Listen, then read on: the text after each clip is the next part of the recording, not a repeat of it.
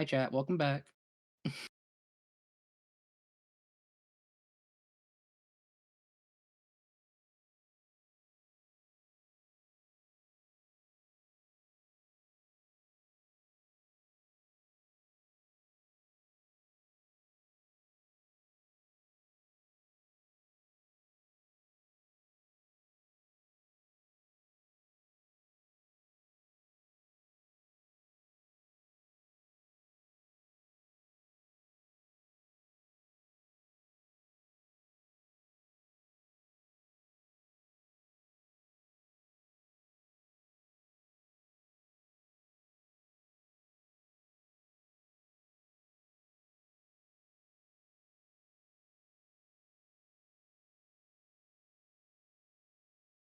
I saw people talking about it, but I had Discord constantly open, so it didn't hit me till now.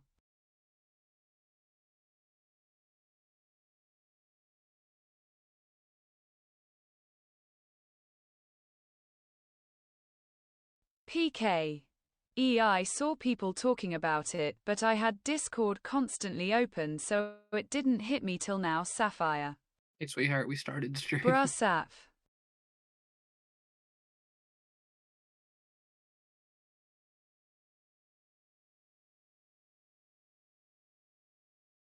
Mega Bruh Sapphire. Okay, no more Discord. Thank you.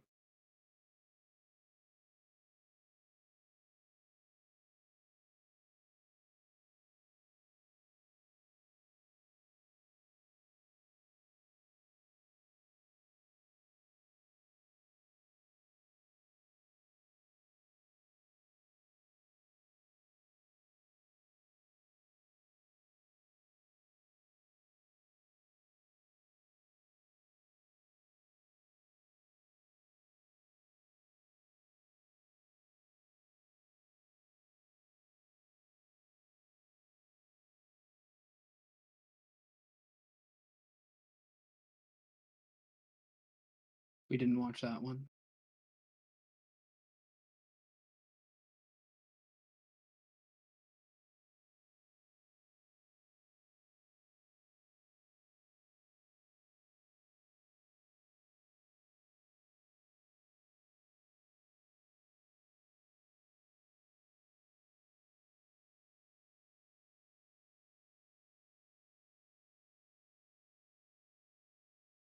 Somniumscape 1569 says I want to use my computer tonight, pretty please. A whole new Discord to look at.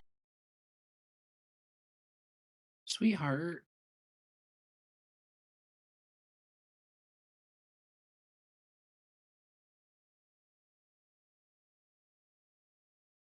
Sweetheart, you know what my answer is on that one. It's gonna be a no tonight. Tomorrow night. Yes.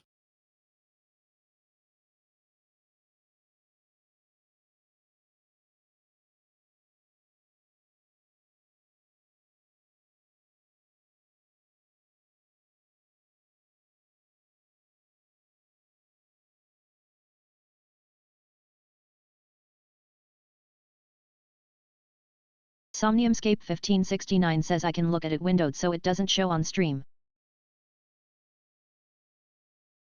Still gonna be a no because if you cover Opera, it stops part of the video from rendering. I guess we haven't watched that one.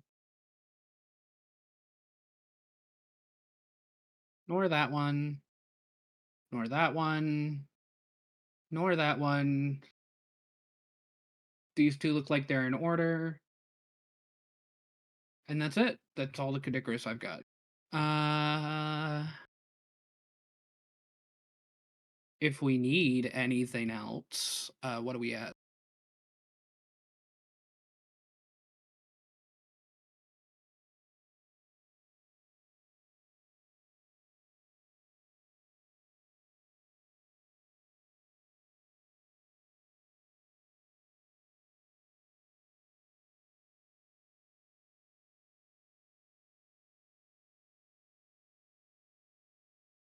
Captain Disillusion could be good.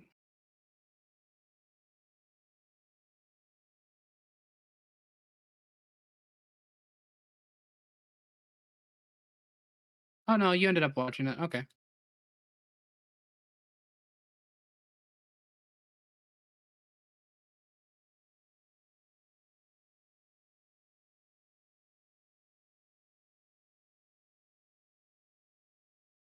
Staff, do you understand?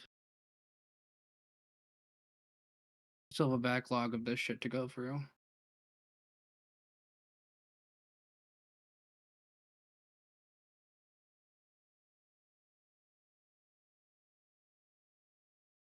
$8 years of a backlog to go through on this creator. What? I have more questions than when I came in.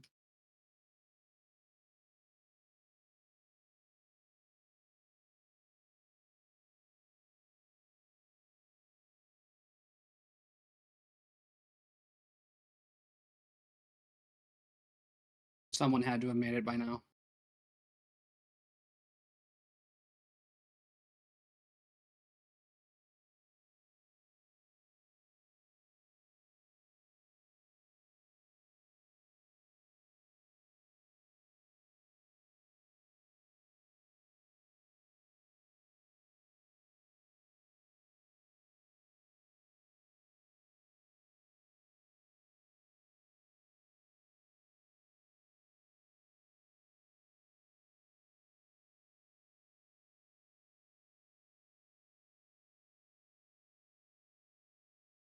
And then if I mini player this, okay, yeah, perfect. Then that's where that works.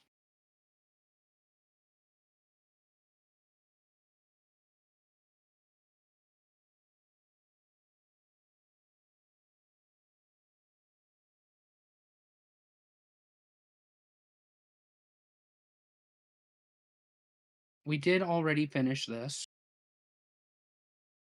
I'll move on to the next one. Hey, chat, give me a few minutes. Oh, you're a great-looking bathroom. We just need one more thing to tie the room together. Perfect. Hang on. In Animal Crossing, there's a urinal. Game theory. My villager has a wang. I think I've been playing too many games. Can I go outside yet? Oh, yeah. The world is still bricks. Well, if I have to be stuck indoors for another 3 years, I might as well catch up on my online video viewing. But what to look at? I mean, have you ever stepped back for a second and realized how gargantuan the internet is, without even considering the size of the deep web? With such a canyon of content available to watch all over the internet, where does one start when they're looking for something new? Me? I look around on Twitter for those accounts dedicated to posting nothing but out-of-context clips. If I see some clips from things I've never seen before and they pique my interest,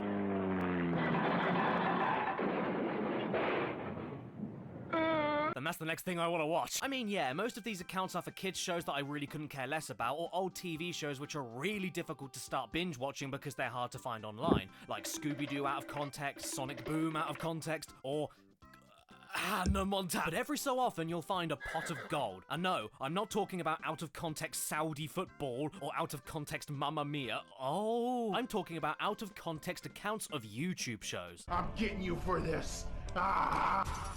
I am always in the market for binging on a new YouTuber, especially with that going on, and it's actually the out of context Chadtronic Twitter account that got me watching him in the first place. Sometimes all you need are a few brilliant out of context clips, and that says all you need to know about a new channel that you may or may not like. It cuts out all of the time and energy that you need to invest in searching through thousands of channels and thousands of videos that they'll have on their channels in order to find something that you want to see. Out of context clips for me are a brilliant advertising tool for new channels. This smoothly leads me onto one particular Twitter account that really stood out to me during one of those days that I was looking for the next piece of internet media that I wanted to binge, and all it took was one single image to get me hooked. After seeing this, I desperately had to find the show that this review score grid came from. Can you blame me? It spoke to me. It was hungry for my eyes. Oh! And after a little bit of research, I managed to find the origin of this image. It was from a YouTube channel known as Navigator. And on that channel, they hosted a show known as Gaming in the Clinton Years. Yes. This is real. And that's not only the greatest name for a show I think I've ever seen, but on the Navigator channel, they decided to make it an acronym. So the start of every review video is titled GITSY, which sounds like a Russian fizzy drink. GITSY. It's good for your spleen. And you know you're in for something special when the names of these reviews are gems like Mask, the game, and my personal favourite, Ocarina of Time. I was incredibly lucky to even find this channel in the first place, because you see, even though I found these out-of-context YouTube channel clips of the show, this was never supposed to be a YouTube channel at all, and the show wasn't even originally called Gaming in the Clinton Years. It was originally an independent, low-budget public access TV show known as Flights of Fantasy, a video game discussion, interview, and review show created by this lovely crumpet known as George Wood in the Land of Mary. He also had a few other people that sometimes did reviews, but those ones The basic strategy for dogfighting is an attack from behind. aren't very good. The reviews that George himself presented all throughout the 90s have become slightly infamous for being some of the worst of all time. Not necessarily for the opinions he had, Super Mario World 2 is far better than the less than pleasing Super Mario World. sometimes, but for the schizophrenic writing that changes the subject every 5 seconds, tons of completely false statements, strange line delivery, A ride on a tiger sounds like a lot of fun. Well, it is. the constant contradictions, That is one annoying flaw. So much for realism. Realism is getting boring in video games. the fact that he could rarely finish any single game he reviewed because of how bad he was at playing them, so just used cheat codes to skip to the ending, The following password will get you into the next level in Death Heem. jokes that fall so flat they make you shrivel up, Music that has a totally cool beat. and extremely questionable comments that make absolutely no sense to anybody. In Tomb Raider 3, create a storyline in which Lara gets breast cancer. What have I become? We guarantee the gaming world would be shocked, stunned, and moved at the effort to make Lara's character more meaningful. You know that Lara Croft? The millionaire explorer with handguns and a mysterious family history? I know how to make her character more meaningful. Give her a tumour! The Navigator YouTube channel stands for the National Academy of Video Game Trade Reviewers, which is really bloody stretching it for an acronym. And all they did was archive all of the individual game reviews that were a part of the original TV show and re-upload them under the new title of, Gaming in the Clinton. If it weren't for this channel, then all of the reviews George Wood aired while wearing his PJs would be completely lost media. And I'm glad that they aren't lost, because these reviews Mario Kart 64 is fun to play, except when you're losing. are a sight to behold. Very interesting. All you need to know about how great these reviews are is that they were originally from a show called Flights of Fantasy and then got renamed to Gaming in the Clinton Years. Why that name? Why that logo? What has Billy Big Boy Clinton got to do with anything video game related? Did he endorse this show personally? Was this some kind of weird propaganda? Why is his face used as the logo for a video game show? What the hell could be next? Washing in the Lincoln years? And what about that pricky little theme song? I don't know if it's an original or if it's from a game or something, but god damn it, it matches the absurdity of the title card perfectly.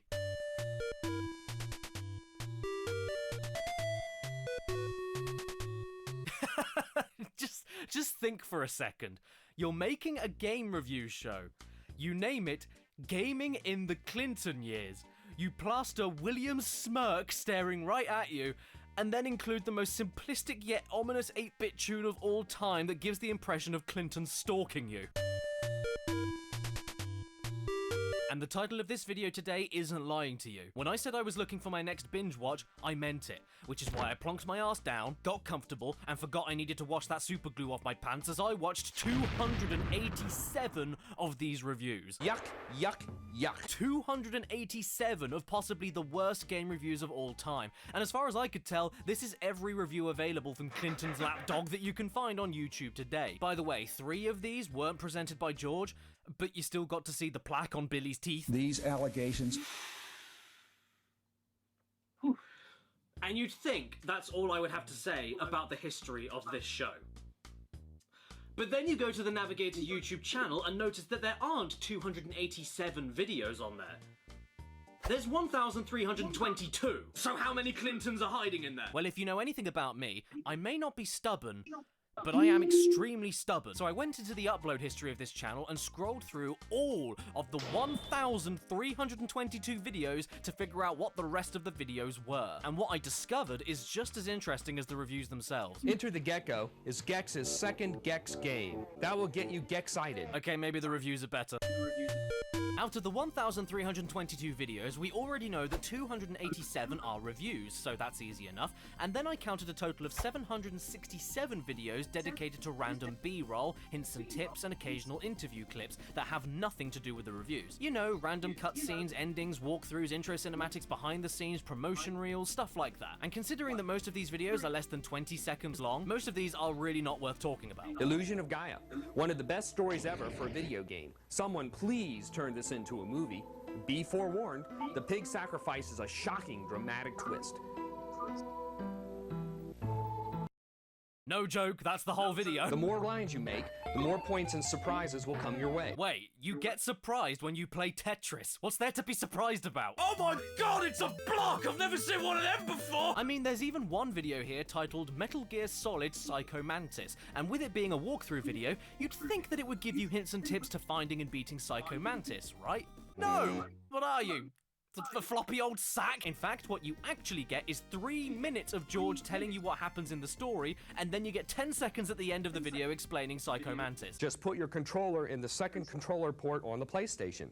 If you do this, he'll go down easily. That's it, that's all he says, in a video titled Metal Gear Solid Psycho Mantis. And the gameplay on display here is quite frankly embarrassing.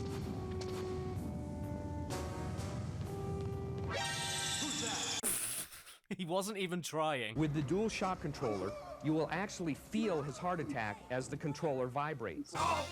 Yeah, help me! Call an ambulance! What's wrong? What's wrong? Oh, false alarm. It was just my controller shaking. Oh, good. I thought you were having a heart attack. So did I. It's exactly the same thing. Oh look, it's a load of kids. Let's ask them some questions. Tell me, youth, what was your favourite part of Donkey Kong Country? Pretty cool and how they also made the Donkey Kong. Your mother should have swallowed you. It's a great game where they have all the great graphics. You know when people said that video games rot your brain? I think they were right. But you didn't see this coming, did you? I've actually been secretly timing you all for the last few minutes, which is more than enough time for you to realise the 1,322 videos, minus 767 unrelated videos, minus 287 reviews, leaves us with 268 videos unaccounted for. So what Billy Willies are hiding in those ones? At this point, I had no clue how deep the rabbit hole was going down, but I was too far down to climb back out, so I kept on digging. And this is what I discovered. A lot of these remaining unaccounted videos are in fact duplicate uploads. No, not the same uploads added to the same playlist more than once accidentally. I mean that they're exactly the same videos uploaded twice to the same channel with unique URLs. Now, to be a little bit fair, a lot of these duplicate uploads are actually different video qualities, which is probably why they were re-uploaded in the first place. But usually the second uploads only manage to improve from 240p to 360p. So that's basically the same jump as filming with a potato to filming with a peeled potato. And as I was shifting through this muck, I decided to count exactly how many duplicates were uploaded to the Navigator channel and write them all down as I was going. As you can see, there was one for Mega Man Legends, one for Quest 64, one for Cool Borders 3, not too many all things considered. And then I found more. No, these are not the ransom demands of a kidnapper. This is how many exact copy duplicate videos I was able to count and write down as I was searching through the 1,322 uploads of the Navigator channel. Do you know how many there were in total? 268. So yeah, I led you a little astray just then. Those remaining 268 videos I mentioned earlier, 268 videos unaccounted for. They're all duplicate uploads.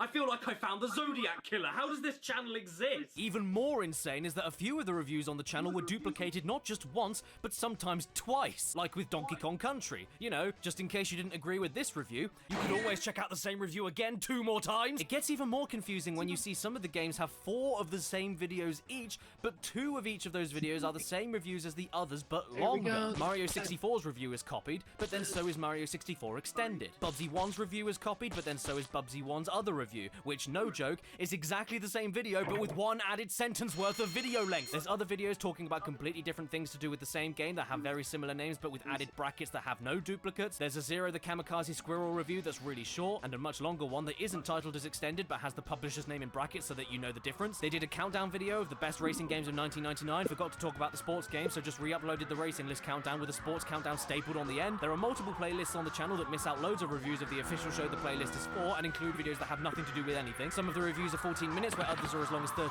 seconds. There's a review here for the Marvin missions, but then there's a duplicate upload named Daffy Duck the Marvin missions, and every single review, no matter if it's an original or a duplicate, begins with that same bloody mix this all together and you're left with a channel that's about as clean as measles. So to be more accurate, in order for me to check which reviews on the channel were indeed duplicates, I ended up watching not just 287, but in total 555 videos. I know, I should have stopped at number 402, but I needed to be sure. Even better, if you check the first ever uploads made to the channel, you'll see that the Super Mario 64 review is actually number 386. So all of those 287 reviews I watched for this video, that isn't even all of them. No one knows what happened to them. George Wood is the Bigfoot of the video game industry. Let me make this perfectly clear though. Any jokes I make today at George's expense are not meant in malice whatsoever. I genuinely love this show precisely for how bad it is. This is not a hate campaign, and I don't want anybody to harass anyone over this Okay, video. chat, y'all hear? Besides, not every single one of these reviews has I know I something put worth out like a talking notification about on in them Discord. anyway, either because of their length,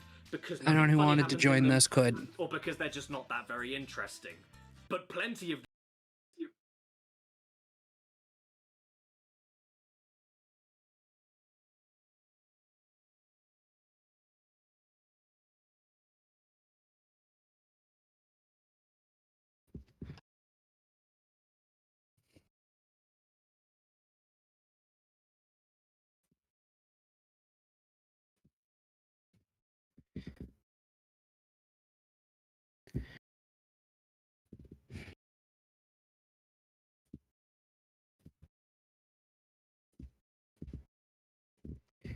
It's been a while since I've done a toast.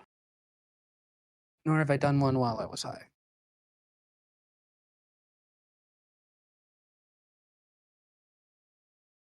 I don't even think I can, like, eloquate how much all of this means to me. The support, fun, the laughs we have. Frankly, y'all have made my life quite a bit brighter. And you deserve to know that. So there I go telling you. But yeah, I couldn't imagine my life without all of this. Don't get me wrong, we've had good, we've had really bad, especially my early streams, those were really bad. But we've continued to push and push the boundary of what my stream can be, and it really has evolved multiple times from what I would call season 1, where pre-transition, pre-PNG tuber awareness phase of streaming, where I just used a face cam, and we played low-end PC games, because that's what I could do at the time. And then I ended up getting a capture card that season. I was notably very excited to use it, because that means my computer can just do the streaming stuff, and my other screen can now do my console stuff. Right. So imagine how bummed I was to find out that I would have to get a splitter. I didn't have like an HDMI splitter on at that time. So I remember being notably like disappointed when I booted up stream that day and was like, oh, well, I mean, I was planning on doing something with a capture card, but like, okay, I guess we'll just do fuck whatever. I'm pretty sure I ended that stream very early on. I was just too bummed out to do it. And that was pre-mic days even. Like, I had a mic, but it wasn't great. You know? It was a headset mic. A cheap Turtle Beach. And I streamed on that. And people came. I was desperate to use channel points. I remember that. That's why I implemented Blurp, which we don't use anymore. Somniumscape1569 says I think I have calmed down now. Well, welcome back. I'm in the middle of a speech. Somniumscape1569 says now you can play Cyberpunk 2077 with delay. We haven't gotten to that point in the timeline. God.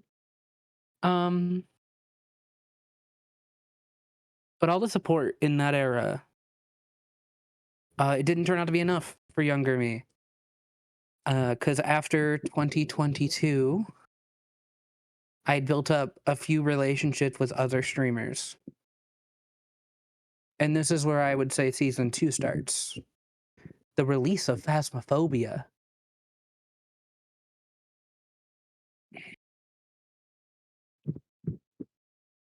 The release of Phasmophobia was quite a big time on the channel. I ended up buying it because it was a very popular Twitch game, and I figured, oh, it says any computer can run it. Maybe I can stream it because my computer's all right. And I was right in most regards. However, at like 5 frames per second, people still tuned in and watched. In fact, a lot more people tuned in and watched. It was around this time where I got 100 followers thanks to other streamers like Tiki AJ or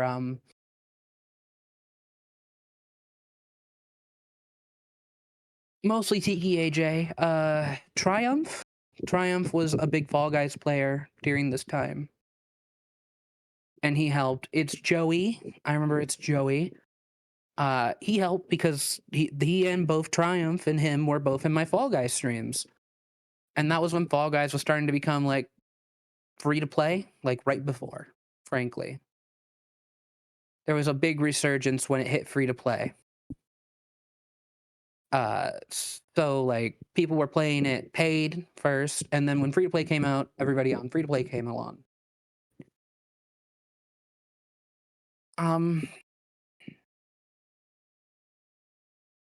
Those times were good.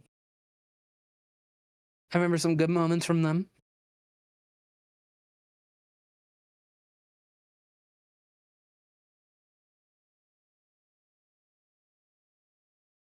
Hold on. Season so we are in season 4, to be clear.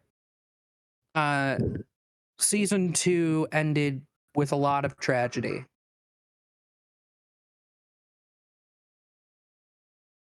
I had a nice community, but at this time was the first time I was out on the streets. I had run away from a domestic violence situation. I would like to Somniumscape1569 ask. says where? Somniumscape1569 Yeah, says wait maybe calm asterisk. down a little bit. This was a serious speech. I promise. Somniumscape1569 says didn't mean that like that. True. I know you didn't, but like I'm just saying, calm down on him.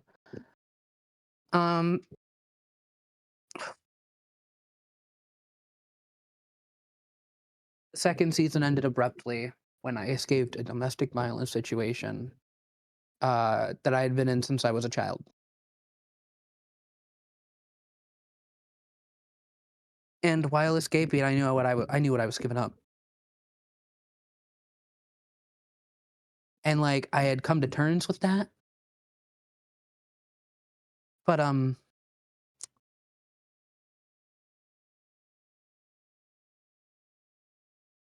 know I wanted to continue streaming. At this time, and I can't believe I'm actually going to talk about this a little bit. I joined a few Discord servers that kept me company.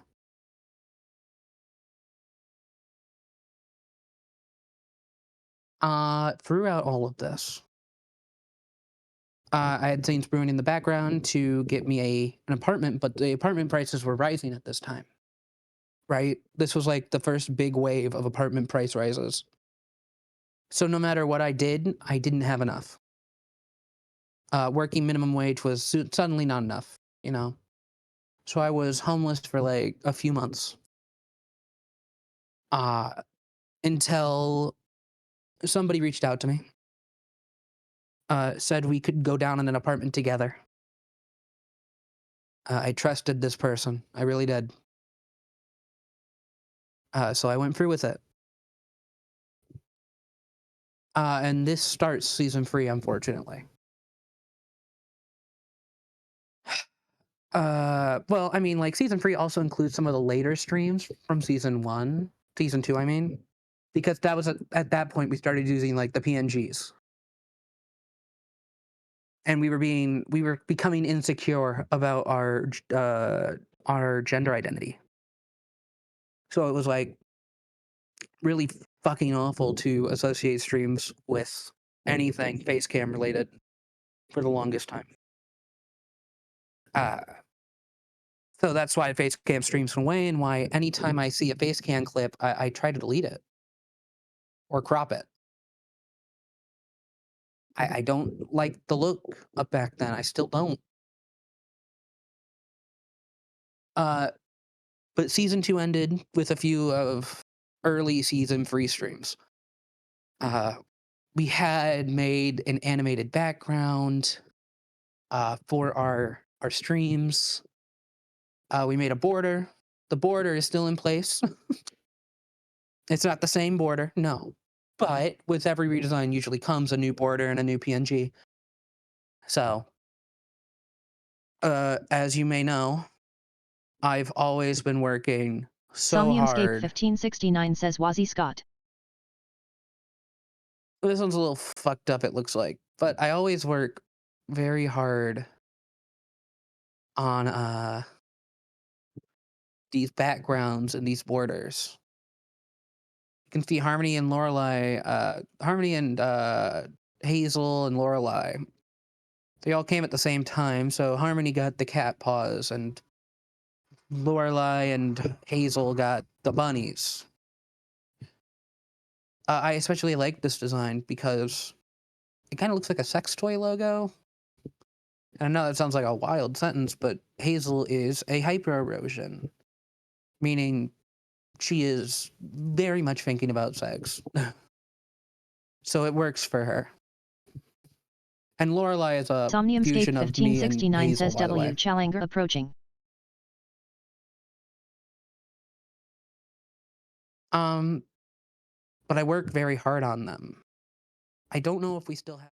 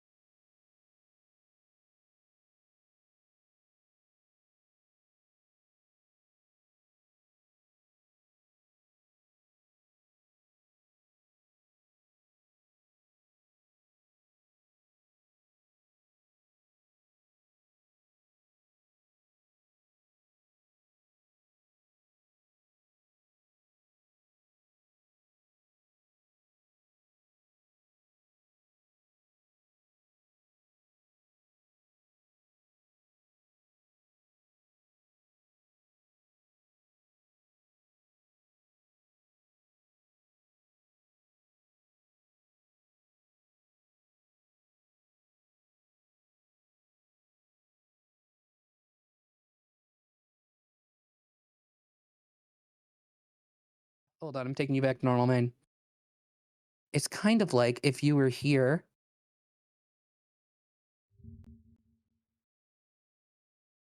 Uh, Somniumscape 1569 says waiting screen. oh yeah, that one was big for me. Previously at the start of my streams, actually I have examples for this. Can you not here, right? Can you take me to YouTube? Somniumscape 1569 says no. You mean you're not closer to your? Hold on, I can do this. I can do this. And it looks like Frosty Tools is buying me time. Thank you for the ad break, Frosty. But I actually have an example of older streams.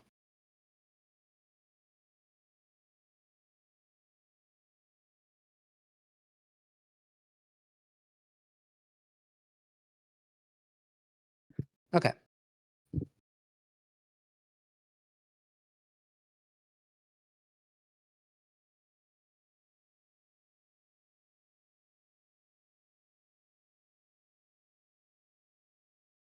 Somniumscape 1569 says, don't you have keyboard access? Yeah.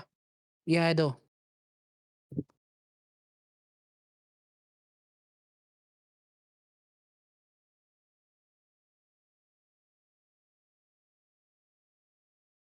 Looks like all those VODs came in Somniumscape really good. 1569 says, so why the virtual keyboard? Because I'm not at my keyboard, sweetheart. I think I actually need to open YouTube Studio for this. Somniumscape 1569 says, ah.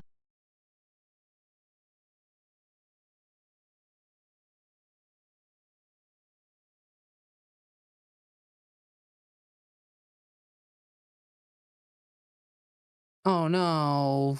Processing abandoned. Videos too long.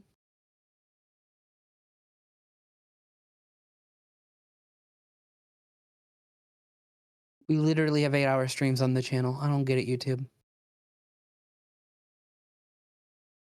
I have like 5 examples. Somniumscape 1569 says, BTW no visuals. I know. That was the point for a minute. Lest I reveal too much. By the way, I also already took the 50 milligram weed gummy, so. But,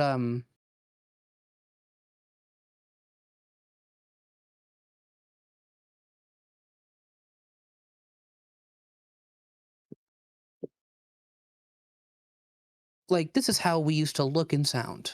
This is it. This is. Let's really hammer this in.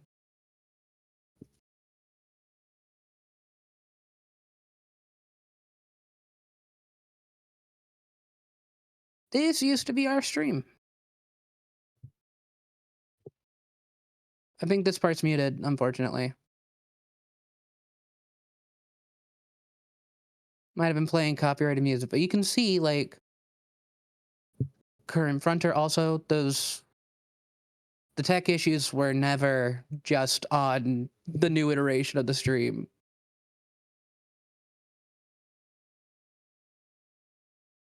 Either that or this Somniumscape idiot did 1569 not says, rip the in. fucking Immel unmute. system, QTE succeed.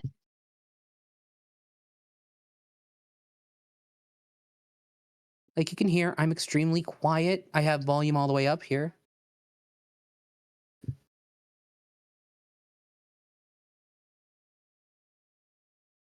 The Somniumscape highest quality is 1569 says, 720p. /IJ.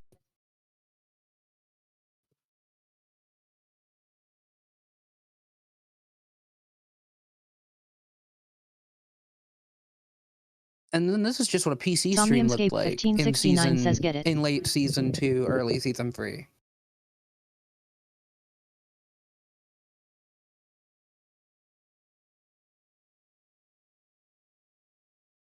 This is actually more of middle season, middle of the beginning of season 3. Because you Somniumscape can tell because I got a mic. 1569 says, I'd aid your lemons.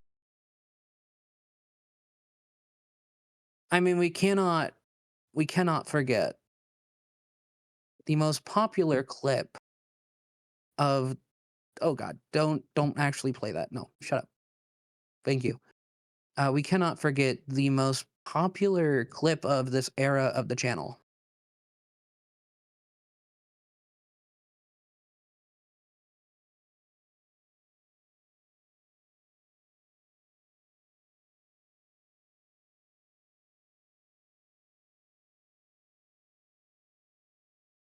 And I'm very appreciative of the people who actually clip. It's very much a good thing for me. Somniumscape 1569 says, good at platforming or whatever it was. No. We're over here. We're down here. This is the era. Hell, we even have a season 1 clip going into season 2.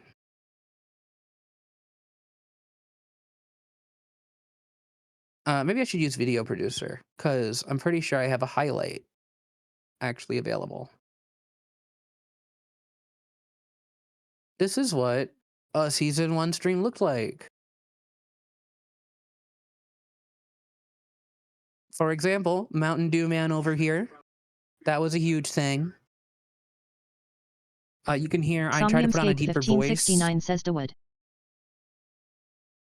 You can see how fucking artifacting the capture card is coming out of my computer. Because 4720p, I'm pretty sure I had to restrict to like 2000 megabytes per second. You can hear the headset mic, it's very breathy. Somniumscape 1569 says Mount Dewey.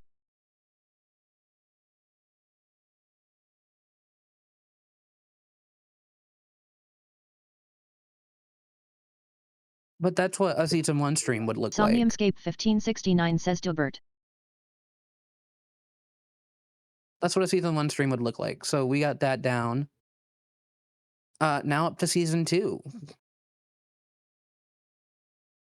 I mean, apparently somebody else clipped this one. I don't know. The first Season 2 clip. Let's see it, shall we? Okay, that is perfect. Sick. I'm just trying to make sure I don't cover it up for y'all. Somniumscape 1569 says so this is a season finale? Yeah.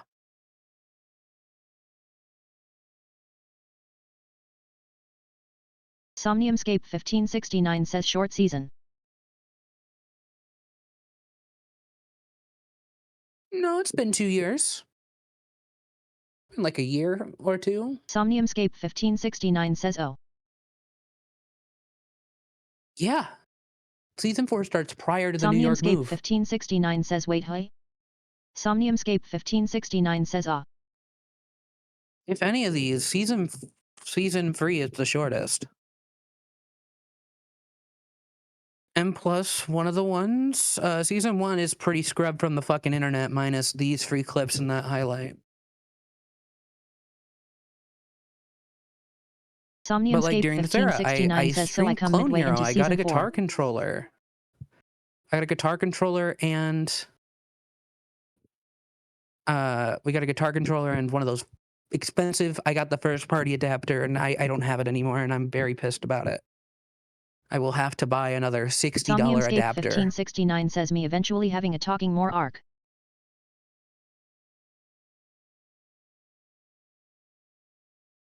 I don't know, Season 10. I think that's a good shot. Anyway.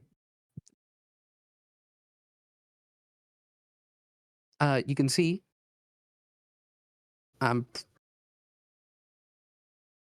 Somniumscape 1569 says when we live together is when that would be so season 7 ish.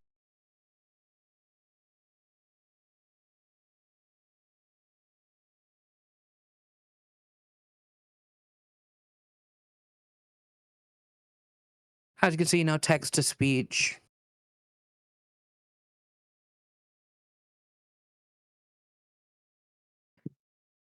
And you can see in OBS, you can see our chat bubbles are very different. But similar. I've just evolved these. I worked hard to make them look good, is what happened. I think these ones look like shit.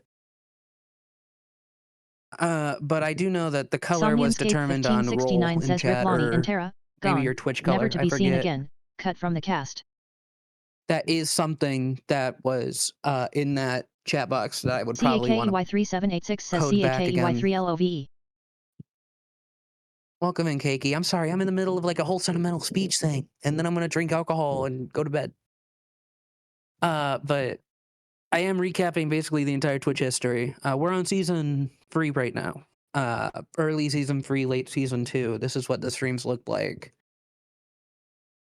And I mean, they were great. I loved them, but like, you can only do so much with this kind of setup. For example, CAKEY3786 says I hope you're okay and enjoy your drink. 1569 says this one for the long-time buyers. Glad to have you in at the season 4 finale. Fire, fire, fire.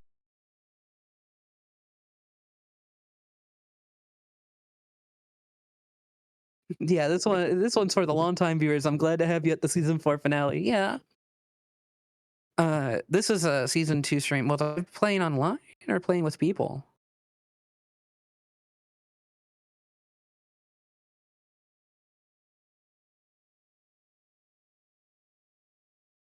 It looks like I'm just playing online.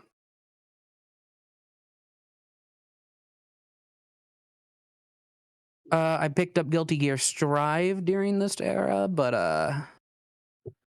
Somniumscape 1569 says, but whatever happened to Lonnie and Tara? Somniumscape 1569 says, bucket moment. I do remember these streams. Okay, calm down. I didn't actually click on the category. Somniumscape 1569 says, basket bucket brisket.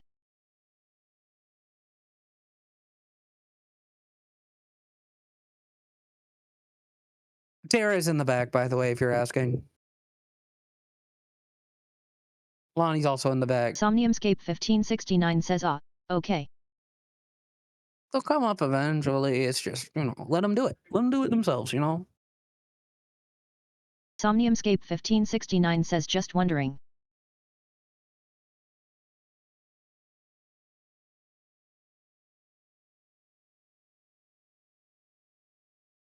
Me advocating for incest through canons. Wild. Okay, good job, Tara. So proud of you. And then again, the Fall Guy streams. Those were big during late season 2, early season 3. This is when everything started coming free to play. You can see my capture card glitching in this clip. Holy shit. Somniumscape 1569 says, NGL little worried hee smiling face with open mouth and cold sweat.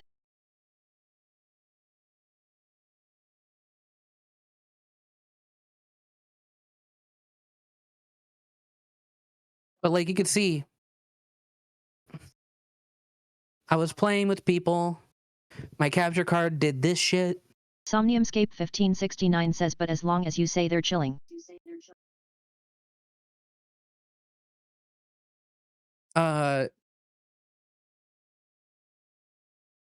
Lots of my early season 3 and 4 audience were built here. And if your name is appearing in this clip creator, I appreciate the hell out of you. I hope you know that. But the clips here, the murder of Sonic the Hedgehog clips, these are the split for season 3, I think. Or like these were the starting streams of season 3. Shout out to all the clip creators, real ones. May 15th, 2023 is when I finally, like March, May, around those times, is when I was starting to get back into the swing of it with my, real job. And then I came back to streaming because I wanted to continue doing it. And I helped pay for the large unlimited internet, but that's also another thing. Basically, season 3 ends. Season 3. Sorry, this is not the time I was in the apartment. Before this, clocking it back a little bit. No, I'm probably right. It was apartment in May and March, huh? Somniumscape 1569 says, me when I finally land a job, person with folded hands, money with wings, money bag, banknote with $sign. You're gonna be my sugar mommy. Watch. Anyway. Somniumscape 1569 says, real. We streamed Phoenix Wright Ace Attorney late season 3, early season 4. I would say season 4 starts before New York, but the real start is New York. Like, it's gotta be.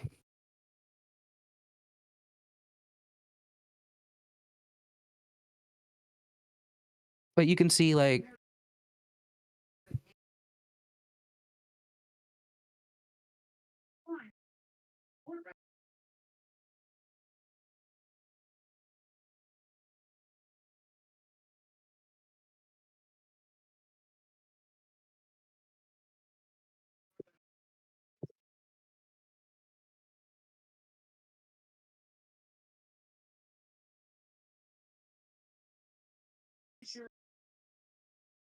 I don't know why anyone clipped that. That was weird. That one, I don't know. I don't know on that one. Listen, most of you clip with good intention, but sometimes you don't know the power you wield. Somniumscape 1569 says OBTW. I forgot to tell you. A local restaurant just down like a block or two is hiring for people with smart or safe serve or whatever. Oh, that's nice. But that's what you were asking.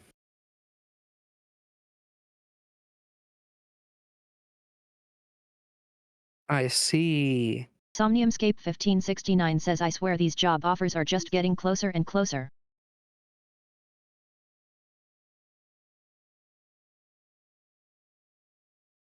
You still have 2 monsters, right?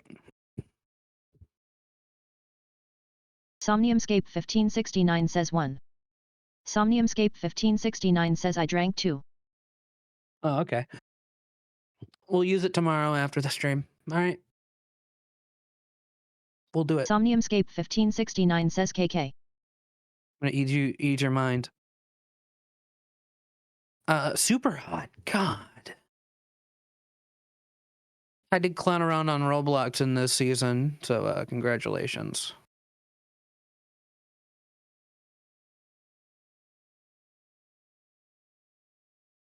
Somniumscape 1569 says next thing I know my neighbor's gonna be hiring a personal chef LMAO.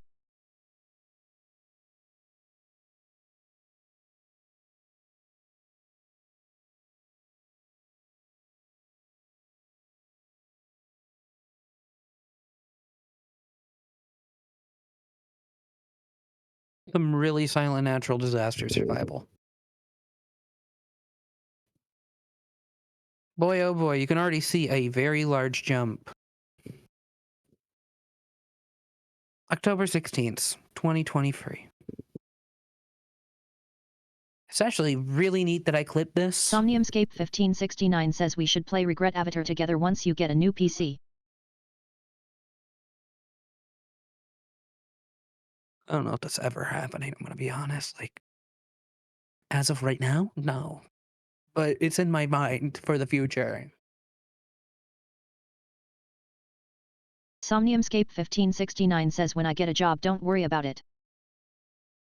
We should focus on the other thing if you get a job. Okay. But this is really grim because Somniumscape 1569 says LMAO okay yet.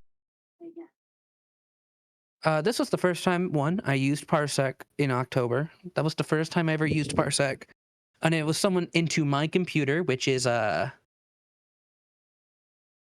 that didn't work too well. We were going to play Teenage Mutant Ninja Turtles Shredder's Revenge in this stream, and that would have been a Parsec stream. Somniumscape 1569 says I was like to who, cuz like. Well, I mean, I wanted to play a local multiplayer game together with somebody, the one that I may have pirated. You may notice Somniumscape 1569 says fair enough. So I was trying to do what we do now, but with someone who had a better computer than me, so they were getting all the scenes. But also my computer was struggling to send. It was a pretty big shit show because I was also running OBS on this computer. So, like, hierarchy reversed a little bit. Somniumscape 1569 says that was the pilot episode for our full-fledged series. Somniumscape 1569 says beta design. Beta design. But I pivoted immediately to Oculus streaming, which is something I wanted to do for a while. And I did for a little bit. I think Beat Saber was the very first stream, and it was on October 16th that... we'll watch this clip first.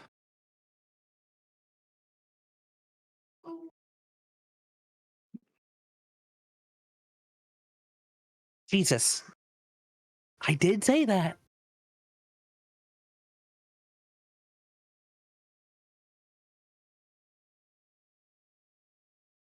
But I chose Beat Saber because Beat Saber was one of the few games you could have Twitch chat in on Oculus.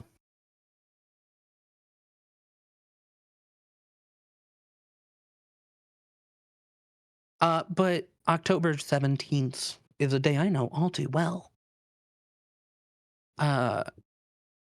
So back to what was happening in my real life at this point. We were Somniumscape streaming. 1569 says OMG, I just realized. When Lonnie or Tara come out, they could eventually get commissioned avatars like your current from a diff artist, if I Yes, understand. absolutely gonna have to be a different artist, and at that point I'll probably get mine redone too. Somniumscape 1569 says, but still. That's probably after I get into Canada, sweetheart. I don't know if I'll Somniumscape stay a PNG 1569 tuber says reboot designs LOL. forever. Let's put it that way. I don't want to stay a PNG tuber forever.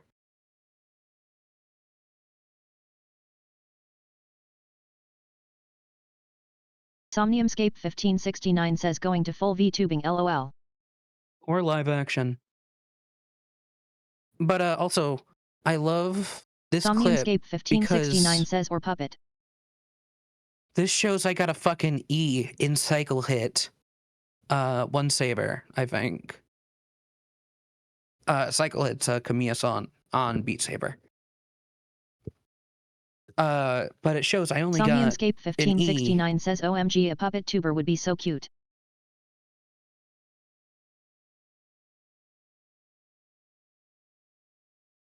But sorry, I've lost my train of thought on that one. But it was I had an E, it's cycle hit, it's on expert, one saber. And I can fucking clear that with an A rank at this point. Like, a little weird you're bragging about that, you know?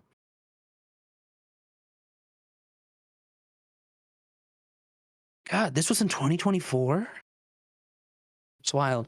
Back to real life, sorry. Somniumscape I was gaining 1569 things says, for but my this is stream. such a cool stream. There were so many different things I got during this era, like microphone. I had a dedicated microphone for once. I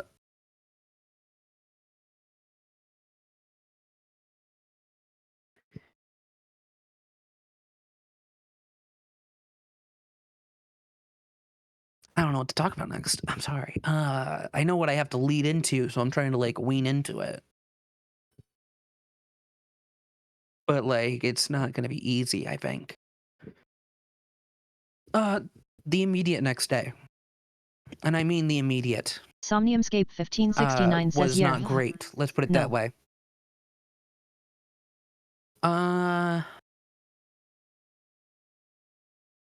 Sorry, the prior relationship with the house, the other house tenant, it was tenuous, to say the best. But we both trusted each other. And I have to admit, I misused that trust.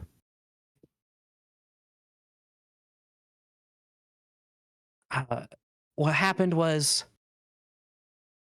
I was starting to fall behind a little bit on rent, because my job stopped scheduling me for a little bit.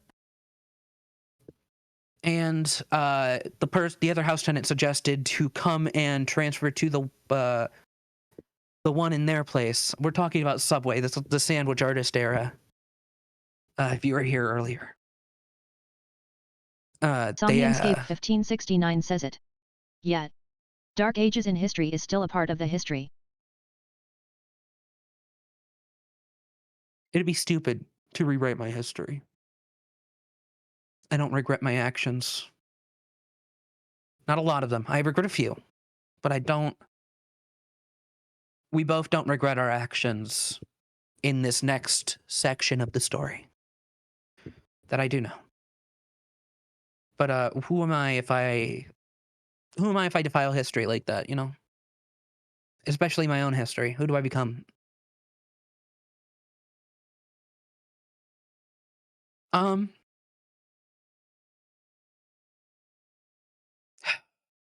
So my job stopped scheduling me. I was making a little bit less.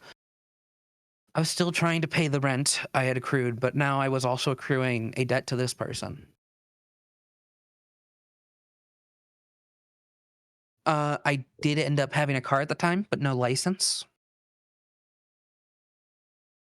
Somebody was selling a car, so I bought one. I was planning on getting my license soonish. But then this all started happening. Goddamn. Somniumscape 1569 says it's okay, breathe, you got this. No, I'm fine. I am just getting higher, and getting memories is getting harder. I'd planned to be done before this point, but I'm a very long talker. Okay. But this debt kept accruing, which each month, and I refused to update anybody about what was happening with my old job.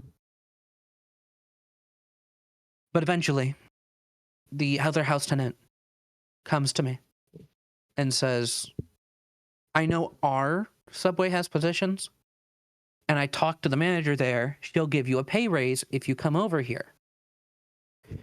And that way we can just carpool, save on gas, and you can start paying your rent again. And this sounds like a great idea. So, again, I trust this person. Even with the actions that I would realize were happening later. Let's just say this one doesn't end good. But we'll get into that after this. The big event. So I ended up transferring over there, but instead of a pay raise, I got a pay doc. More hours, though, so I kept working it. One day, our car, the one we're carpooling in, Somniumscape 1569 says L manager. our car that we were carpooling in broke down on the road in the winter. And we couldn't fix it. So we were going to be late for work. So we both called our jobs, and my manager assured me it was okay. They put me on probation the same day. It was a one and Somniumscape done. 1569 says L manager. The manager wasn't even there most of the time. She called out of the most shifts. Somniumscape 1569 says real shit manager damn. Somniumscape 1569 says hell. So basically, I was working 7 days a week, with no overtime.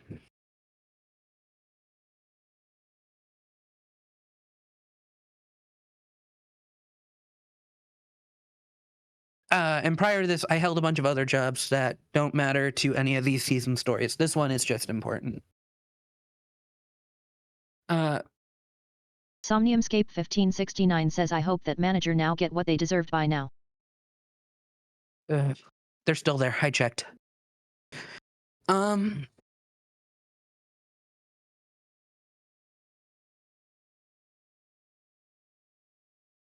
Anyway, I've been working this job for months now, trying to pay back my rent, but I was making a little above what rent was, so that debt kind of kept accruing, because I had agreed on a little bit of interest for what they were doing, and that was a mistake that I will not make again. I mean, just like with money loans, there being an expectation of interest. That was a wild statement.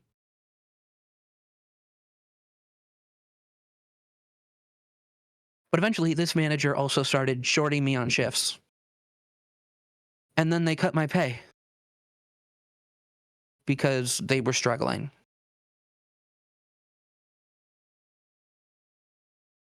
And I was a real bitch at this time, a real people pleaser.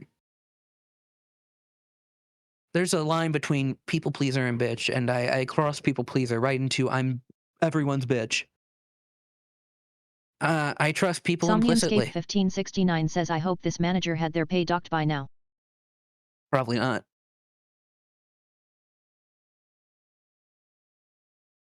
But because of this, I started going into the red again. Somniumscape 1569 says wishful thinking angel face. And as this happened, basically the tensions at the house grew bigger, right? Because I wasn't paying what I owed. And I understand that. But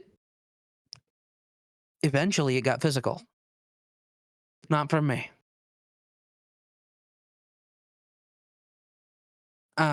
my first domestic violence was pretty much emotional. Maybe a stretch of physical in there. But the second time it came around, it was physical, emotional, flat out exploitative. My debt didn't raise by that much. Somniumscape 1569 They says kept not fun. asking for more money.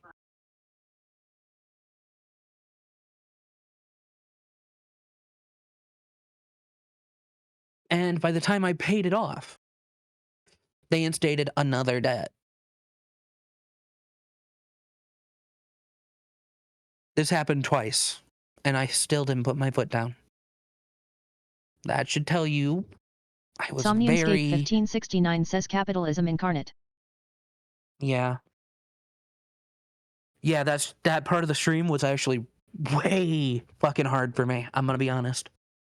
Because I was a sandwich artist, losing everything. Remember the Switch I said I had? This is when I lose it. Somniumscape The 17th. 1569 says it's okay, you're better now. I know. But still, it hurt.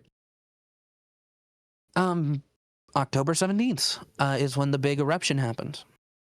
There were prior events. Some I even had to get medical attention for, but I wouldn't fucking say what happened.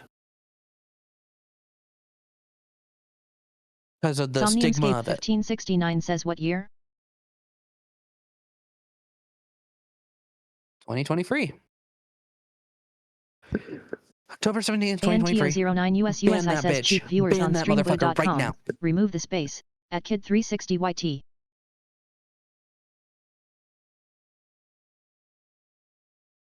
How dare they interrupt my speech?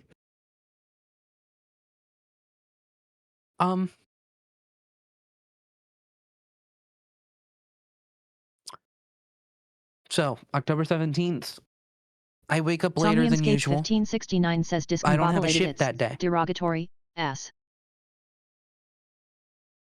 I just don't have a shift that day.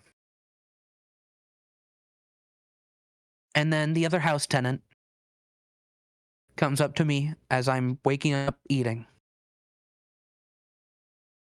Forces me back to the back door. There's a front door and a back door. They put me against the back door. As they're talking to me, they made sure to position me. And then they remove a knife from a holster, a sheath on their side. Put it up to my throat and threaten me to make me pay.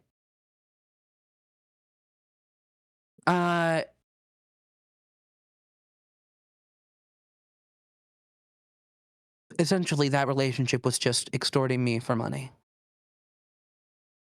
And I don't regret all of my actions.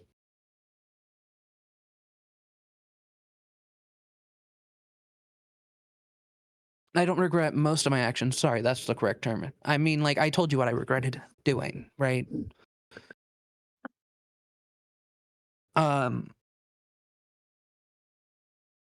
But also during this time, I was joining a couple Discords, and I made a few friends, in my opinion.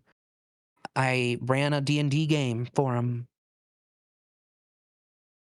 And two of these friends, one outside of the D&D group and one inside of it, would basically be my Somniumscape rocks at this 1569 time. says but if there anything to take away from it, is that you learned from it and carried over what you learned to our relationship.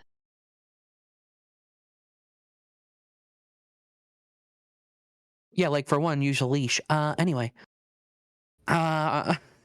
Somniumscape 1569 says LOL. These two people, both lived in New York. One in the city, one outside of it.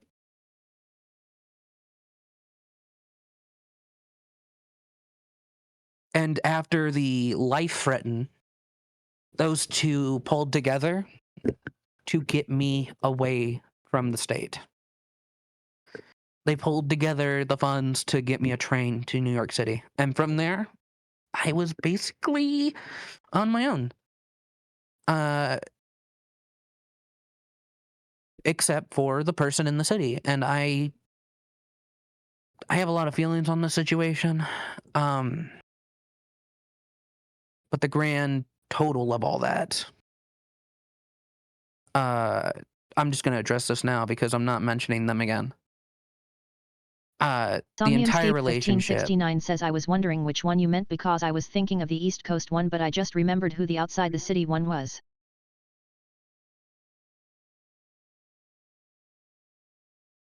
No, you're not thinking correctly. You don't know this person at all. Somniumscape1569 says I mean West. Somniumscape1569 says oh okay. But with this relationship, I'm remorseful for my actions. I was crumbling at the time, and I made some decisions that I really shouldn't have. But I also feel it's vice versa.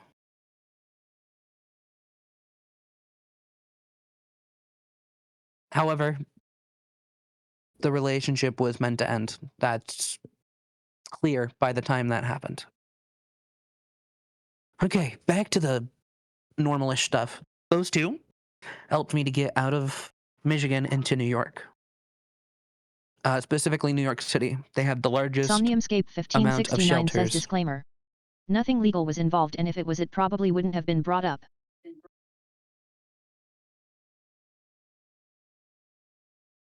Yeah, exactly. Correct. Thank you. But I'm skipping ahead a little bit with that. Back to it. I make the move to New York, and I'm not allowed to stream for quite a while, as you can see. The first time Somniumscape1569 says I'm back ever to seen height. again.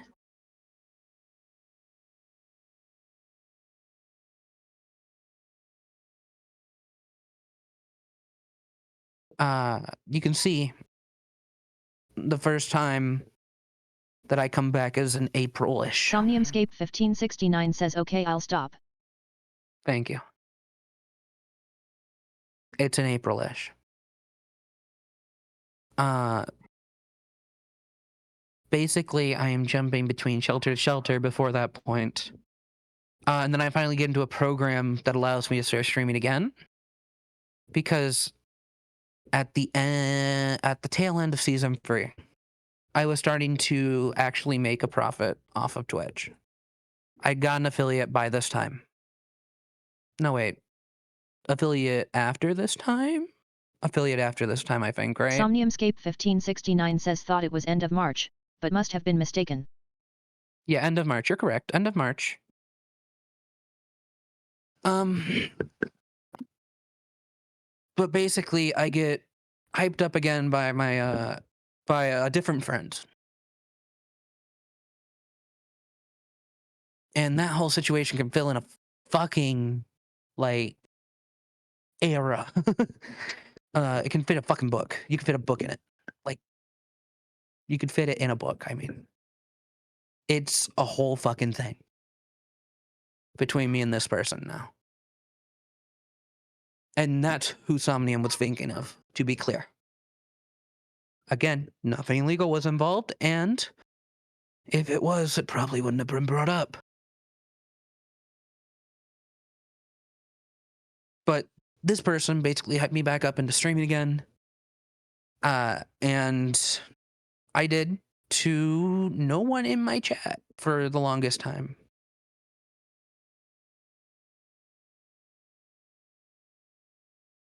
Wait, that's a Tiltify campaign.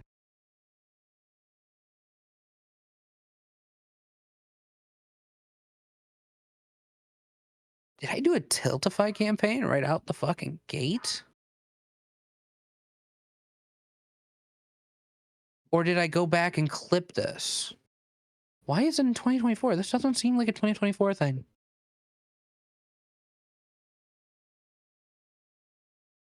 Because you see, you got the pink edges. That's the old background. And a Tiltify campaign is likely during the 24-hour stream I did in season 1.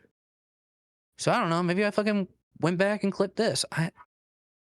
How did I do that? I don't know.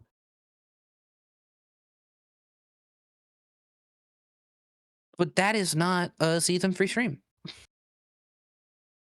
There's no way.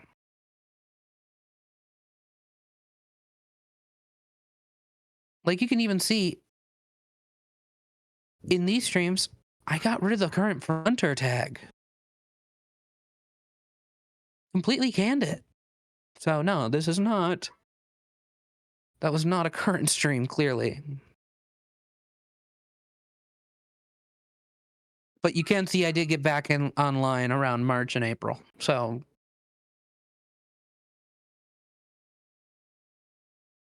I played Honkai Star Rail at this time. Jesus, that was short-lived.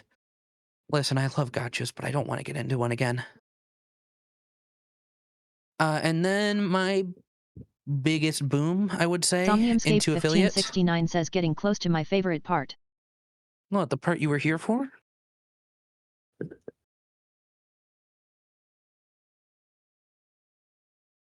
Okay. I get a bigger audience. Me and the streamer start sharing audiences pretty hard. Collab frequently, that sort of thing. That does fall apart eventually. Most of those people are not here now. But they did get me over 5 concurrent viewers. I was clear past the follower requirement for affiliate, which would be 50 followers. It was Somniumscape the 1569 free says viewers accept me. concurrent, right? That was a bitch. Yeah, you were here. You were here at that point, yeah. And I would say this is the start of season 4. It is New York into here. But, lots of clips are made at this time. I don't usually play them anymore, just because of the recentness of it. But let's just say around June. This was the 48-hour stream for getting affiliate. Somniumscape 1569 says play the choice chamber one please. Which one? The, you all are so lucky I'm good at good video games, this one? Somniumscape 1569 says yes.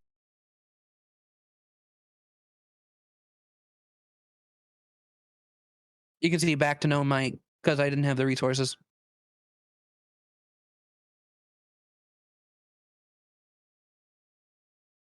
But here you see the season 4 style already.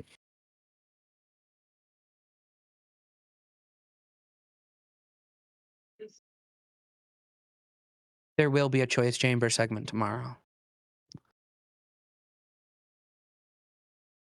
That's all I'm saying about it.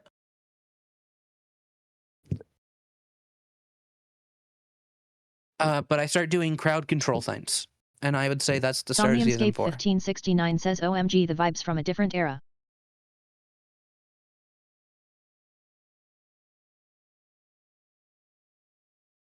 But yeah. For example, the Shanos meme.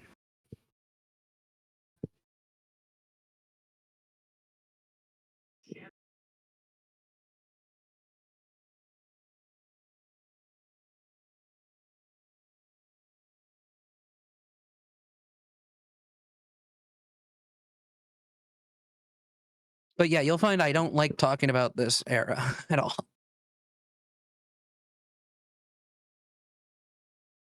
But you can see a stark shift immediately from June 11th to September 1st, 2024.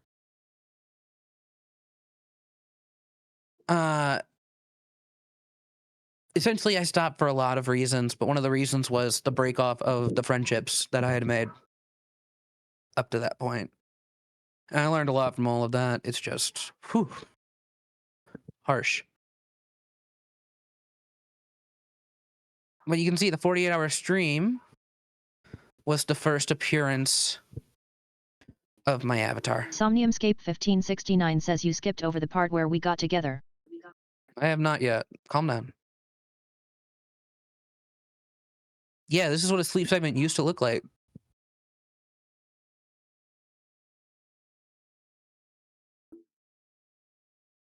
I'm a snorer.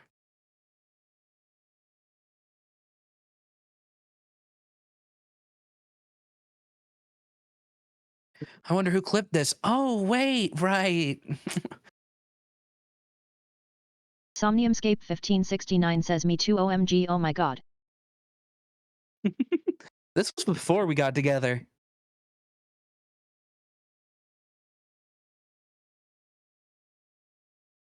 I didn't notice until after we got together. I didn't. Because again, a lot of shit was happening. Things were starting to shift, and my lovely fiance. My lovely fiance. Somniumscape 1569 says hee. She was a friend in that time, and pretty much my only one for a while after that time. Like, I was at a board game cafe when all of this went down. Because again, I Somniumscape DM'd for a 1569 cafe. says real 100 double underline fire fire fire. And Sapphire was there when no one showed up for it, but I got... How do we put this? The situation happened literally in Somniumscape front of her. 1569 says I'm proud to be the best friend I can be. Saf pretty much got the entire gist of it as it happened. I was losing my shit, trying to make sure everything was okay. And then the board game shop owner... 1569 says yeah, I was basically a spectator. The board game cafe owner said, hey, nobody's in, we might as well, you guys want food and a drink and then we play a board game together? And I was like, fuck yeah, fine, yeah. I need to take my mind off of this. I didn't take my mind off of this. It was very fun. It was, fuck, what was it called? Something like The Deep or some shit like that. It's part of the Asylum? Fuck. Arkham? Is it Arkham Games? Somniumscape Do they call it 1569 that? says I honestly 1569 says forget. But basically, they made a bunch of board games based on H.G. Wells' shit, and it's fantastic. I know I can't forget why I can't know why I don't oh, fuck me. I don't know why I forgot it. But that's what happened. That was a wild stutter. Or not a stutter. What the fuck are those called? Oh no. We're back to it. We're back to it. God damn it. No. Somniumscape 1569 says LOL. Jesus, okay. Anyway. Somniumscape 1569 says stammer. Stammer, yeah, stammer, that's it. Zap was there for the whole time. But at that point we were still just friends, and she clipped this out of the fucking 48-hour stream. And I will say, I do know that you think it's cute when I snore, and I think you knew that beforehand. Somniumscape 1569 says day one tragedy bestie.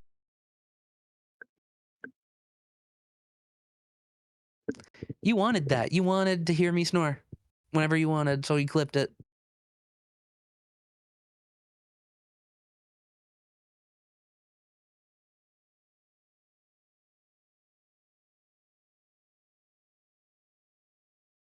But it's fine, it's Somniumscape cute. 1569 says 3. No, I just wanted to show you snore.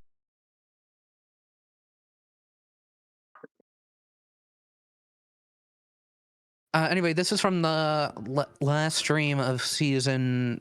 Well, early season 4.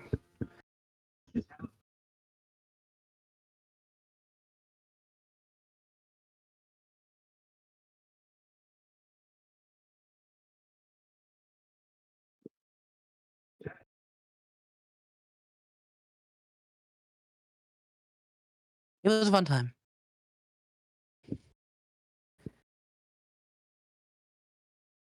But then we switch into the latter half of season 4, and you can see an immediate shift.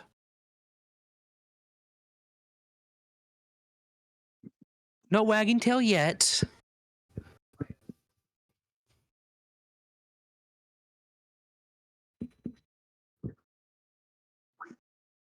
Somniumscape 1569 says these months being the most impactful in my life despite rhythm doctoring it, through a monitor.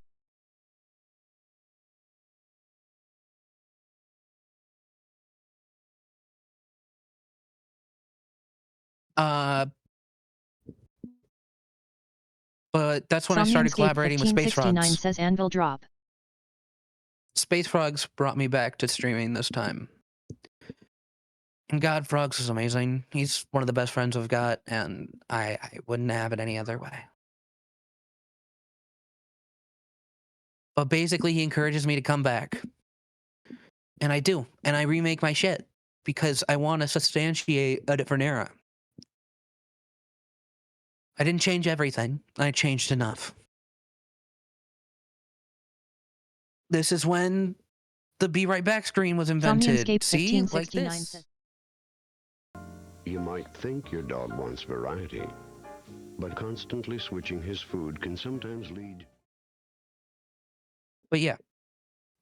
Like, that screen was refined in that era.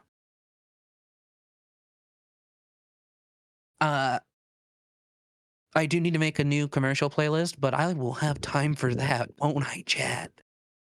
Somniumscape 1569 says Golden Staple, loving it. Yeah. But, Space Frogs, and in turn, Space Frogs' audience came over and started livening up my streams a bit. Somniumscape 1569 says Anvil drop. We'll get to it.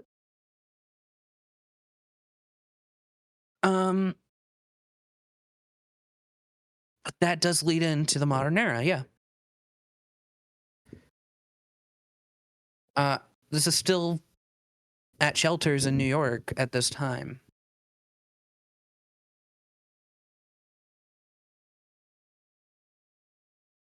Somniumscape 1569 says doinked.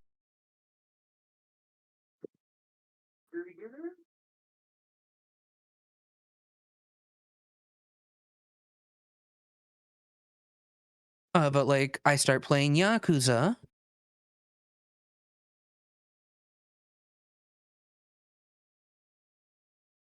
This was during the shitty Xbox One streams, remember? Somniumscape 1569 says even TDS went through puberty.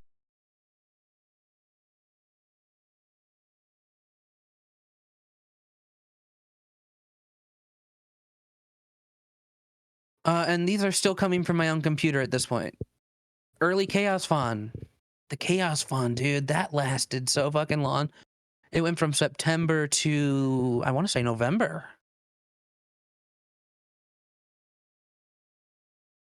But this is such a late season 4 staple.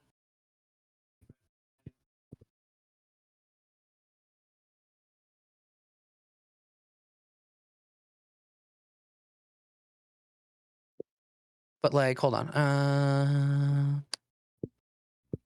Thank you. I want the ability to full screen and like, you know, show off why the stream is this way. But even at this point, I was still broadcasting at 720p, and it didn't look great, chat.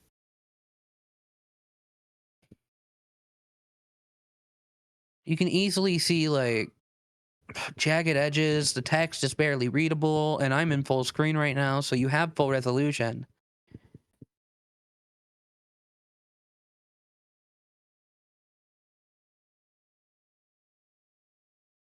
Somniumscape 1569 says pun arc.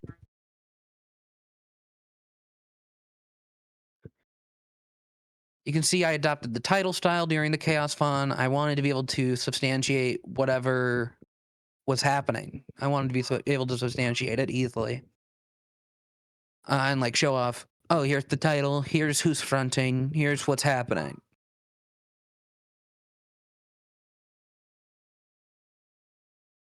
Somniumscape 1569 says this is way past cool. My most popular clip is I'd be a crack addict, I think. I'm pretty sure it's one of my most popular.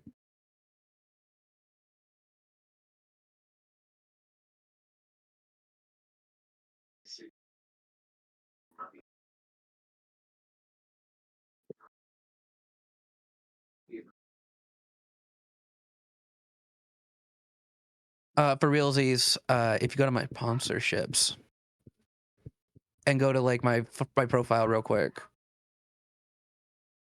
You can see the second clip on the list is I'd be a crack addict. I'll be shocked if I get any sponsorships.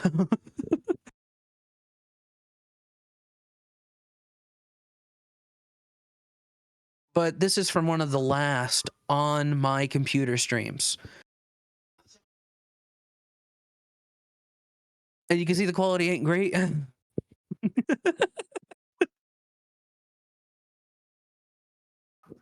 I'm having trouble running dicey dungeons.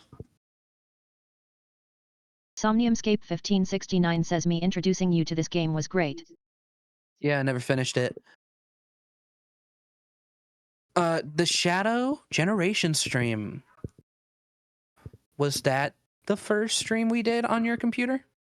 Somniumscape 1569 says first parsec stream. I don't think it was. I think the first parsec Somniumscape stream 1569 says wait no. is not logged. Somniumscape 1569 says I remember mine didn't work.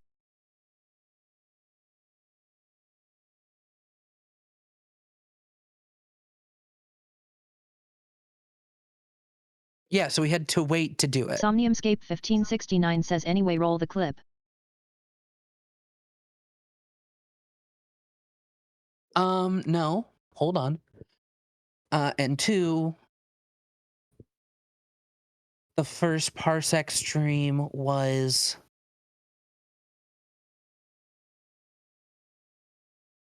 it was definitely in November. That's for sure.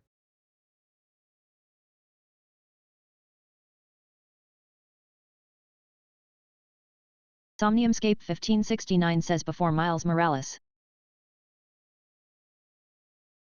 Yeah, Miles Morales is definitely way further up. I was playing Spider-Man Remastered before that even. No, you can't roll the clip yet. Thank you. Random clip that I'll unless later. I don't know if that ever happened.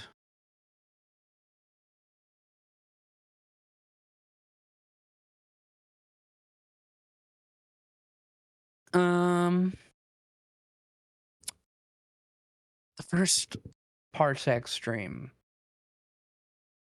was after Trolley Problem Incorporated. Somniumscape 1569 says keep it there, longer it's up the funnier it gets.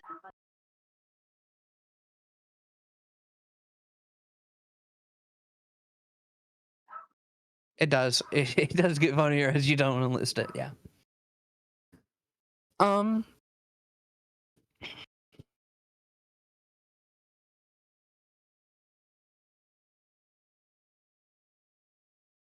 So after Trolley Problem Incorporated. Somniumscape 1569 says like 2 years from now random clip I'll unlist later crickets.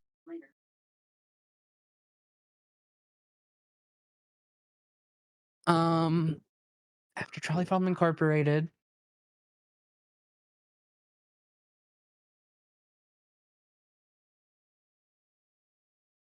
It's because we were watching a lot of Linus, and Linus kept bringing up Parsec. And it gave me that idea. I think it was the day after your birthday. And we just fucked around, and I remember Teen Sonic Racing being a part of it.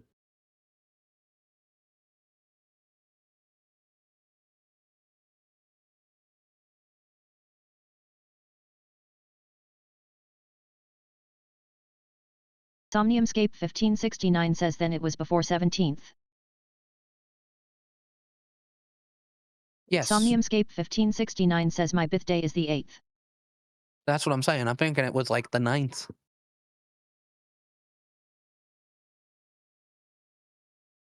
Somniumscape 1569 says we spend the 7th and 8th in VR. Are you just leading that as a found work now? Like a foundation?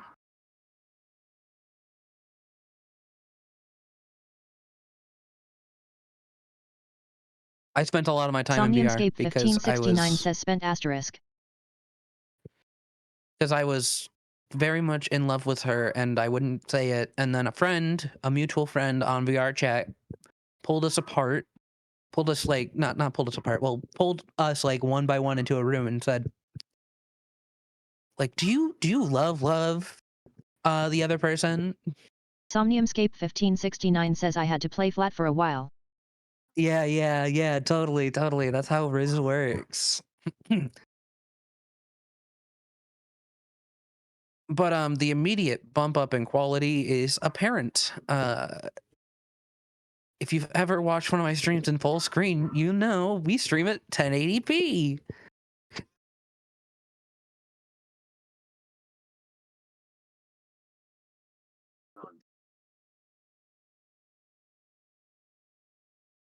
Somniumscape 1569 says then on the 7th I got my headset a day early because you had speech 100.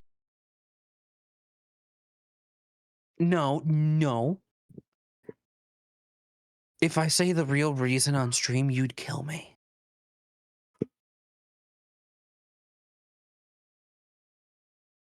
Let's just say I really thought that you should have it early because you were not doing great.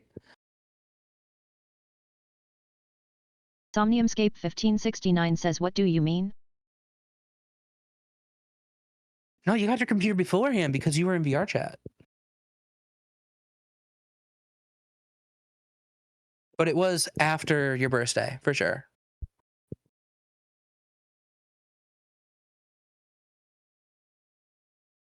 Because when we spent the 7th and 8th in VR, we Somniumscape watched a lot of 1569 Linus. says you talked to my sister to give it to me a day before my birthday so we could spend time in VR together.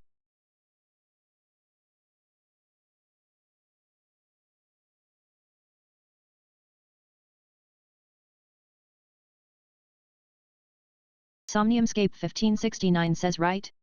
Right? Yes and no.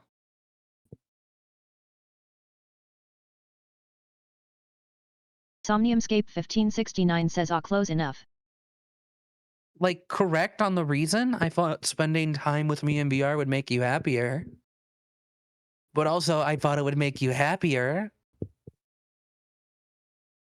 because you were not doing well.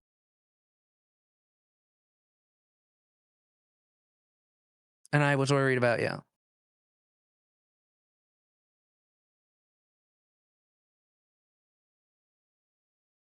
Anyway, Somniumscape 1569 says all I remember is that you had something to do with it which lead to me getting it early.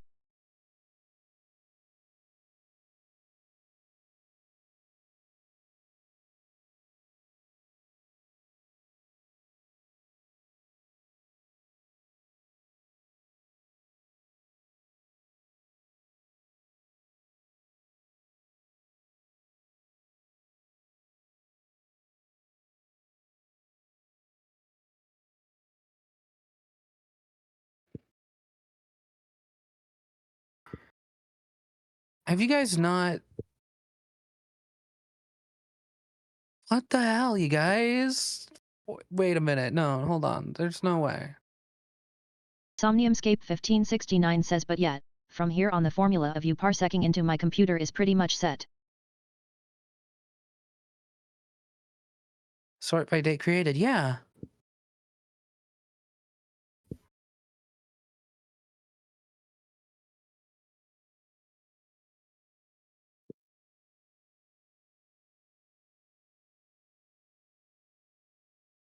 Yeah, what the fuck? Somniumscape 1569 says yeah, not a lot of clips.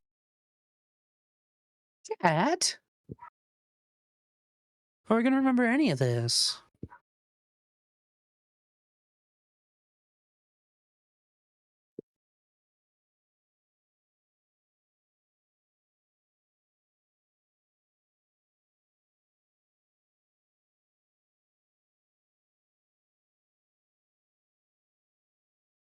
Somniumscape Close 1569 enough. says it Q didn't have many standout moments when bangers were the standard.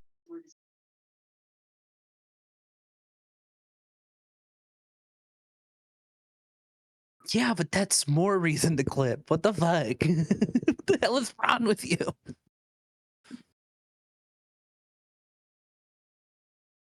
We didn't get any for March, Somniumscape y'all. 1569 says nothing stood out.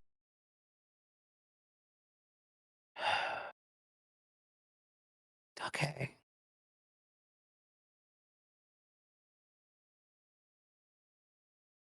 But because it didn't work, we went to tape on this one. I remember that.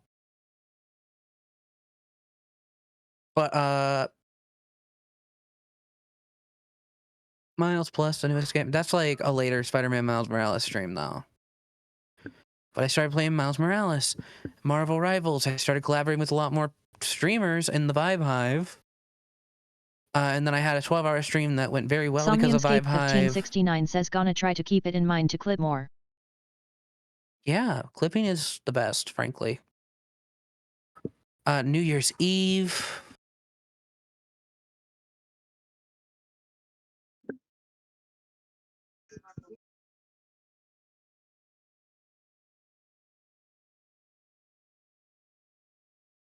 Just a tail end of that, I guess.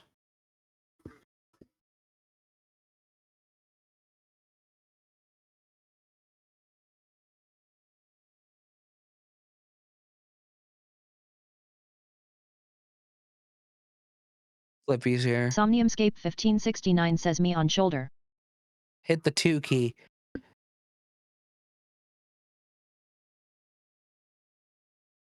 Lots of TCG card shop clips during this time. Polybridge 2 is when I started falling apart on this one.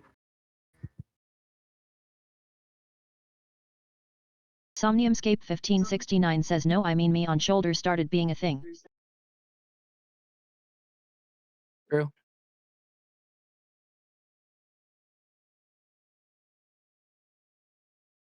Polybridge has such good music, but it does put me to sleep.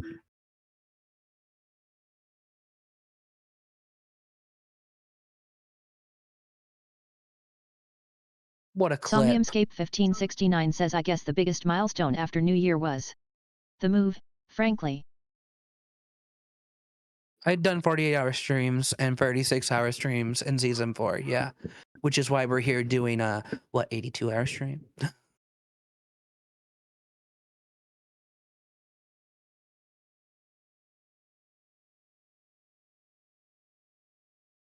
I could become a Somniumscape 24-hour 1569 streamer says if only at 1 hour, but it wasn't for all SHHH. that shit.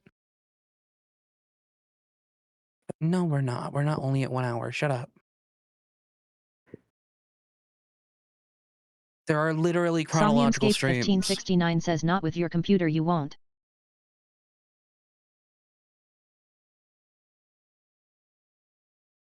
Somniumscape 1569 says I mean mine. I can't do it at all now because you've limited Somniumscape both. 1569 says not with my computer you won't. Shit, guess I'll never become a 24-hour streamer. Somniumscape 1569 says yes with your computer you will. Okay. But, like, I mean, I think my milestone streams should be bigger and bigger every time because it's funny. But also I realize the Sisyphean task I put in front of myself. If I do that. Basically, eventually, you'll be staying with me for a year. That's all I'm saying. Somniumscape 1569 says it's okay to plateau at a week.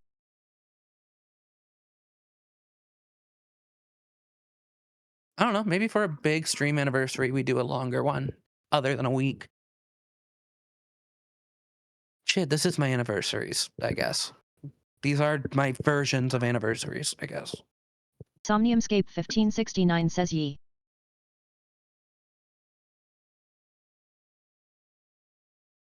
I don't know, for a really big one, I'll do like...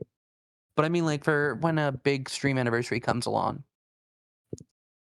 Right? Because I started streaming in 2021. It's Somniumscape 2025. 1569 says but yeah no yet, that was definitely a history.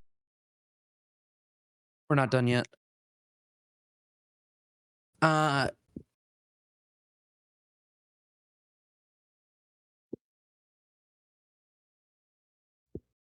If... like the 5-year anniversary, right? I started in 2021. Somniumscape 1569 says and might I point out, I came in, fully, at the lowest point, and it's been up from here. I'm a good luck charm. We'll go with that.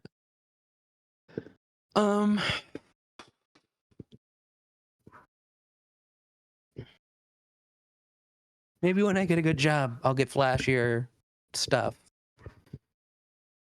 But this homegrown stream feel it's still nice.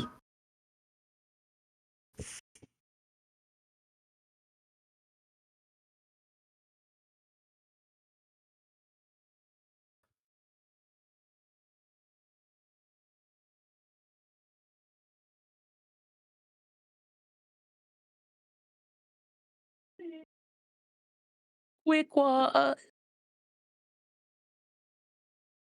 Somniumscape 1569 says quiz.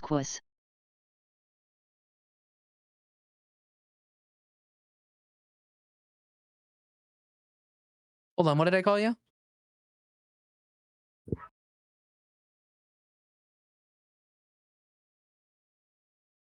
Oh, that. Okay, never mind. I see what I was doing. I was like, huh?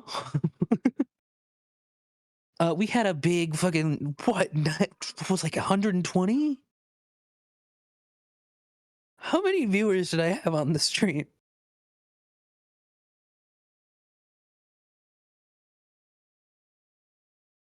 Literally, that stream has fucked up my analytics forever, is what I'm saying. I was overwhelmed by support during that, though. I do appreciate it. And that's a shout out to a fallen doll.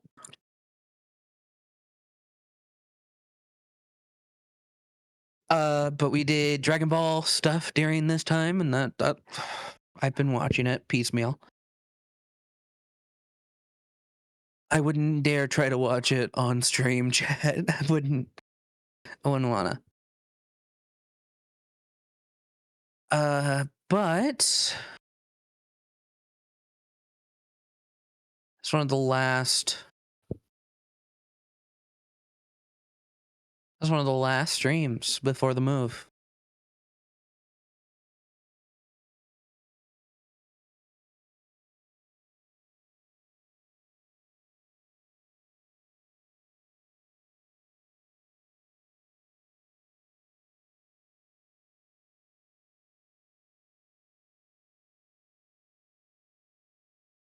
Playing Spookware.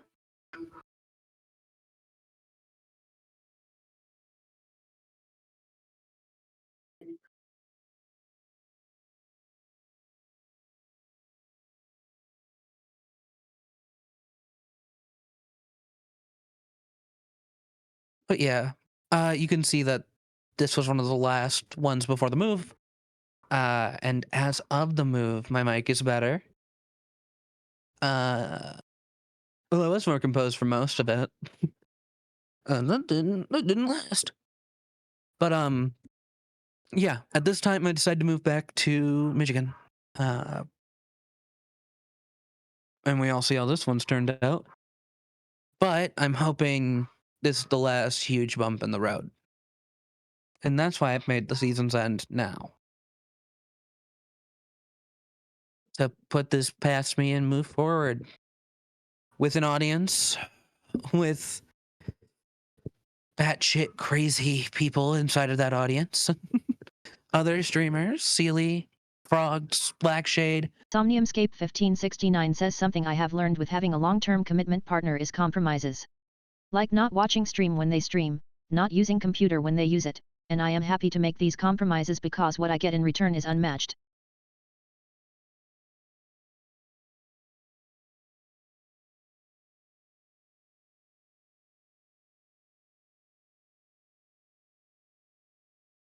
I mean, you get the behind the Somniumscape scenes too, 1569 though. says I get the love of my life. I hate you. How dare you? How dare you do this right now? But I'm hoping that with this final push, things started changing. Which is why I'm breaking it off here, you know? Somniumscape 1569 says wedding This vows is a ass good speech. end for season 4. This is a good end for season 4.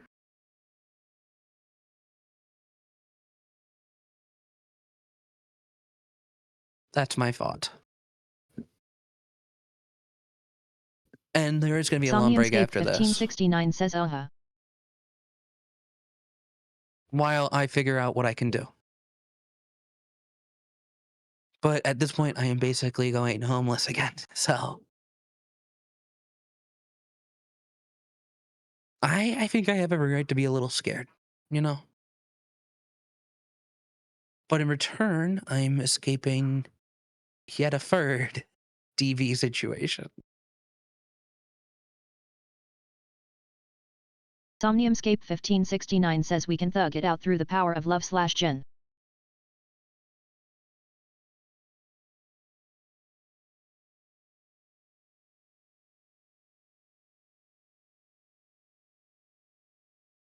But,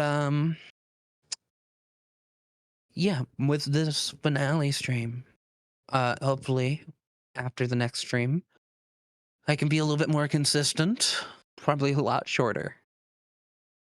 A little consistent, a lot shorter. You know. But, I'm hoping it's Somniumscape just being 1569 consistent. says damn girl, is your domestic the fucking 1% s dynamic to tax breaks?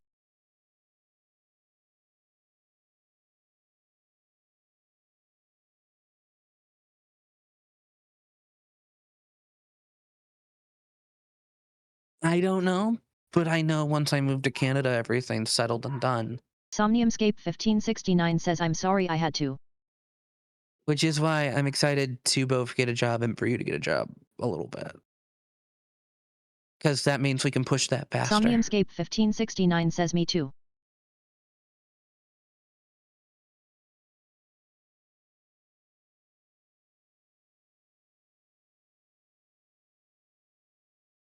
Somniumscape 1569 says if I get a job it means I can support you in all your needs and wants.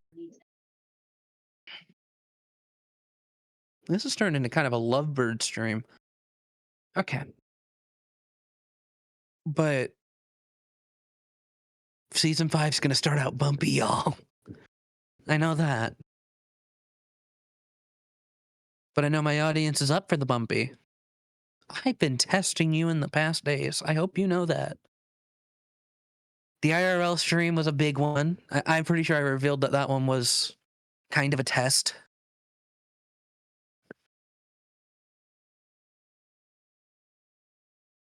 I tested out Parsec on the phone with one of the Fire Emblem streams.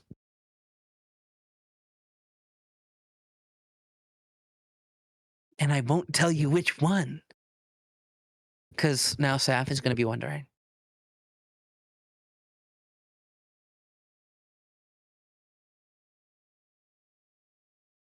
Somniumscape 1569 says oh no I know.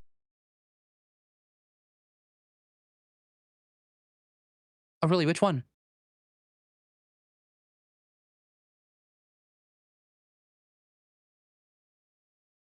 Somniumscape 1569 says it's the one where I slept through the majority. True. Anyway. That's a pretty good hit rate on that one, honestly. Good job. Somniumscape 1569 says, that's all. No, it was the second one.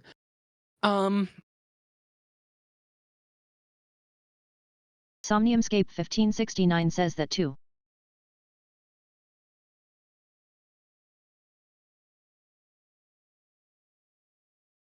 But after all of this, I know that my stream's going to be way better. And once everything's finished, oh, we're going to be flashy. We're going to show off. We're going to get commissions for everyone who wants to stream. They'll get a commissioned PNG. Somniumscape 1569 says wide Lana. And this stream will evolve because of all of you. New PNGs, new whatevers. We'll eventually have that. And then I guess the biggest goal of mine, I would love to Somniumscape start a business in 1569 says Canada. wide. I prefer the term short stack.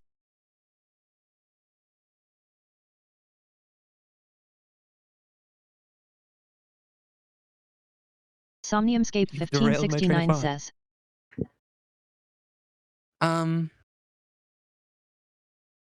Somniumscape 1569 says short stack Lana. Okay. Calm down. I see it. But yeah. The stream will be better because of all of you. Who knows? Maybe Saf's right. Maybe I do go into full VTubing. Maybe I go full IRL. Maybe I get a nice, good, fancy camera and do it correctly. Maybe with some color changing lights.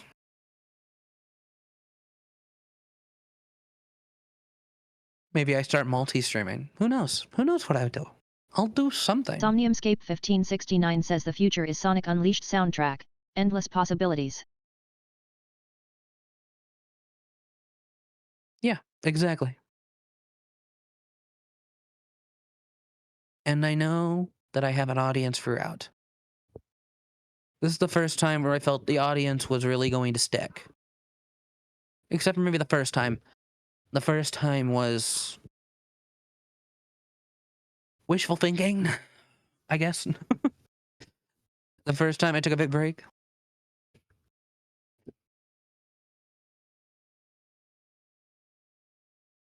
But notably I've always had stream buddies, like streamer buddies, throughout all of this. Right? Season 1 and Season 2, Artemis, Tiki AJ, Aggie. I've sent you to Aggie recently, even. Aggie, Hunt. They were all big collaborators in Seasons 1 and 2. And then in Season 2, we start in with the streamer I will not name. And then Season 4, later Season 4, Base Frogs, Black Shade, Sealy, Hell, not Hell. Hell is not a username. I'm just like, Hell, I can't think of any others. Even though I know they're up there. Sunshine System. Somniumscape 1569 says up there. In my brain. Duh.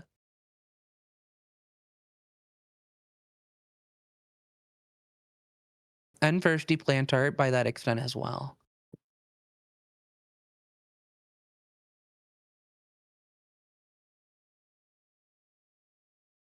Blue Moon was a big one. I think that's it. I think that's all really. I think those are the big ones at the very least. Somniumscape 1569 says Blue Moon for Verchat era.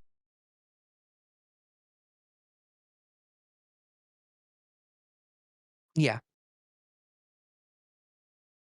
But like, Vibe Hive died, then Pizza Party is the new one for me. I've been on Pizza Party for a while. I might open up to more, but like, I'd have to delete servers first, and then I don't know, that would be devastating to my ego.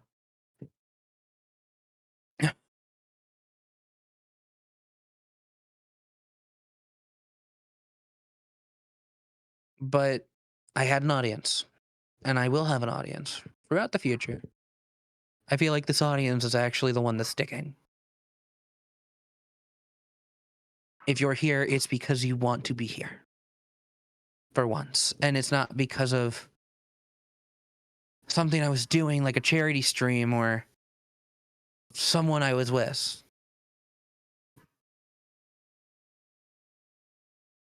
This is the first time it feels like my audience.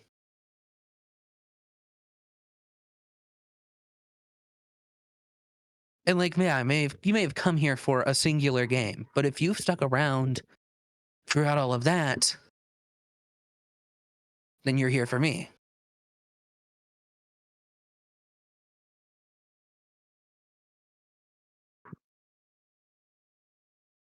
And I'm so glad you're all here.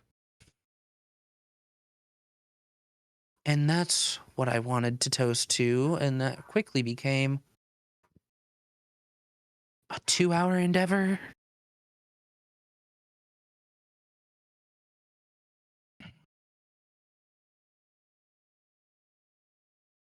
Yeah, my popcorn's cold. Well, like a 2-hour endeavor. But now I suggest we start the end of the toast where I say drink your drink somehow, but I don't have a good I don't have a good like transition to that.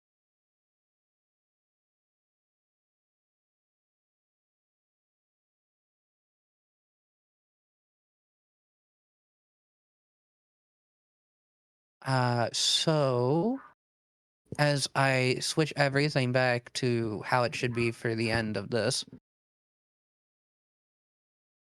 crack open your drink, and I will do so as well. Before we unpause, let me sit up.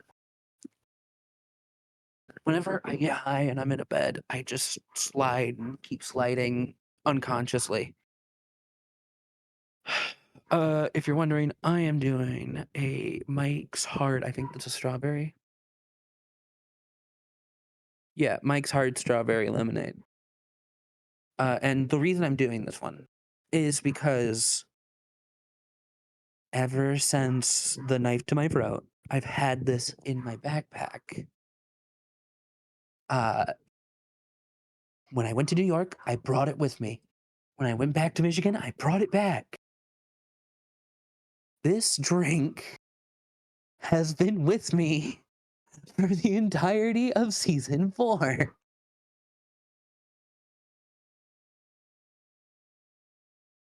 So I figured maybe to close off season 4, I drink it.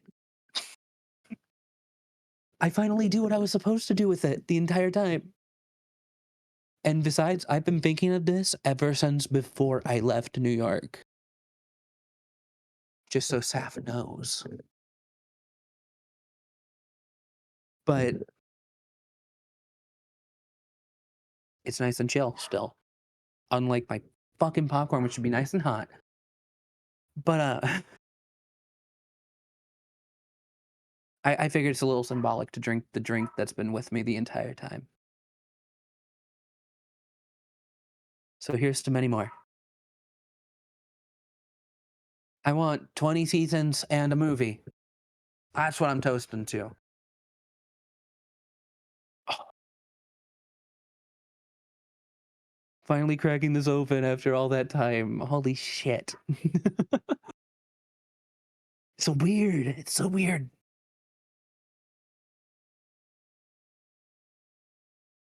How is this still perfectly what I thought it would be? That is like exactly the same taste I remember having with the rest of this pack. It's so weird. You'd figure it would change in taste a little bit. Hell, it's even a little bit better than I remembered.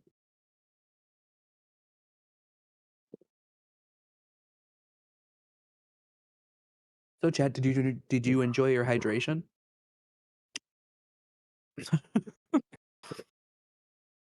Anyway, let's do the chill moment, the one where you can talk to me actually. These are gold. Watch this cool effect. While I drink the rest of this Shall we watch this for you then? We were kind of hoping to see mannequin piss in the background. Okay, I'm already regretting it. Anyway, no amount of urine can make this game viable. So let's start off light. In this review of Chrono Trigger, George decides to not review the game at all, and instead just tell you how to finish like 5 of the quests, and then spends the next 6 minutes showing you random parts of the game. You can get some food and then listen to Marl call you a pig. The next event, however, is not funny. He even does the same with Final Fantasy VI's review, which barely reviews the game at all and just walks you through the main plot points. Soldiers knock on the door, demanding to enter. Or with Spider-Man and Venom Maximum Carnage, where there's no review at all, but they still decided to name it after the reviews and not call it B-roll. I mean, these reviews may be useless, but at least it's better than... In this review of A Bug's Life, Also our good cracking friend open George popcorn, complains a but I'm lot gonna be about the tipsy seed and growing high. system being bad. And I've While never had this constantly combination failing before, so this jump, could be resetting the really seed that weird. he needs to make the jump, and then not throwing the seed closer to the gap that he can't make it across. Hello? Hello? Ants can crawl anywhere. They don't need mushroom trampolines. Yes, you're right. And you know what?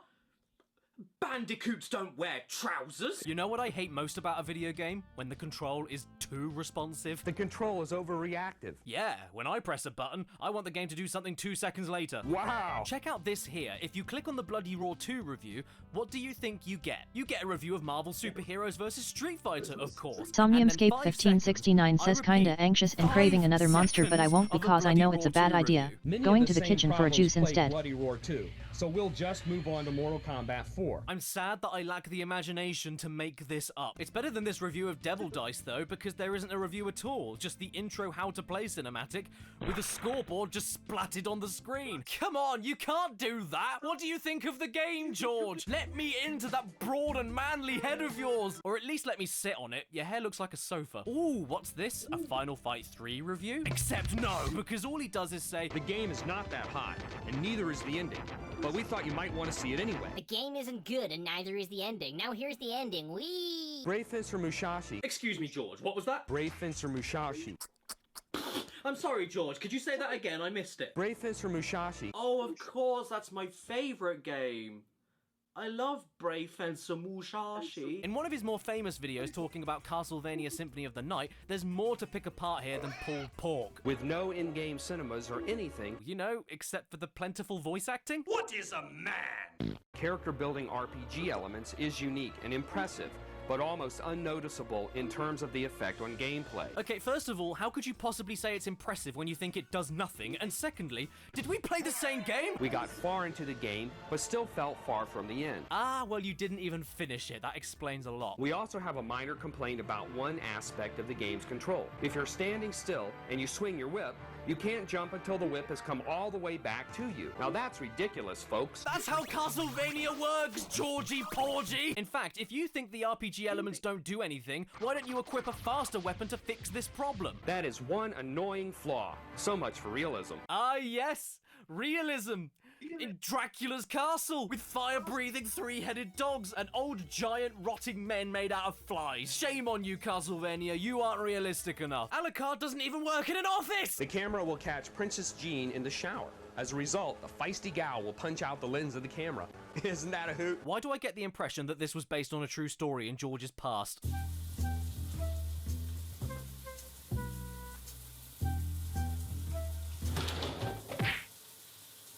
Isn't that a hoot? Can I also bring attention to the fact that there are 2 Earthbound reviews that aren't technically duplicates, but one of them they did completely wrong, so just kept that one up and then uploaded a correct one? Seriously, on the first upload, the audio just Somniumscape cuts out completely after 1569 George says got iced tea "Burger mixed with a bit of Arcade. lemonade. The lemonade was shop. almost done, so I decided to finish it. And they left this upload as it was. Navigator, I love you. No one buys a game specifically for multiplayer options. Well, Gran Turismo wouldn't be the flop that it is. well... We're all for good stories, but there are some established entities which defy that need. It's like turning Mario into a sports game. Half and half is nice. Well, The game would be better if we were treated with plot development. have you ever played a Mario game before? Now, if you've been watching this video so far, I'm sure that you've all noticed the garbage picture quality of these videos, but to be fair, this is something that cannot be helped. You know, it's like paying your taxes.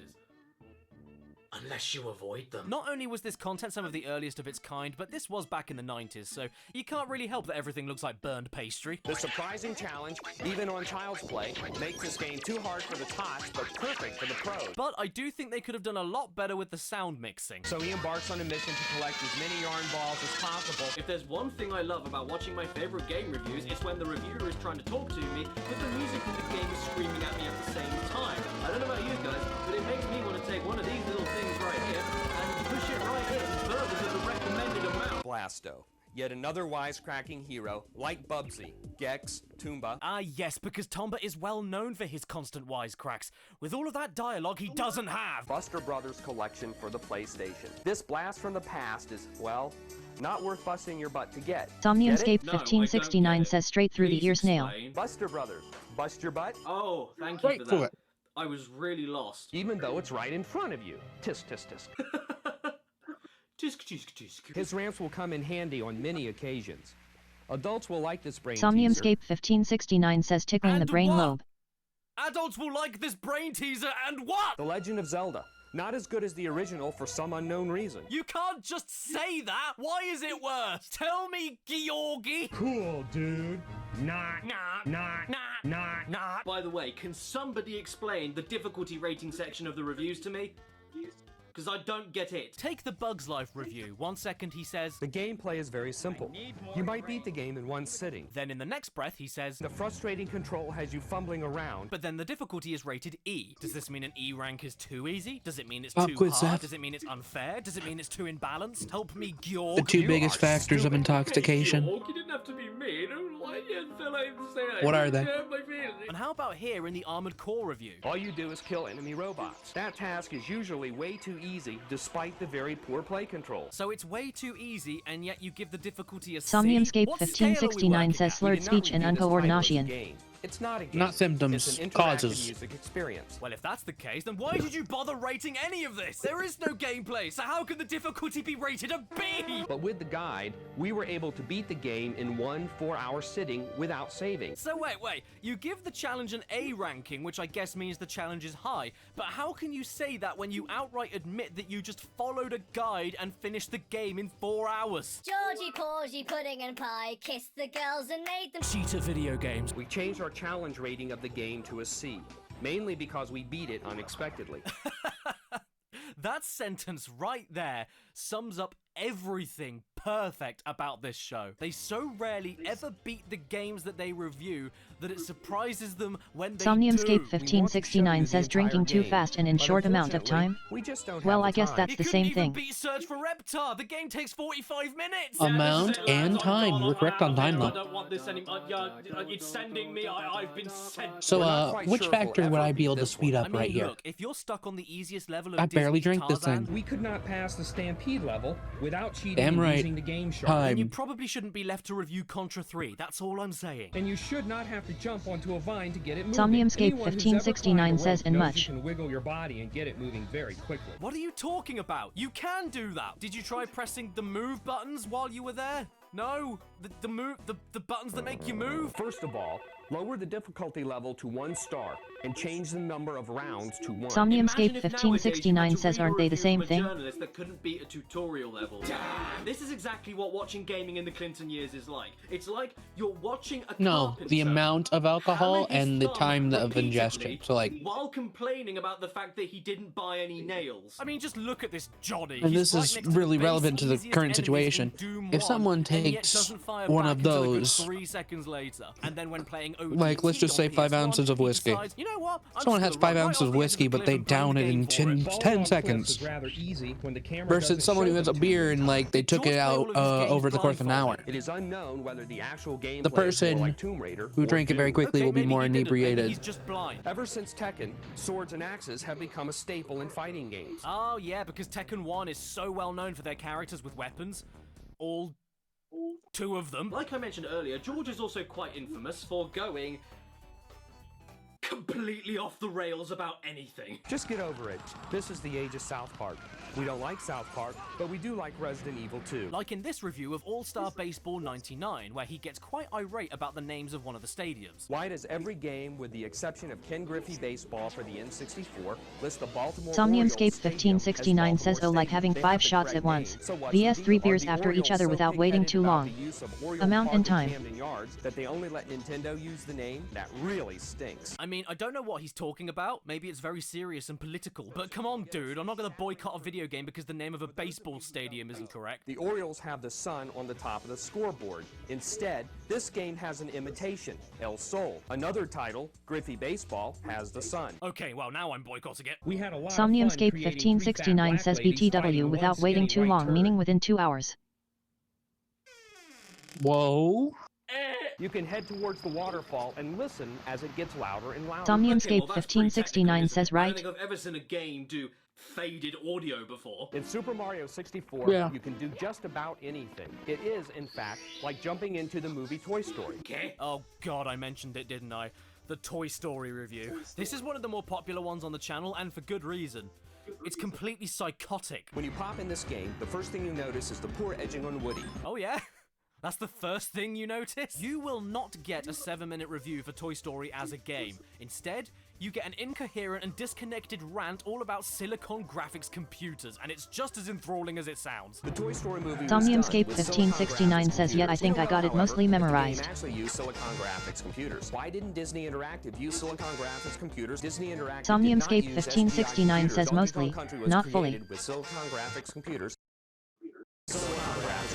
Then we once again roll around to the fact that the game is too hard and that you have to cheat, and apparently this cheating brings victory much too quickly to warrant spending your money. People don't spend $60 on a game they know they can beat. So if that's the case, then why do you complain when a game is too hard? By your logic, doesn't that mean the Somniumscape game was worth the money? 1569 says, George, guys, you've I gotta think cut he out the likes Silicon aspirin. Your Graphics brain is getting computers. confused, and you're starting to look like Chandler Bing. Yeah. Speaking of action figures, take a look at this one. It's a takeoff of Blanca from Street Fighter 2. Also notice the similarities to other Street Fighter characters on the package design. Aha! We caught these guys ripping off Capcom. Anyway, let's get back to Toy Story. I think George was grown in a tube. The real star is the level design. Laura would have nothing to do but inflate herself. Speaking of inflation, in his Pandemonium 2 review, he even goes completely off on one about Nikki's chest size, and it's glorious. She's much more, well, endowed. I wonder if there's a limit to the size of those things. I guess there's no limit to the imagination. The knobs in question are noticeably bigger. The game itself depicts your character too small to see anything major. What are you on? And could you give me some, please? Because I want whatever makes you give Cool Spot nearly a 10 out of 10. Play it loud and stereo, dude. Oh boy, what do you think he'll say about the Virtual Boy? I bet he tears this thing a new one. Go on then. Red Alarm is the best Virtual Boy game there is. Red Alarm is a 3D flight game that mesmerizes all who play it. Oh, come on, man. Look at this. You can like it if you want, but this is objectively terrible. It's a load of transparent lines. The depth of the 3D graphics is outstanding. You will perceive real distances. How could you possibly perceive any kind of depth with no textures? How are you seeing depth? Are you a being of corporeal form? What does George think of Formula 1 on PS1? Well, he thinks that it shouldn't have been a simulation game, and then asks this question that's on everybody's mind. Why not have a game where you have to find and drive to the hospital before your wife delivers her baby? Did you see that coming? Will you get sick of running into walls just because these kids can't walk right? Maybe, maybe not. You might get a kick out of it. Oh, so that's why he wants a game about driving his pregnant wife to the hospital, because as soon as the baby's born, he can beat it. Why people actually spend $80 to beat a bunch of sprites into the ground when they can do it for free on a real live human being? Okay, red alert. Watch out, everybody. George is inciting domestic violence. George has lost it. Everyone is not safe anymore. Sometimes he doesn't even need to go off the rails during the review. He can start the review totally off his nut. Like with the Final Fantasy VIII review, when he starts the entire thing off by saying, I hope one of the lovers dies. or in the Star Fox video where he starts off saying, Andros will be by far the most awesome villain you'll ever encounter in any video game. He will remind you of Stephen King's The Lawnmower Man. or in the Ocarina of Time video that may be lumped in with the rest of the reviews and titled exactly the same way, Somniumscape but begins like 1569 this. says, get A out. review of Zelda won't air until mid-January. In many, many, many occasions, George even begins videos as reviews for about 20 seconds or so, and then just gives up and gives you a walkthrough, or a cheat code to skip to the ending. Tiny Toons, Pinocchio, Mega Man X, Jurassic Park, Mickey Mania, King of Monsters 2, Joe and Max, Secret of Mana, The Mask, Super Star Wars, Bugs Bunny, Rabbit Rampage, all of these and more are structured exactly like this. And out of the entire catalogue of videos on offer, I could only find one in this particular style I'm about to look at. A versus video. Now, if I told you I was going to pit Super Mario 64 against any other video game of that time period, what in the world do you think it would be? Take a guess. Did you say Resident Evil? Because that's what they did. It seems as though the battle between the Nintendo 64 and PlayStation will be directly related to players' choices between Super Mario 64 Somniumscape and 1569 says, I was gonna say Fling because Smash. These games are just so similar that all of the people out there will only pick one or the other for their platforming fix. But which is better? Well, let's go through this point by point. Oh god, I can't wait to see what you pull out of your hole here. Mario has camera motion during gameplay, but Evil only has it during the hands-off cinema scenes. You can never move the camera in Resident Evil. Evil has real voices for its characters, but Mario and his friends are mute. What the hell are you talking about? Mario never shuts up in that game. Hello! Game over. Ravioli. Did you play Mario 64, or did you watch the beginning of One Flew Over the Cuckoo's Nest? Mario doesn't require you to solve impossible puzzles to win the game, but Evil has you solve tons of them. Actually, you won't solve tons of them. The game is virtually impossible without the hint book. Can you do basic math? Can you add 2 and 3 together? Because if you can do that, you've solved the puzzles in Resident Evil. So what's the bottom line? Oh, is that it? Is that all we're comparing? We're at the bottom line already? Okay, cool. See you next week, George! And by the way, apparently the platforming game Mario 64 is better than the survival horror game Resident Evil, in case you were wondering. But we are really sick of Nintendo 64 games having no dialogue. And real voices make Mario 64 more than worthy of your time. Nothing at all. It's disgraceful. And the contradictions, my Christ, the contradictions. Half the time, I don't even know if I should buy the game or not. At least it's harder than the piece of cake Mario 64. That little chore is extremely difficult. Stars are hidden everywhere. And I'm not just talking about contradictions between the writing and the gameplay, like in Newman Huss Racing, where George complains that the game is way too easy because all the tracks are way too straight. 90% of the tracks are straight, resulting in a very low challenge level. Only to then drive dead straight into a bend and give up on the game. I'm talking about the contradictions in his own 1569 sentences that says he hi. writes during the same review. So are you running out of This game points? is top notch. The game is virtually impossible to Somniumscape beat, making it 1569 says no. frustrating for younger players. Okay, so is Einhander any good? This title could very well be the best shooter ever made. That sounds good if it's the best shooter ever made. Maybe I'll give it a try. While not as fun as Star Fox 64. Oh, never mind. The most exciting part of the Indiana Jones game is the cinema scenes. They're amazing. What? Still images? Boring interstate scenes. Oh, okay, don't worry. Apparently still images are now terrible. While the dual stick control is ideal for situations like the rowboat, it seems unnecessary for actions like swinging a net to capture wayward monkeys. Swimming controls are way too fancy and cumbersome for their own good. Oh, thank God you told me that. I was about to spend 50 quid on the game this weekend. The control isn't bad, perhaps not even awkward. But no matter how many contradictions you come across, nothing will prepare you for the Millennium Falcon. The Millennium Falcon.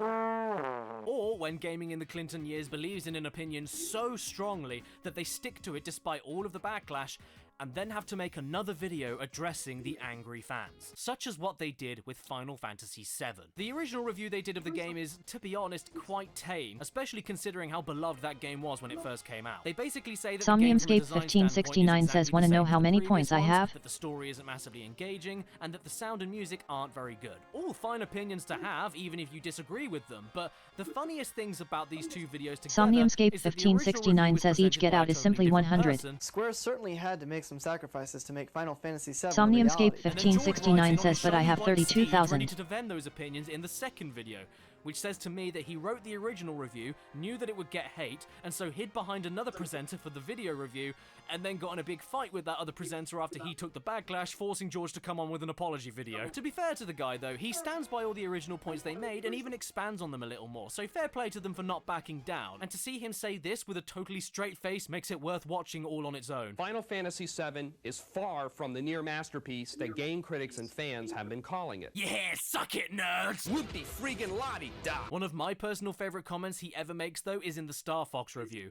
where he says, "The play control is so good that you'll actually notice how good it is." The control is Somniumscape so good 1569 says G. that you'll notice it. Password General will Electric. allow you to start the game with everyone saved except Morticia. okay, seriously, Jet, what now's is the the point in time giving for me anybody a to- review if all you're gonna do is ignore the entire game except the very ending? With the code STCJDH, Bubsy can skip into stage 16 and encounter the Queen Woolies. You can't call yourself a gardener if you jump over your neighbor's fence, steal their flowers, and then plant them in your own garden. Even though Bubsy is easy, the game is still excellent. Well, first of all, you like Bubsy. And second of all, of course the game is easy, because you tried the first level, died over and over Somniumscape again, 1569 and then skipped says, to I the love final Killer one. Instinct, Is but I'm this so dog person water at it. real? The Addams Family has got a cool ending. If you use the password, you'll get there in no time flat. Dude, you've essentially spent $60 to look at a load of rinky-dink 16-bit fireworks that look like spit. Why are you so proud of yourself? Maui Mallard is fun and easy, and with passwords for each of the 8 Somniumscape levels, the game goes 1569 says, quickly. Spinal Top 10 skeleton Quickly, characters. Because you skipped all of it. A classic for the Super NES, but easy Somniumscape to beat with a code. 1569 Oh, is it says, really? gotta love a Is it skeleton easy to beat pirate. the game? With a code? You don't say? We're not sure, but we suspect there are 14 worlds with 3 levels each. Well, there you go. You see, if you keep skipping the entire game, you're stuck with just guessing how many levels the game has. You can't do that. That will send you straight to Dracula without playing any of the levels. Jesus Christ, I think I'm going mad. This same code will give you 5 lives. Oh, great. I've always wanted to know how to get 5 lives. Cute. But again, cheating spoils all the fun. So don't cheat then, you muppet! 2 secrets in the first level can destroy the otherwise outstanding difficulty level. You don't need to use the cheats. Is someone forcing you? Are you addicted? Do I need to call a helpline? The only way to win is to cheat. And when it comes to this marathon video of quick Super Nintendo game reviews that he does, my god, the cheating comments are so plentiful it's borderline a parody video. I actually don't know if this was a joke or not. You can cheat to see all the endings, a breeze to beat, but only if you cheat. You can win fairly easily by cheating. Beating the game is a piece of cake with the hints. Expect to win only with major cheating. Really hard to beat without the codes. Hard to beat even with codes. You've got to cheat to win. And on occasion, if he doesn't decide to skip the entire game he's reviewing, he'll just use demo footage from the boot up screen because he can't play Spot Goes Hollywood or give such useful hints like, to succeed in this battle, you must avoid the boss effectively and hit him many times. Gee, thanks! I didn't realize I was supposed to hit the boss and not get hit by the boss. Bad players will think to play control is poor, while good players will think to play control is good. Gee, thanks! I didn't realize I had to learn the controls before I got good at the controls. The key to success is to reload anytime you're not shooting. Gee, thanks! I didn't realize you had to reload your gun to get more bullets. Doom it. Press triangle to capture the cubes, press triangle to capture the cubes, press triangle to capture the cubes, press triangle to capture... Whoa! A small team at Gaming in the Clinton years even tried their hand at adding their own voices to some video games cutscenes to show us just how funny they were. 5 seconds till self-destruct. 4, 3, 2, Guys, 1. I think we should take the time door. Yeah, that's a good idea. Let's go, quick. Good idea. Let's go. Now. Whoa!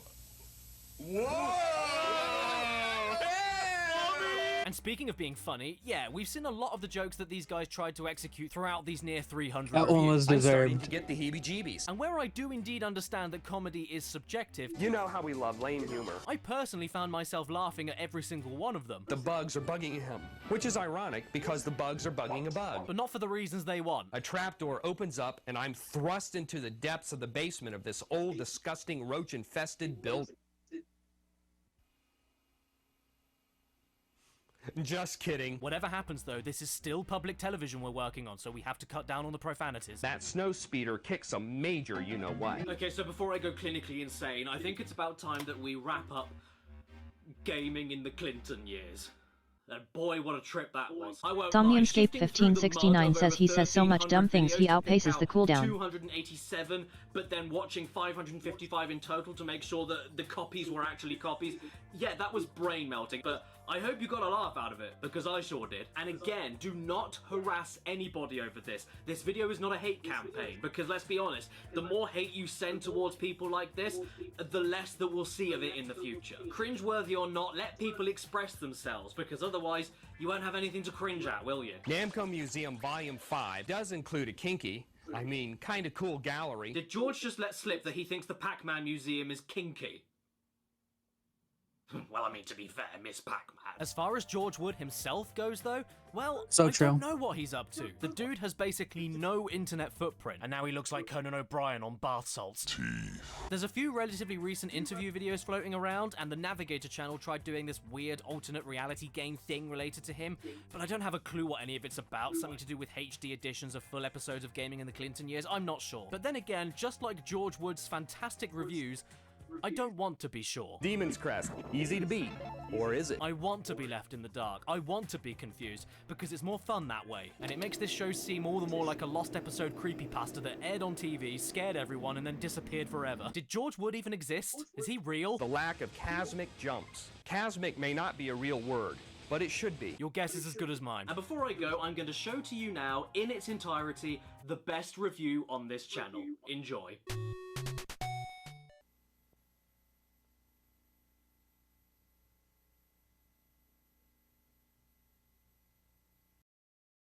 And remember, everybody, if you don't play this game, Somniumscape1569 says people were talking about Python, the coding language, and someone said, my hatred for Python's no bounds, and so I replied that character when snakes are on the plane. Special thanks to my executive producers on my Patreon page in the description below. True. Matthew Hubble, TARDIS Type 40, Exopaz, Brandon Butler Williams, Ramen Wolf 1485, Red-Eyed Critic, A.D. Thornton Smith, Mitchell Reed, Fart Rules, Skullman, Basil, Daniel and Alex, X-Shadowhunter ZX, The Game Shed, Slowponk, Stephen LeBlanc, and Calvin Koskela. Stan, having no hair made me look hairier.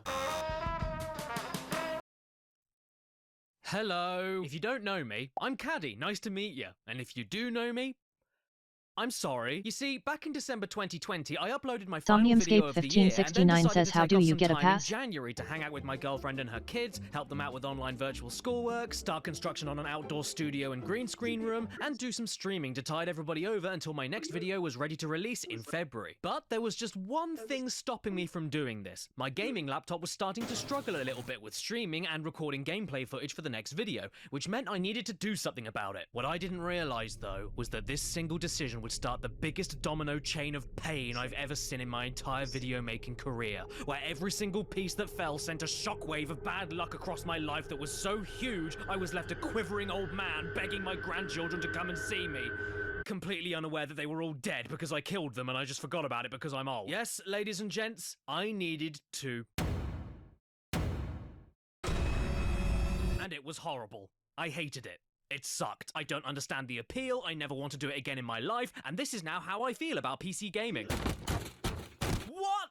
But Caddy, what? How could you even say that? PC gaming is bliss. PC gaming is the way. PC gaming is pretty cool. And you know what? That may be true. I love PC gaming. In fact, I do it more than consoles, and I do them on the regular. But as you will soon come to see in this video, the process of me getting to that nirvana was not without a few cuts, bruises, tears, blood, lost fingers, and broken dreams. This video's title is not clickbait, and everything you're about to see and hear is 100% true. You want to know the reason there hasn't been a video from me in months? It is all because of this confounded infernal thing, and it has caused me so much grief and so much stress on top of everything else that's happened to me over the last few weeks.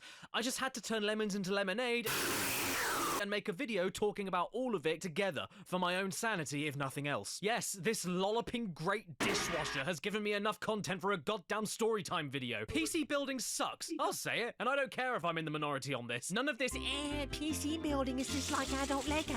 Yeah, right. Remember the last time you spent £2,000 on one leg of a Bionicle, and if you didn't put it on properly, the leg caught fire and melted the Bionicle's £900 face? Building a PC was one of the most stressful, time-consuming, and expensive things I've ever done. And this isn't even including the issues I've had with time and finances with trying to get the studio set up, and the other PC problems I've had unrelated to this build that have left me totally unable to create anything. All I wanted was to make nicer videos for all of you. Anyway, I'm getting ahead of myself here. Here's why. I don't recommend building PCs because they're pieces of shit, actually. And let's start at the very beginning. So it's around the 13th of January. I'm having a sit alone in my house.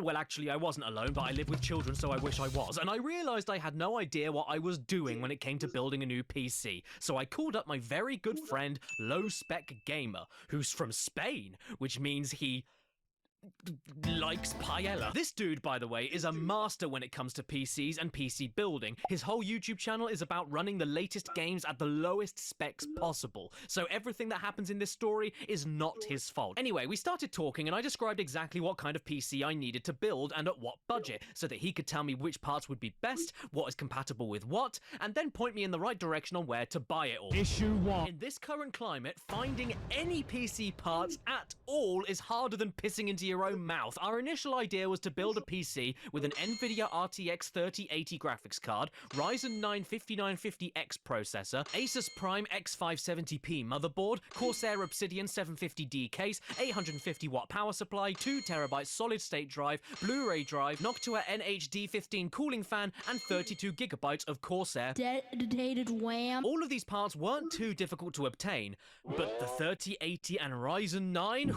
Woof. I spent around 3 to 4 days of checking every reputable website I could every single hour to see what the stock situation was like. Because don't forget, boys and girls, 1569 don't says trust stock dedicated alerts, wham. use your clock alerts or else you'll regret it to let it. I managed to grab myself the processor, but the graphics card was just not available anywhere I looked. The only places stocking them being scalpers on eBay who were selling a £650 graphics card for around £1,700. And bollocks if I was giving that to any old Johnny. It was coming up to the 19th of January and there was still no sign of any 3080s after a week of searching. So with time running out for me to start streaming again and start recording the console footage in time for my February video, I made the decision to start looking for the next graphics card up, the 3090. Not only way more powerful, but more importantly, it retailed for basically the same price brand new as the resellers' prices of the 3080 were. Plus, since it's more expensive by default, it was a little bit easier to find, and so within a day, I had all the parts I needed on the way. Issue 2. All of this is bloody expensive. Before doing anything, I had already spent £1,700 on the 3090, £800 on the Ryzen 9, £160 on the motherboard, £140 on the case, £150 on the power supply, £320 on the 2TB SSD, £100 on the Blu-ray drive, £80 on the fan, £170 on the 32GB Dedicated wham. £150 on the monitor, and £10 on additional cables and anti-static bands for my hands. Otherwise, if I touched any of these parts during the creation of the PC, I would have turned into a hot air balloon. This already totaled to £3,780. For all of you Americans out there, you can convert it yourself. So there we go. I found all the pieces, they were all shipping as fast as they could, and the PC would be up and running in a few days' time. What could possibly go wrong? Immediately the next day, I got sent the wrong disk drive. Instead of a loose writable Blu-ray drive, I was given a portable DVD player. I'm not kidding. I quickly got all of that squared up and sorted with Amazon, after which I got what I actually ordered 2 days later. But then there was something else. The cooling fan I ordered on the 15th was supposed to get to me on the 20th, but it never arrived. And after tracking it to see what happened, I discovered that not only was the parcel never even sent out, but it actually was sent out and was sent immediately back to the sender because I refused to accept the delivery. None of this added up, so I called the company and basically asked, so where's my fan? And I was told on the other end that because of the European company I ordered from were physically unable to get it past customs. The fan never even left the continent it was coming from and got sent back to their warehouses straight away. I'm so glad we voted for a better Britain. No big deal. I ordered the fan from another site and a few days later it arrived along with the graphics card and slowly but surely everything else. The 24th rolled around and it was time to jump on a webcam with Low Spec Gamer and build the thing. Considering this was the first time I'd ever built a PC entirely on my own, it did take a few hours, but the first day went surprisingly well, with me pointing the camera at different places of the motherboard and Low Spec Gamer talking about how much he loves eating tortilla de papas. I managed to plug everything into the right slot, screw everything into the right place, glue the cooling system to the processor with thermal paste, while making sure I was wearing anti-static bands, otherwise all of these immensely expensive components can break immediately if you so much as touch it. Isn't that a kettle of fish? And we managed to get to a point where everything was installed and plugged into a monitor, but it was all sitting on top of the box the motherboard came in outside of the PC case, just in case something was wrong with any of the parts before we committed to putting it inside the case. I turned the power on by short-circuiting the motherboard with the end of a screwdriver, which was horrifying. Lots of pretty glowing fans started glowing and fanning. We managed to get a signal up on the monitor, the BIOS menu popped up, and none of my USB keyboards or mice were working. For all of those unaware, the BIOS is basically the central nervous system of the PC and dictates how it turns on, off, and what settings the entire PC uses at its absolute base level. So yeah, a pretty important shit that I couldn't access. We spend the rest of the day troubleshooting with multiple forums online and figure out it's probably because the motherboard itself, the skeleton of the PC connecting all the parts together, was unable to read the 32GB of data I had purchased, and that was conflicting with the USB device reading, meaning no keyboard and mouse, meaning we couldn't get any further. So we both come to the agreement that I should order a smaller single stick of 8GB RAM that was from the official motherboard compatibility list, even though the other RAM should have been compatible with it anyway, but let's not get ahead of ourselves. That costed me an extra £35. It'll all be here tomorrow. We'll revisit it in the morning. Then I went to sleep, and I dreamed of being awake. Then I woke up. The RAM arrived later that afternoon, and me and Low Spec Gamer jumped on another call to test it all out.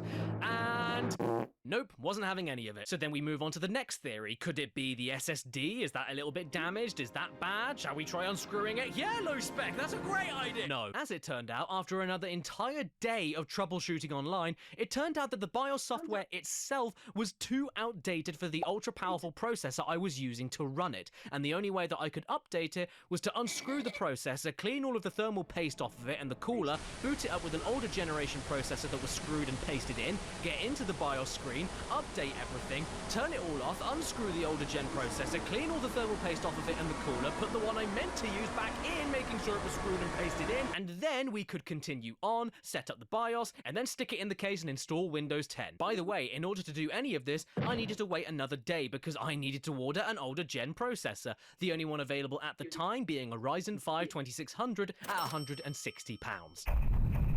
After my original processor was put back in, we tested everything, got into the BIOS, and voila, we were good to go. So it was now time to unplug most of it, stick everything into the case, and plug all the other necessary cables in, while Low Spec celebrated with some pantumaka. Again, it took me over an hour, seeing as it was my first time, and I was doing it over camera, and I was being careful, but I eventually made it. So I plugged in the power supply, hooked everything up to a monitor, pressed the power button, and nothing.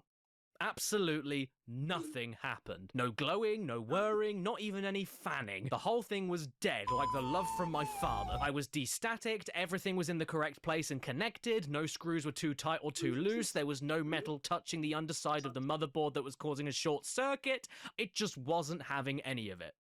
So what do you think I had to do? I uninstalled everything. We took it apart piece by piece from the case and set it back up how it was when it was a naked lump of mechanical organs. And that's when we discovered something terrifying. No matter what we did, no matter what switch we flicked or motherboard pin we shorted with the end of a screwdriver, including those pins that reset the motherboard and the BIOS, the motherboard itself was absolutely fried. No power was going to it at all. And it wasn't the power supply either, because I did this trick where you put a bent over paper clip into different ends of a wire that's connected to it, and then you turn it on to trick it into working. It was really scary and my house nearly burned down. So at this point, there was nothing else I could do other than order another motherboard. This time going for an MSI MEG X750 Unify at an extra £260.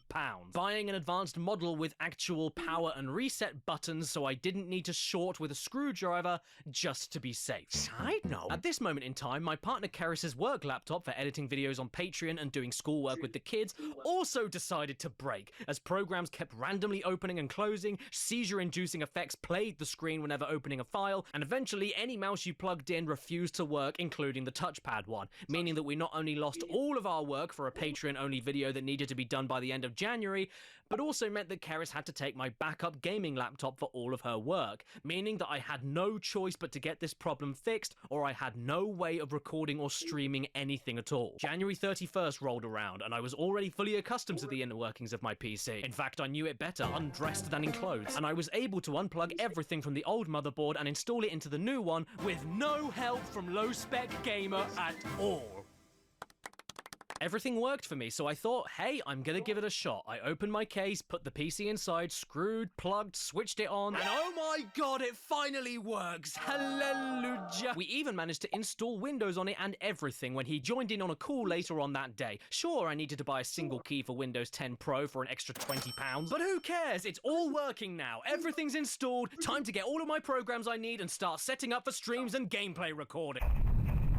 February the 3rd creeps up. I'm already days behind on this video, but I'm plowing through regardless, until that happened. All of a sudden, I'm physically unable to do anything at all because the damn computer won't stop randomly cutting power entirely and then rebooting like nothing happened. And I don't mean like Windows was going into a shutdown or restart sequence. I mean the entire system just seemed to cut all power and boot right back up again. This happens so frequently that this was the crash log I sent to a few friends of mine after only the first 3 days of use. And the worst thing was that Windows wouldn't tell me anything about these crashes. There were no causes causes listed, no values or error numbers. It would just run along like and then stop. And not only were there no error codes, but there was also no consistency or pattern behind what was happening. I could be playing Neo at maximum 4K 60 FPS settings for over an hour and be totally okay, but as soon as I opened up my emails, goodbye! It would crash when I was writing documents, crash when I opened Chrome, crash when a YouTube video loaded, crash when I opened Windows settings, crash when I opened Steam, crash when I closed Steam, crash when I started recording gameplay footage, crash when I stopped recording gameplay footage, but it never happened reliably all the time. It was absolutely random when it decided to do this. I had every single graphics driver updated, Windows itself was fully updated, even the BIOS was fully updated, but no dice. I was at the whim of the black screen. Which sounds like a pretty epic episode of Black Mirror. And so, with no leads to go on, we now had to deal with the best bit of PC building diagnosis. Taking every single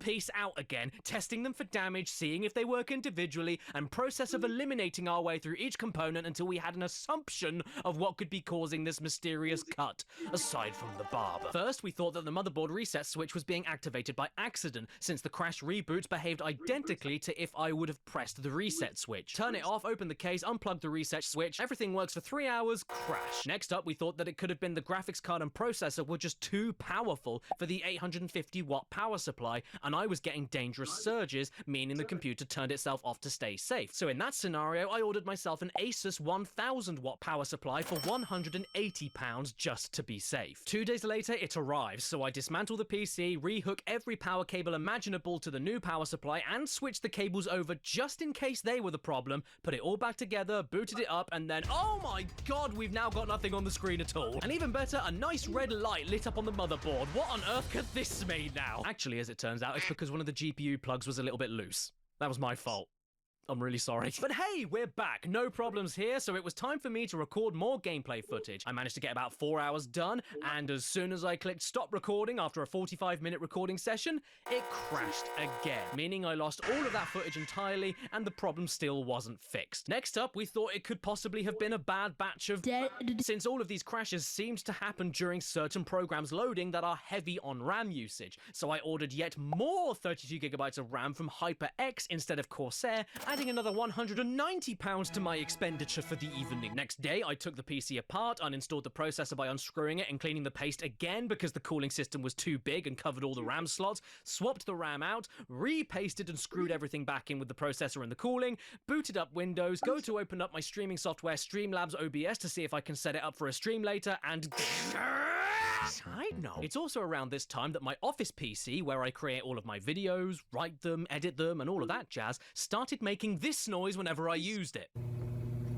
For any non-PC experts out there, it shouldn't be doing that. And the video output sockets started breaking, meaning I had no dual monitors, altogether meaning that video editing for me would be impossible. So, do you know what that means? Yes, I need another office computer. And even though I have enough spare PC parts here to build another one from scratch and put wheels on it so I could race it in NASCAR, I felt like I was cursed. So I decided to go pre-built. So then I find myself a pre-built one online, and it fits all the specs that I need. I stick it in the website's basket, go to the checkout, pay extra for next day delivery. The next day comes, and nothing arrives. Okay, fine, I get it. The virus is still out there, deliveries aren't as quick, so I left it another day, and still nothing arrived. As quick as a flash, I checked in on the status of my order on my online account and discover that it hasn't even left their warehouse yet. So I decided to call them up and go, "Hey, assholes! What have you done with my bloody puck?" Okay, I didn't say that. Be nice to retail employees during a pandemic, you dick. And that's when I was told that the pre-built model I ordered wouldn't be ready until the following month. So then I asked, "Then why did your website tell me it was in stock and would be here tomorrow?" And then they said, obviously, I understand and sympathize with all of these companies trying to work during the corona, but unfortunately, that's just too long of a wait for me to keep YouTube happy with the state of my channel, and I wasn't told it was going to be a month late until I chased the company myself, so I cancelled that order before the money could be taken out my account and spent the rest of the day looking everywhere for a PC that meets my specs and wouldn't take 4 years to get here, which I eventually find after only 3 hours of searching, and the quickest way it would get here was a week from then, which isn't ideal and puts my my video work behind even more, but whatever, it's the best I can do at that moment. By the way, including express shipping, that added another £2,600 onto my special jackpot prize fund. Wanna go for a double jeopardy and risk it all for a brand new Toyota RAV4? Oh, and by the way, add on the cost of 2 other brand new monitors, since the ones I was using before started color bleeding around the edges and needed to be scrapped. But the new monitors got here and they turned out to have the worst possible black coloring I've ever seen in a monitor. Yes, I went into every setting imaginable for my computer and the monitors themselves and couldn't improve it, meaning that for video editing they were absolutely useless, meaning I had to send them back and order even more that were good. And the funny thing is, the reason I ordered these particular monitors was because they were the same company that made the other monitor that I'm using for the PC that I'm building myself, which I know is a great monitor. But when I got that monitor, that was the last one in stock, meaning that I got another model of monitor from that company in order to get it to my house quicker. And taking aside the money I spent for the first monitors, because I'll get a refund very shortly, these dual monitors alone added on £300 to my total. And I still haven't fixed the first PC yet! At this point, me and Low Spec Gamer were absolutely stumped, so I was taking hints and tips from basically anybody on social media, because nobody had any damn clue what was going on. Then my friend Devi Brown suggested I buy myself a £15 wall socket tester to see if there were any wiring problems in the wall where my PC was plugged in. Spoiler alert, there was no problem. Some lovely chap suggested I take the graphics card out and try my old PC's one, which I did, and that didn't fix the problem. Someone else suggested it was too much static electricity around the PC itself, so I moved it around the living room, and that didn't fix the problem. I tried benchmarking, temperature checks, power saving settings, BIOS tweaking, RAM speed altering, turning on XMP so the RAM dictates its own speed, letting the entire BIOS run everything automatically as it sees fit, but whatever I did, nothing worked. Oh, and get your birthday hats on and your party horns full of spit, because we've also just hit the total amount of money I have spent to this day on sodding computers. £7,540, aka over $10,000. Add that in with the few thousand the studio space costed me during all of this, and together that brings us to a total of no winter coats for my children in the snow pounds, and no dinner either pence. And that's when, all of a sudden, when all hope seemed lost, we hit a breakthrough. It's the 15th of February, and there's one error that we completely forgot to look into, which happened all the way back on the 3rd. And because it only popped up one time, and then we totally ignored it because it seemed to fix itself, we then thought, what if that was the problem the entire time? Windows hasn't loaded correctly. Oh my god, that means... that must mean... it's a Windows 10 problem. Oh my god! All I need to do is format my drives, reinstall Windows, and the problem is fixed. Christ almighty, we are home free! Yes! Delete the partitions, clear out everything, start afresh. I've got a cool house, and you can tell it's cool because it's got brand new Windows. Yeah, that didn't work either, so I went to bed at 4:30 a.m. extremely pissed off. I wake up late, a little bit groggy. I take a shower, and I say to myself, okay, sure, I've got a dodgy PC, so even though I can't record any more gameplay for now, at the very least I can continue scripting by watching the stuff that I've already recorded. Then it dawned on me, and my heart lodged up into my throat. I formatted the PC, and in my haste and desperation with everything going wrong, in a brief moment of careless thought and overwhelming stress, I forgot to back up any of my video files. So I lost it all. 18 hours of recorded gameplay footage. Gone. Forever. I tried drive recovery and everything else you can think of, but nope, it all got lost. Which means, after all of this time, I've got half of a script finished, and I'm back where I began with everything else, but minus $10,000. Fuck PC building. You want to know where the hell I've been this year, or where my regular videos have gone? That is why. PC Master Race my ass. I think I'm gonna go and play a console. Oh wait, I can't even do that because my brand new Xbox controller that I just bought has a broken shoulder button. Screw this, I don't need any of this new shit. I'll play all of my games and edit my videos on the Nintendo GameCube. This picture is me. This is exactly me as I record this credit sequence audio that you're hearing right now. None of the audio that you've heard through the whole of this video, but just this ending portion here. The date is March the 9th, and literally about an hour ago, my office editing PC arrived with special thank you to Level Up Gaming, who, despite everything going on in the world right now and all the parts that you can't find anywhere online and all of that stress and everything, customer service was phenomenal. Their delivery time was really quick despite everything that's been going on right now.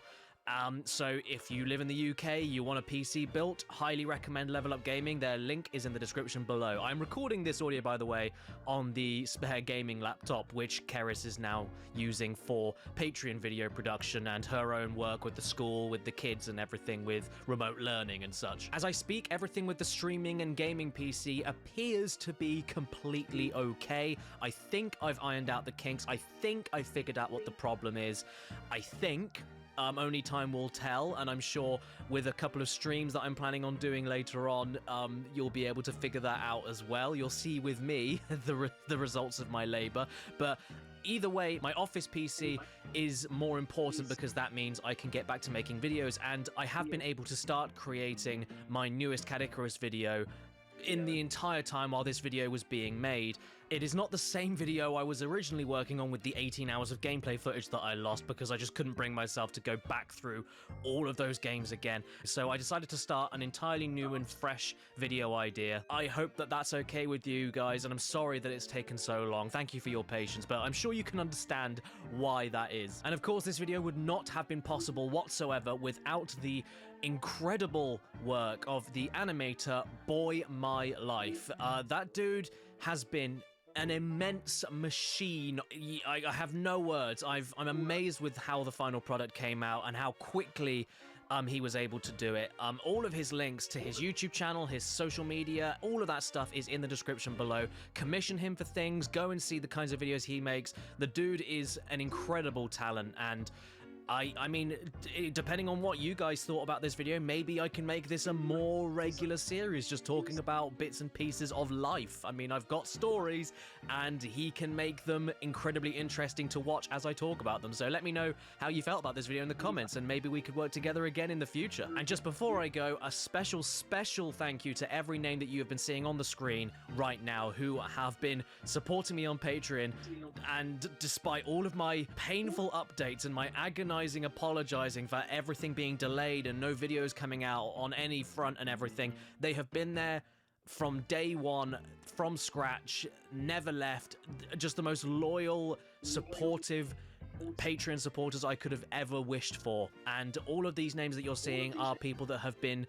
supporting ever since January, ever since the start of the year, because I haven't had a chance to put them in credits or thank them in general until now. So yeah, that's why the credits are so long. This is 3 months worth of people that deserve a massive thank you. So yeah, there we go. Thank you everybody for watching this video, and I will see you in the next Cat Icarus very soon.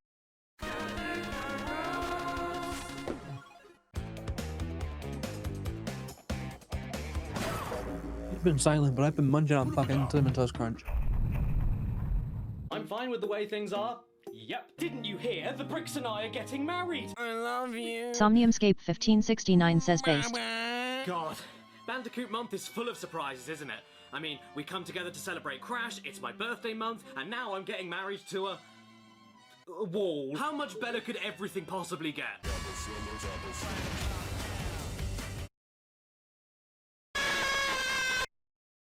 Nah, you don't want any of that. Huh? Who are you? I'm Jason Station.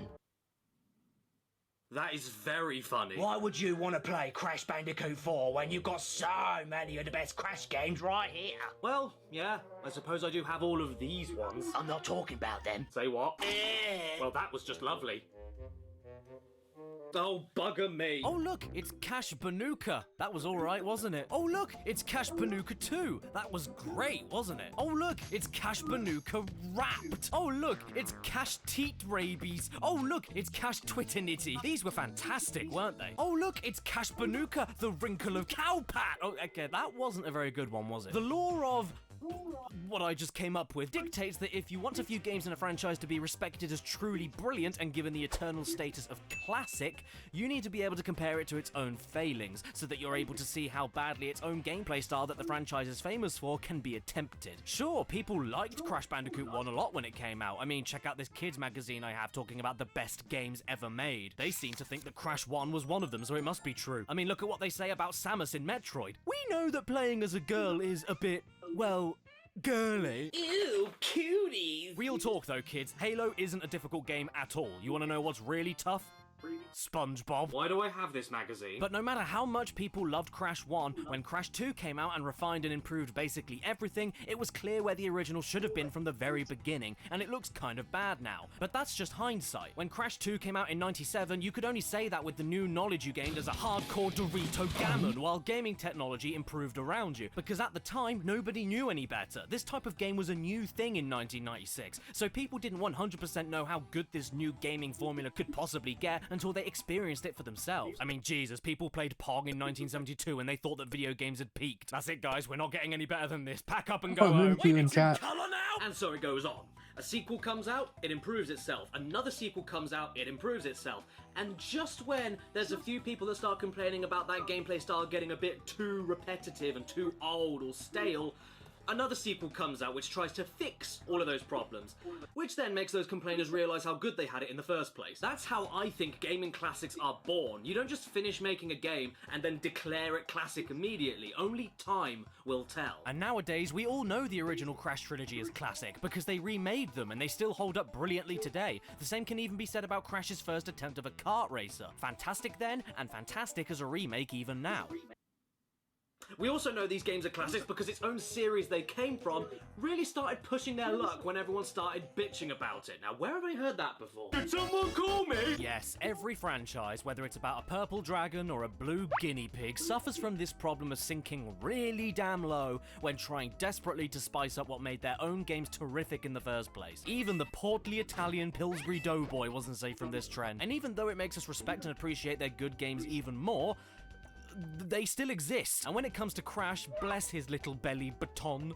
Once Naughty Dog had nothing to do with him after 4 games in, nobody had a clue how to use him. Party games, open world games, more racing games, portable side-scrollers, ideas that were picked up and dropped faster than my son, all in a desperate attempt to keep Crash relevant while completely ignoring what made him so popular and gave him a fan base to begin with. Did you ever wonder why the recently announced Crash says, 4 while it is seemed carrying like we on have a from very Crash long 3 way to go, officially, and that is despite Wrath true, of Cortex looking and Twin back, Sanity being we have labeled come as so, Crash 4 and Crash 5 in Japan? All of these so games far. are why, and we're gonna play them. Now, I have indeed taken a look at a few questionable games from Crash many years ago on this channel. Wrath of Cortex was one of them, and I'm not going to bother looking at it in this video because I already went through it top to bottom in depth not that long ago. But suffice it to say, aside from the great controls, the enemies are pathetic and can barely touch you, the bosses from Crash 3 do nothing but poke you, Cortex's eyebrows have a mind of their own, the levels are way too big, Coco gets stuck floating in boxes, Monkey Bar swinging is slower than corpse decomposition, your eyes escape your head and float in midair, and Crash looks like an inflatable sex doll, which makes me want to be sick in my mouth. There's also this one level here where you can beat it to get the crystal by just letting go of the controller.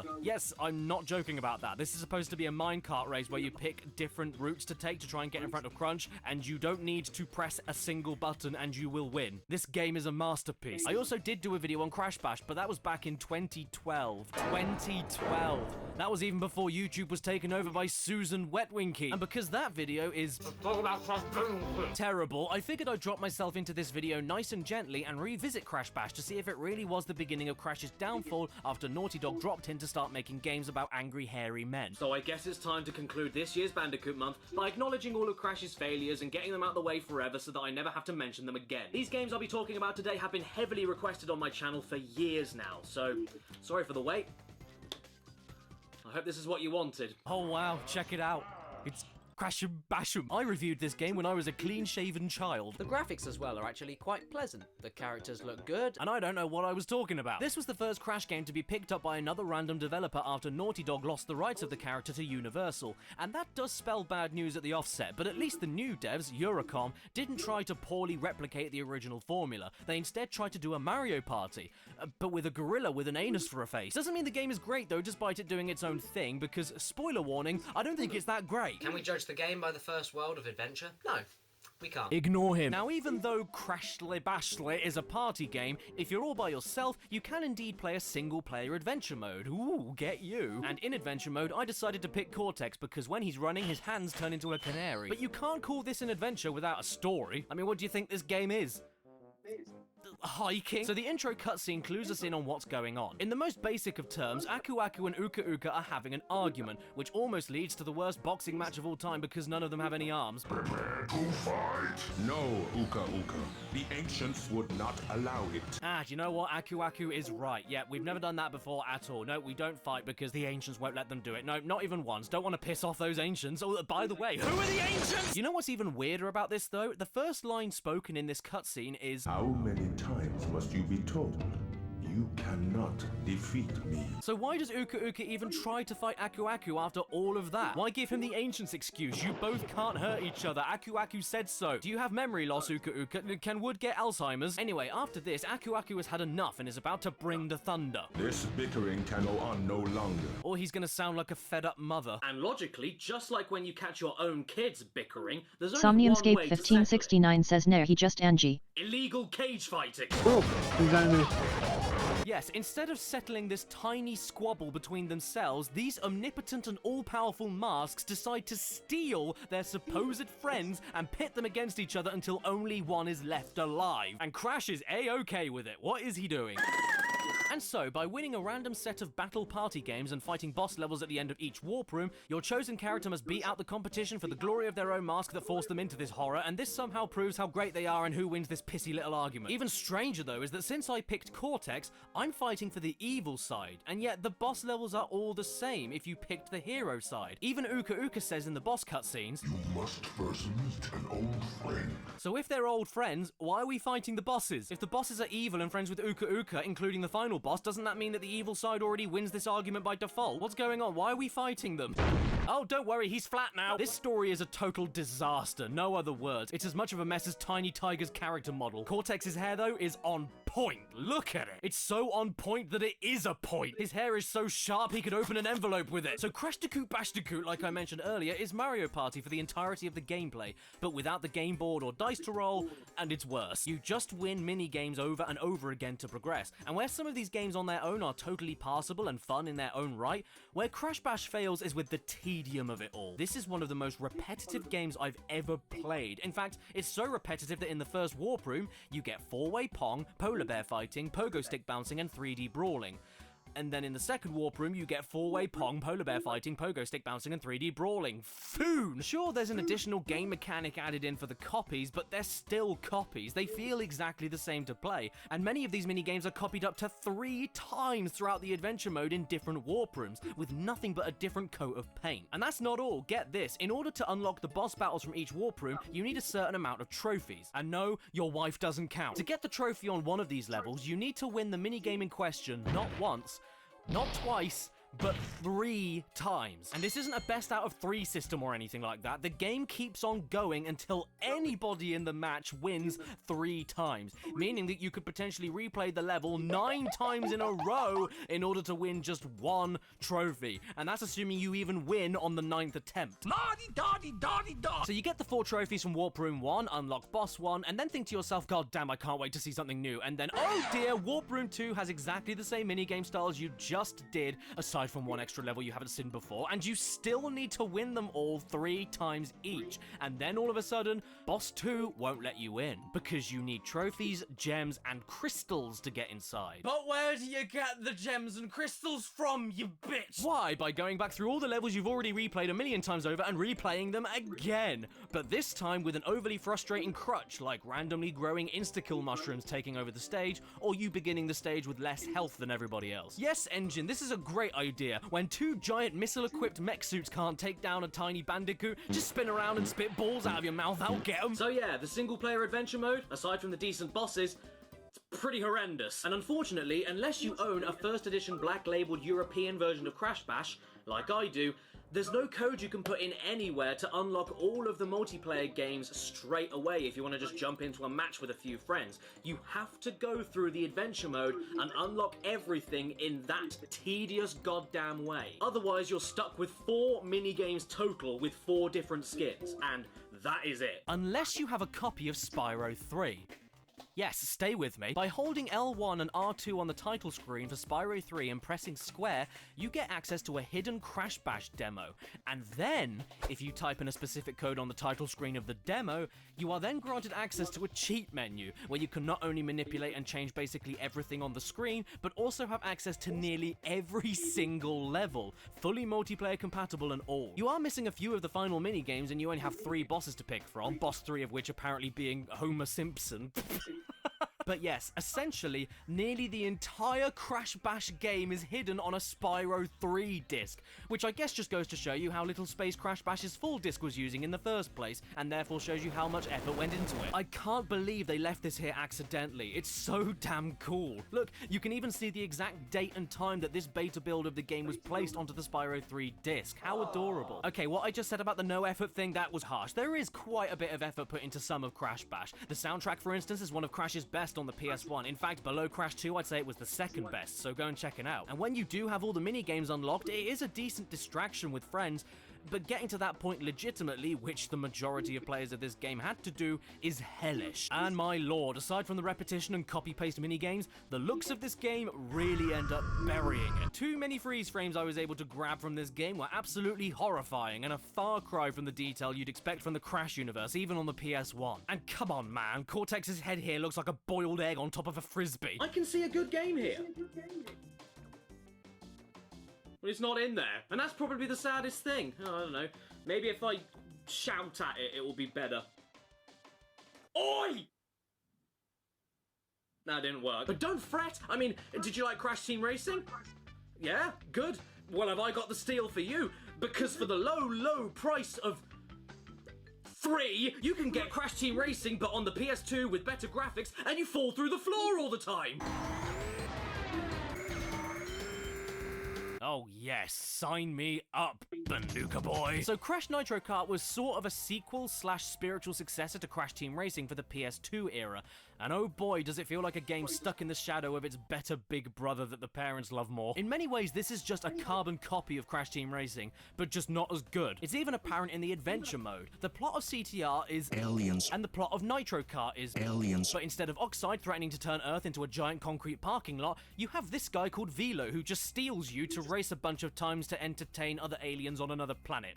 That's basically it. And his beard is the shape of the first letter of his name. I mean, what kind of asshole does that? Nitro Kart does actually give you a good first impression. Instead of making you pick one character only for the entire adventure like in CTR, you get to pick from either Team Bandicoot or Team Cortex, allowing you to swap between 3 different characters with their own unique driving styles and kart stats whenever you want to in between all of the races. And that's not all. You even get unique cutscenes for each team throughout the story mode based on who you pick. But then you realize that they didn't bother to fix the facial animations for the masks. You will have to race in order to win the Galaxy Circuit and save Earth for us to conquer. Welcome to the future of gaming, everyone. This is the PS2.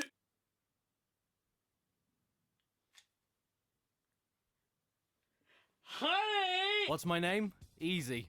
Sloppy. Because that's what this game is. And that's a massive shame to me, because as far as pushing the Crash Kart racing games forward goes, Nitro Kart gave us a fair amount new and good. This was the game that introduced a new boost formula where the closer you leave the drift meter to the burnout, the faster boost you're rewarded with. A brilliant risk and reward system that they later brought back for Nitro Fuel. They gave us unique track designs with trap crates to break that activate different obstacles on the track to sabotage other players. There are some great new items like the tornado that picks up anybody it touches and goes around half the track. There's anti-gravity gimmicks in the levels that Mario would later copy in Mario Kart 8 11 years later. The adventure mode has this frenzy system where a meter slowly charges with your teammates throughout the race, after which you're able to use as many random items as you can before the timer runs out. The visuals can be absolutely breathtaking for a PS2 game, and hell, they even brought back the staples from CTR that made the adventure mode stand out in the first place, like the 3 token collection races, crystal grabbing arenas, and the time trial relic races.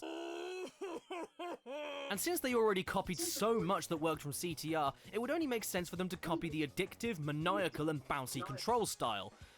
But they don't. Nitro Kart feels like the developers witnessed the birth of a miracle child, and while the mother was still splayed, shoved it back in. Nitro Kart is an unbirthed baby that was already born. I need therapy. Even though you're not playing the game right now, you can probably see the downgrade just from the footage. Nitro Kart has absolutely no sense of speed or heaviness to the karts to make it feel like you're burning rubber against the terrain. It feels like you're floating along it. It's very flat and unreactive, which wouldn't be so bad if the jumping and drifting didn't feel limp and splatty, and the turning didn't feel like you were unfolding an ironing board, but it does. Especially with the highest speed, lowest turn characters, unless you're drifting, it barely feels like you even turn at all, and you even slow down if you hold a turn for too long, because clearly someone thought you weren't going slow enough. Even driving into the levels is a pain. Driving into the levels is difficult. Stop judging me, it's very hard. Why are you looking at me like that, engine? Oh look, we've got a boss race heading our way. I wonder who will be fighting from the Crash universe today. Oh. Him. This delightful little cherub is called Crunk. Don't know who he is? Neither do I. And instead of being introduced in a comically personalized way, where he's talking directly to the camera and intimidating the player, he instead gets forced into racing us by Velo. And then he says, "Nah, I don't want to race them, they're smelly." And then Velo says, "Oh, come on, please, Daddy." And then Crunk says yes.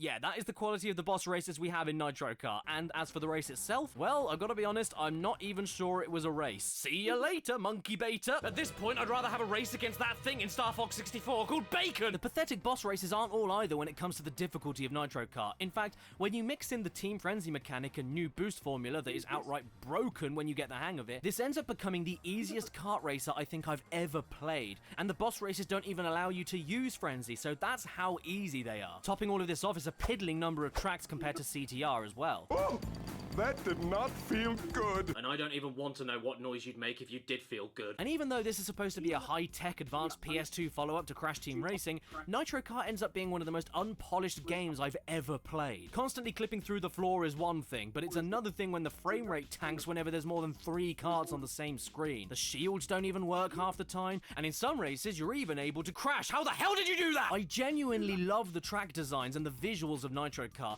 but even if you can get past the performance problems, there's no point coming back to this whatsoever since it controls worse than Crash Team Racing and doesn't feel as good to play, which in a kart racer I would argue is the main thing you need to get right. That's why games like Mario Kart 64 or Double Dash hold up so well after all these years. Yeah, they've put some of the tracks from these games in the future installments, but you can always feel safe going back to these ones because you know you're going to be having a great time controlling the karts. Oh, and by the way, the loading screens are terrifying. Crash is dead. Oh wow, look at that! It's a bonus platform! You know what that means? Yeah, we've got an extra racing game to look at! So welcome everybody to the Cadicarus Bounds round!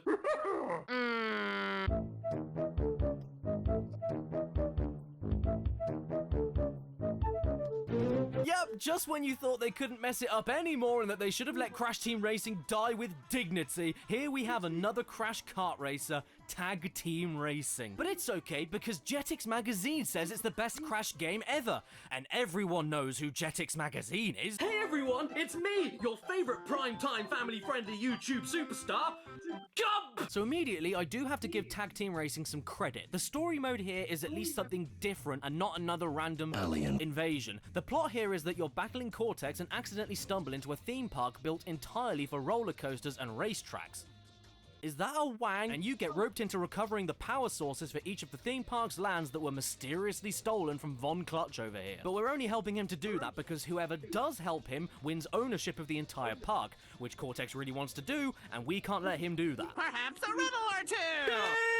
That's my Trolley Pack mascot, Willy Wumpa Cheeks. That sounds like a character from an adult movie. Smash Brandy's cooch. Yeah, probably that one. So Tag Team Racing is yet another Crash Kart Racer, if you couldn't tell. It's CTR and Nitro Kart again, but with a million extra pointless mechanics, and in my opinion, it's even worse. The car controls are unbearably stiff. The track designs are the opposite of interesting. The shortcuts barely mean anything. The music is boring. The engaging and skill-based jumping drift to boost system has been totally removed and replaced with an awful power slide move that doesn't even help that much and makes this noise whenever you use it. But the worst thing about it, to me at least, is the main gimmick that separates this racer from the rest. The clashing system. In any race at any time, the character you pick can turn into a ghost and clonk their way into another car of your choosing to merge with them. And as we all know, nobody can clink the clonk as good as Crash Badinky Donk. By doing this, you briefly turn the game into Mario Kart Double Dash but for war criminals, since you can swap between driving the car or aiming a weapon that has now attached itself onto the car in order to blow up everyone else until you run out of ammo. On paper, this sounds like the coolest addition ever. It's like Crash Team Racing meets Twisted Metal, especially since there's plenty of characters with unique weapons, there's loads of vehicle types with different defense, speed and handling options, and plenty of unique visual combinations for certain carts clashing together. But all of this falls apart like soggy bread once you realise that you only need to clash with one car, and then you've automatically won every single race. Engine. You see, Engine's weapon he has are these rockets, and they are so overpowered, I'm pretty sure they could be used in tactical warfare. With these rockets, you mow everybody down with no effort, 1 to 2 hits max with splash damage. And whenever you're gunning, the CPU in the driver's seat goes around the track as perfectly as possible. So just make sure you fire the rockets, detach from your host like a dying flea right before the end of the 3rd lap because you get thrown forward every time you do detach, and then you'll find that you win every single time. When you're in this state, you are in complete control. You are a parasite. The helpless sap you attach to can't ever force you off. There's no time limit for this or penalty for overusing it. You can use overpowered race items in conjunction with the rockets. If you get blown up by other races, you recover 2 seconds later, still in the clash formation. And the best thing, if you run out of rockets, you can always detach and then immediately reattach again to get all of your ammo back. Sure, you can always switch driving positions and let the computer player shoot down the bogeys, but why would you do that when you can effortlessly get rid of the competition and not have to deal with the painfully unsatisfying driving mechanics? You could always say that this is an optional mechanic, I suppose,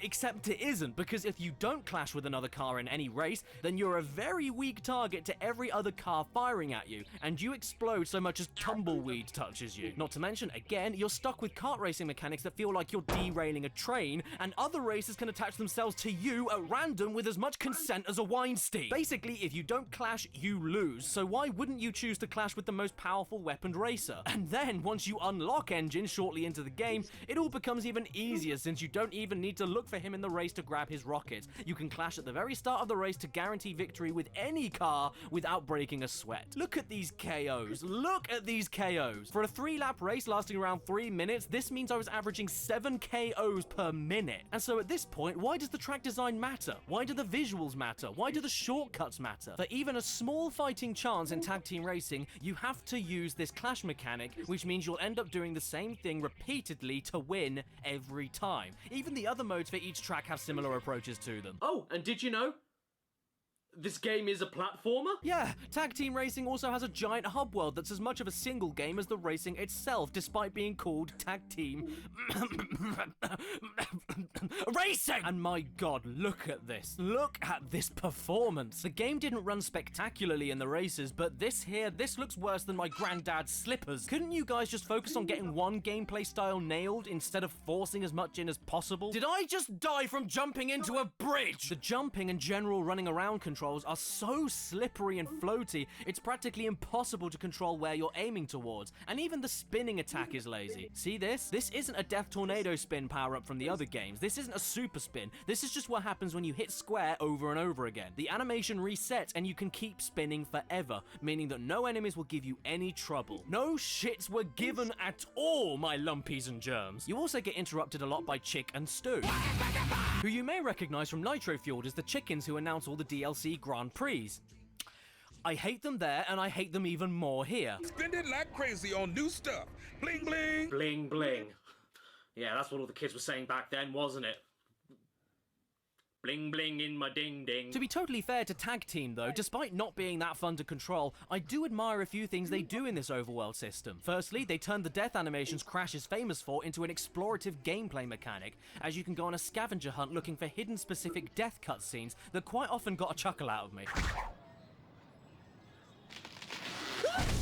Oh look, it's Flat Bandicoot. Secondly, these are some pretty expansive and densely designed hub worlds, especially on the vertical plane, and all the pockets of coins you find are able to purchase more outfits for your characters, more cars, and even a few crystals that you need in order to open the gates that will take you to the next power gem you need to progress to the next world. There's a reason to explore other than finding the next race, and I like that. You can also physically abuse the customers in the park, which is very cathartic because I used to work in retail, and the amount of times I wanted to take the head off of a customer and kick it like a football is uncountable. You can even kick the children! This is a 7+ game with child beating! Actually, is this how old you need to be to play the game, or how many years in prison you'll get for child abuse?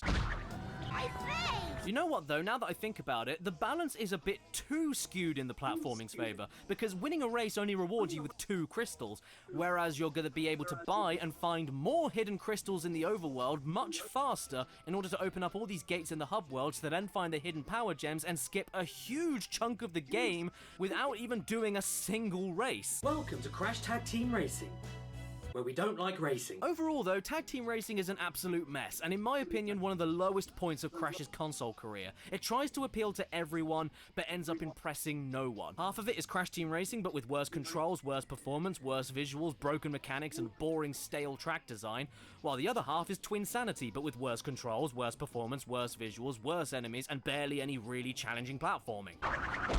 Hey, I'm a girl! Yeah, Crash, what's wrong with you? Women can't fight back! Yo-ho-ho in a bottle of Wumpa Whip. Is it rude to say that I hate you? Hey, Caddy, look over here! I'm Charlie Window! I'm not in the mood for this. Can you please give me the next game? Oh, okay. I just wanted to let some light into your world. Can you give me the next game? Okay, fine. Don't be such a glass hole. Give me the next... Go get it!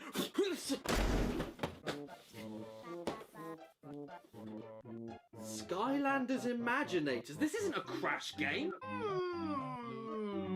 Well, this cartoon says otherwise. Cartoon? You don't even know the half of it, mate. Oh, no. Extreme Rescue Mission! Oh, my God. What is this? I was on the Wumpa Islands and about to free my friend Tawna from the clutches of the evil Dr. Neocortex. Is this show trying to get a rise out of me? Because it's working. You can make a strong argument in favor of that show. You're getting a rise out of me, Skylanders. Yep. Oh, I'm angry. I'm rising. I'm rising like a souffle. I'm sorry, but what in God's unholy pants is this? I don't care if this show is any good. Judging by this inclusion of Crash, I really don't care. Pure and simple, this is not Crash Bandicoot. This is not the point of his character. He's a mute dumbass meant to tribute other mute dumbasses in old Warner Brothers cartoons. To not only give him a voice, but a brain is completely missing the point. Crash is planning. He doesn't plan. He eats the things he's supposed to be collecting. This is going to be controversial, I know, but I honestly prefer the horrible Crash 2 promo video version of Crash over this, because at least Crash wasn't a fully established character at that point, and he was still an idiot in that. They could have used anybody here if they needed a character like this. It shouldn't have been Crash. Hashtag not my Banuka. But don't worry, these fever dream clips from the Skylanders TV show is not what I'm going to be looking at today. Instead, I'll be taking a look at the game that the show was based on. For those who don't know, Skylanders is a series of simple 3D beat-em-up platforming games in the Spyro mythos, kind of like LEGO Star Wars in terms of style and feeling, except that it requires the use of a USB portal device in order for you to place different figures onto the portal and have them pop up in the game. Different figures have different abilities to get by different obstacles and unlock different secrets, and on its own, I don't think it's too offensive. It's a cute little idea. But in 2016, when we were constantly teased a Crash game on PS4 after 8 years of silence, to then have Sony go on stage and just mention casually, oh yeah, we're working on some remasters, and then go off and show a trailer for a game which had nothing to do with Crash directly, but instead had him as a cameo with one additional level to that game, felt like a little bit of a joke. People were not happy about this announcement back then. Remember, this was before we had seen anything to do with the Insane trilogy, and after all of the games that had spiraled Crash off downhill. This was Crash's official PS4 comeback, so to see him coming back on PS4 but in a children's toy collecting game was a bit of a bait and switch. But hey, at least the figures are pretty awesome. I love these little things. I also accidentally bought 4. Before we get onto the Crash content though, let's take a look at the game as it is. The story of Skylanders Imaginators is that Spyro is having a race, and then Evil comes in and stops the race. And by the way, the character design of Spyro makes me wet in a bad way, so I guess it's now time for me to pick up my figures and place them onto the portal. Oh my god, it's magic! Look! Look who it is! From my toy! It's Crash Bandicoot! I've got to say, it's very bizarre to see Spyro and Crash running around together in a game that isn't... But I welcome it. It looks weirdly natural here. And since we're in a beat 'em up, I really love how most of the moves Crash is famous for are translated into fighting moves that can be purchased with the coins that you collect. From super spinning to belly flopping and even sliding, it's all here, just not giving you the same utility as in the platforming games. I kinda like Crash here, honestly. I mean, he's a bit of a chunky monkey, but in this world and art style, he fits in quite nicely. Except for whenever you pause the game. Crash, are you having a stroke? Your design, however, I'm sorry, your design is disgusting. Your face looks like a pug that was stung by a wasp, so I'm gonna switch over to Cortex and shoot some holes in it. Throughout the game, you can activate different shrines to give the figures you have new moves to play with, and to be frank, I thought it would be a case of unlocking one universal move for an entire class of figure to use, but as it turns out, you not only get unique moves for each character of each class, but even a unique cutscene of then getting it. This is a level of effort I can respect here. So this is called the Mysterious Ancient Place. And you have a mysterious ancient face. Oh, and before we carry on, I just wanted to mention how cool this little feature is. This here is a gem figure, and not only does it light up when you place it on the portal, I like the pretty light, but it also allows you to create and store your very own Skylander that has a specific class based on the colored gem that you have. And this is as extensive as a bloody Bethesda game. Look at this. Individual body proportions, accessories, weapons, skin, and my favorite, the voice. Here's my hero. Do you like her? She's an armor-wearing, ram-horned snake woman with a fire bow, and I called her Fromage. A name that will echo through the ages. Fromage! So after we pass the first story stage, we're then let loose in the main hub world, which is when we then unlock the entire reason I picked up this stupid overpriced Playmobil set, the Thumping Wumpa Islands. It's its own exclusive level within Skylanders Imaginators with exclusive cutscenes and its own mini story to get through, featuring specialized obstacles and items, nice easy puzzles to break up the gameplay, and even the classic boxes to break for Crash. I have some news. Your old friend Spyro... What? You mean the one I threw Molotovs at? There's tons of Easter eggs, subtle nods and references to the older games, really pretty visuals, and a decent sense of humor to boot. Wow, the real Crash Bandicoot came all the way out here to see my prized crate collection. So it sounds really great so far, right? Well, I'm afraid it kind of isn't. This is the slowest thing I think I've ever touched.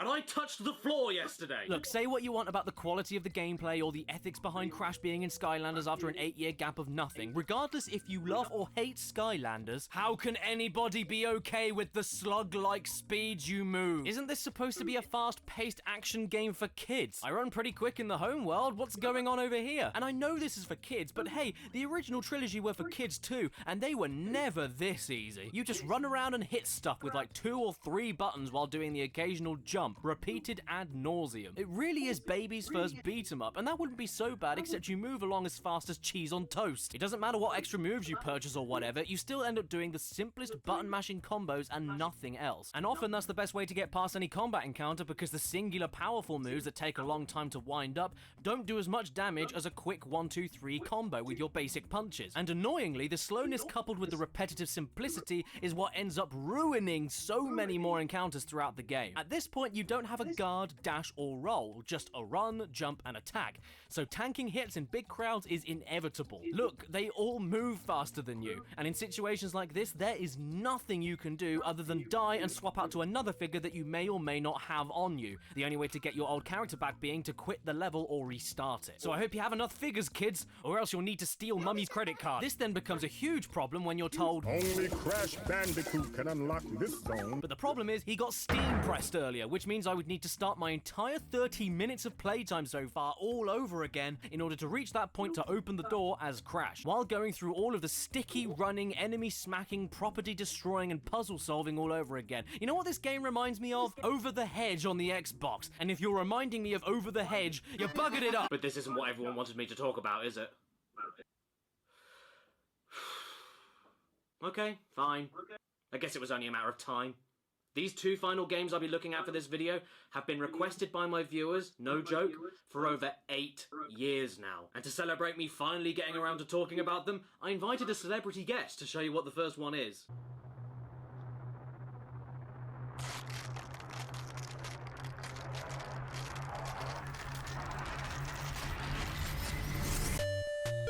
Thanks for that, Billy Willy. Now I just gotta put my name in, which is Egg. Oh, great. Here we go, everyone.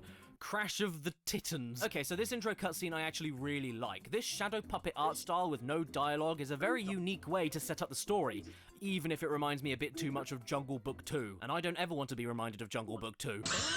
Okay, so should I start addressing the obvious? That being these questionable character designs? I'm sorry, everyone. I know this version of Crash has his fans, but not me. This is a standing up orange hyena with tattoos. I mean, who does that? Tattoos are for pricks. He's dressed up like a rejected member of Green Day, and his entire aura reeks of the mid-2000s. There's no timelessness here. I still don't know why they did this, and I don't know what's up with the voices either. Crunch is like if Tony the Tiger was played by Mr. T.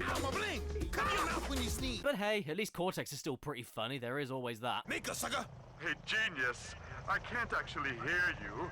I'm really far away, and I'm flying like a hovercraft or something. And I don't hate the new Aku Aku here, I can still tell that it's him, but that face he pulls when he's shielding you is a little... And yes, I said shielding. There's a guard mechanic in Crash of the Titans, and even a roll, because this is yet another 3D beat-em-up similar to Skylanders, except much faster, and it came out 9 years prior. So this was actually the first attempt of putting Crash into a combat-focused setting, and, I mean, it works, but this is no Bayonetta. There's nothing complicated going on, or different strategies you need to come up with at a second's notice. There's no dashing or darting around, it's all incredibly straightforward. Crash runs around like he's late for a meeting, and most bafflingly, he doesn't even start the game with the spin move, which is like Sonic starting a game without being an annoying dick. You have to unlock the spin first, and get this, if you use it for a little bit, it makes you dizzy. Crash Bandicoot, dizzy from spinning, which is all he's done since the beginning. This dude isn't Crash, he's a poor man's imitation. Why, you big troll, you— This is so peculiar to me. I never thought I'd live to see the day where the words Combo King appeared on screen in a Crash game, and Crash, wait, what's this? What are you doing? Stop it! Oh, okay, I got an achievement. What was it for? The right stuff? What right stuff? What, you mean this? This was the right stuff? I'd say this was the wrong stuff. But of course, I am blissfully ignoring the other major aspect of this game, which is presented to you on the front of the box. And I'm mostly avoiding it because of what it's called. It sounds like you're pulling someone off. Basically, there are a handful of bigger creatures that you can fight, that after you start hitting them, makes a star counter appear above their head. Keep wailing on them to fill it up, wait for them to get stunned, then tap a button and— What is this magic? Yes, for some confusing reason, in Crash of the Titans, Crash can jack certain beasts to do his dirty work for him, which usually means just doing the same thing that you would already be doing, but just doing it harder. How did Crash get this ability? When did he learn it? Why does he need to do it? It's not explained. Stop crying. I'd love to say more about this game, but to tell you the truth, I really can't. What you're seeing here, this is the game. Whether by your lonesome or riding on the back of a demented pig, you are pressing the same buttons, fighting the same waves of enemies, and getting by the most rudimentary of platforming sequences with barely anything resembling thought being needed to carry on. Gotta be honest, I don't like tag team racing, but at least the world was more interesting to explore. This is just unpalatable. There's nothing technically wrong with it, but it's easily the most boring game of the bunch with nothing standing out, nothing special about it, and nobody making a joke about Crash possessing monsters being called jacking. And it doesn't matter how good your game is at that point, if it's boring, you've lost me. I mean, at least Skylanders, for as slow as that game is, allowed you to collect coins and spend them on upgrades that you wanted to choose. Here, you don't get a choice. You just keep collecting these blue balls and then you'll eventually unlock some kind of new move, and that's it. There's no strategy or thought to any of this, or any concrete reasons to explore. I'm being serious when I say this. This is the Crash version of Sonic Boom. Yes, a fundamentally boring and unengaging beat-em-up with no thought required, basic platforming, new character designs, new unexplained abilities, and a new universe for the characters to explore that's given no build-up, backstory, or context. Only difference is, in Crash of the Titans, you don't disappear.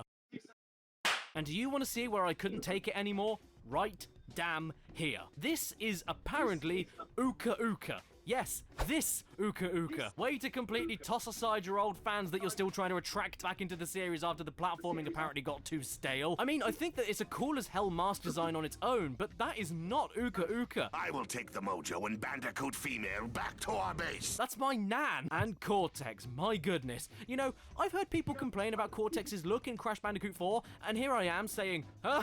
You serious?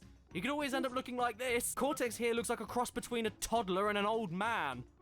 Or balding Pinocchio. Aha! Bonjour everyone and welcome back to my show. It's me, Sam Witch, and today we're going to be cooking up all of the shit that you never wanted to eat, sticking it in the microwave and reheating it for you.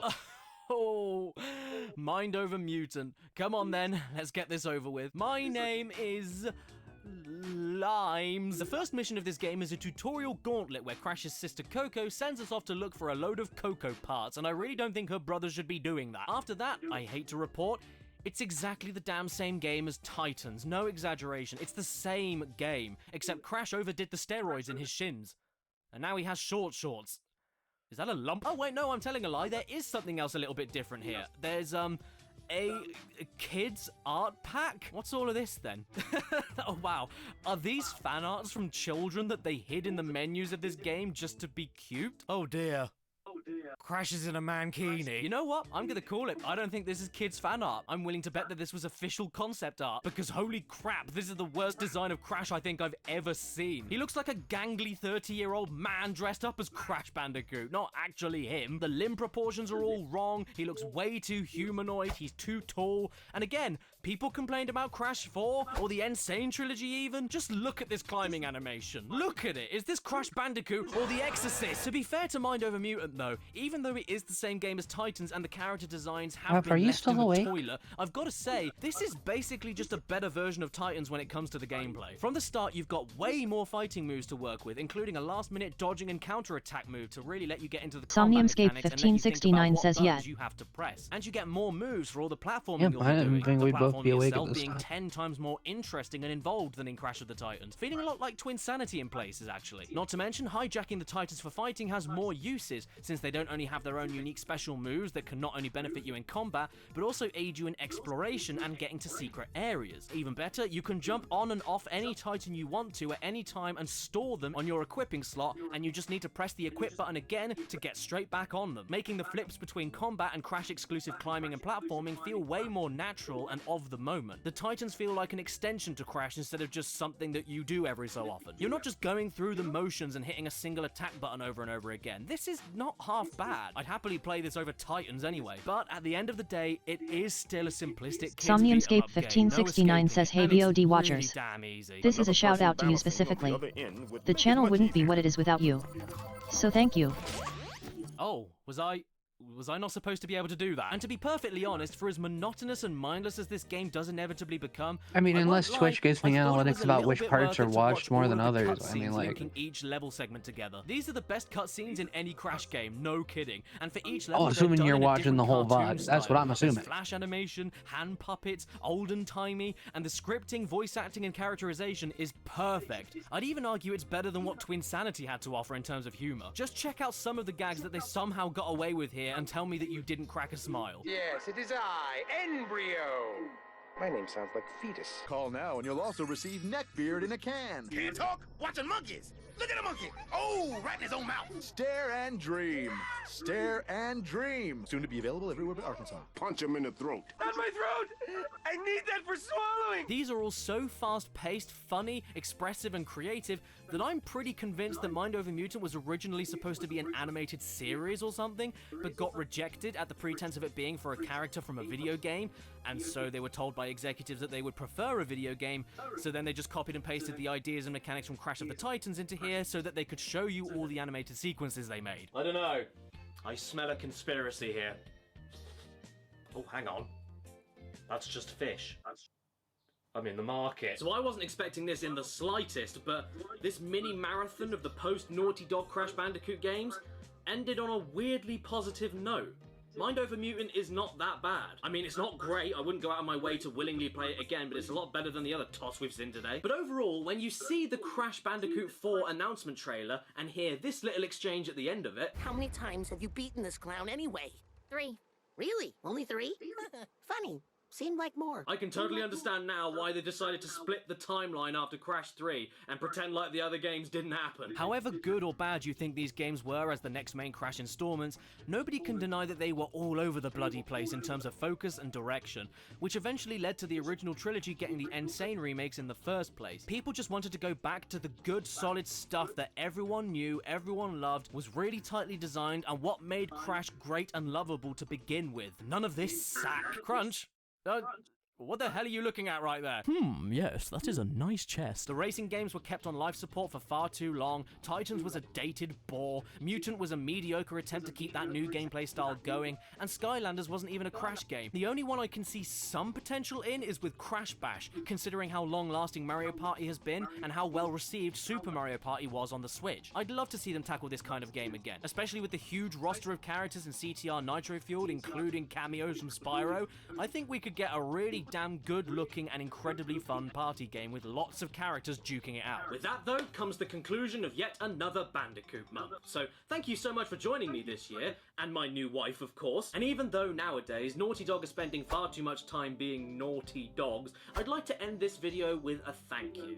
Because without you, Naughty Dog, I wouldn't be here right now. But do you have a copy of Smash Brandy's Cooch?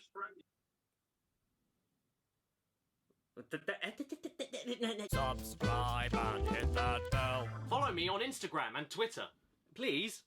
I'll give you a tickle. Special thank you to my executive producers on my Patreon page in the I will description take the below. tickle. Matthew Hubble, TARDIS Type 40, Exopaz, Ramen Wolf 1485, Red Eyed Critic, A.D. Thornton Smith, Mitchell Reed, Fart Rules, Skullman, Basil, Daniel and Alex, Ex-Shadowhunter ZX, The Game Shed, Slowponk, Stephen LeBlanc, Calvin Cascella, Dave Marshall, Ingvald Petterson, Carl Burke, Matthew Gunthorpe, Danny Covarubius, Lizzie in a Tizzy, Ethan Spencer, and Yugi Brony. Stan? Every moment you're not running, I'm only getting closer.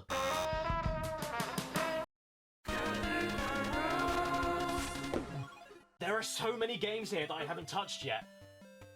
But right now I feel like playing all of these.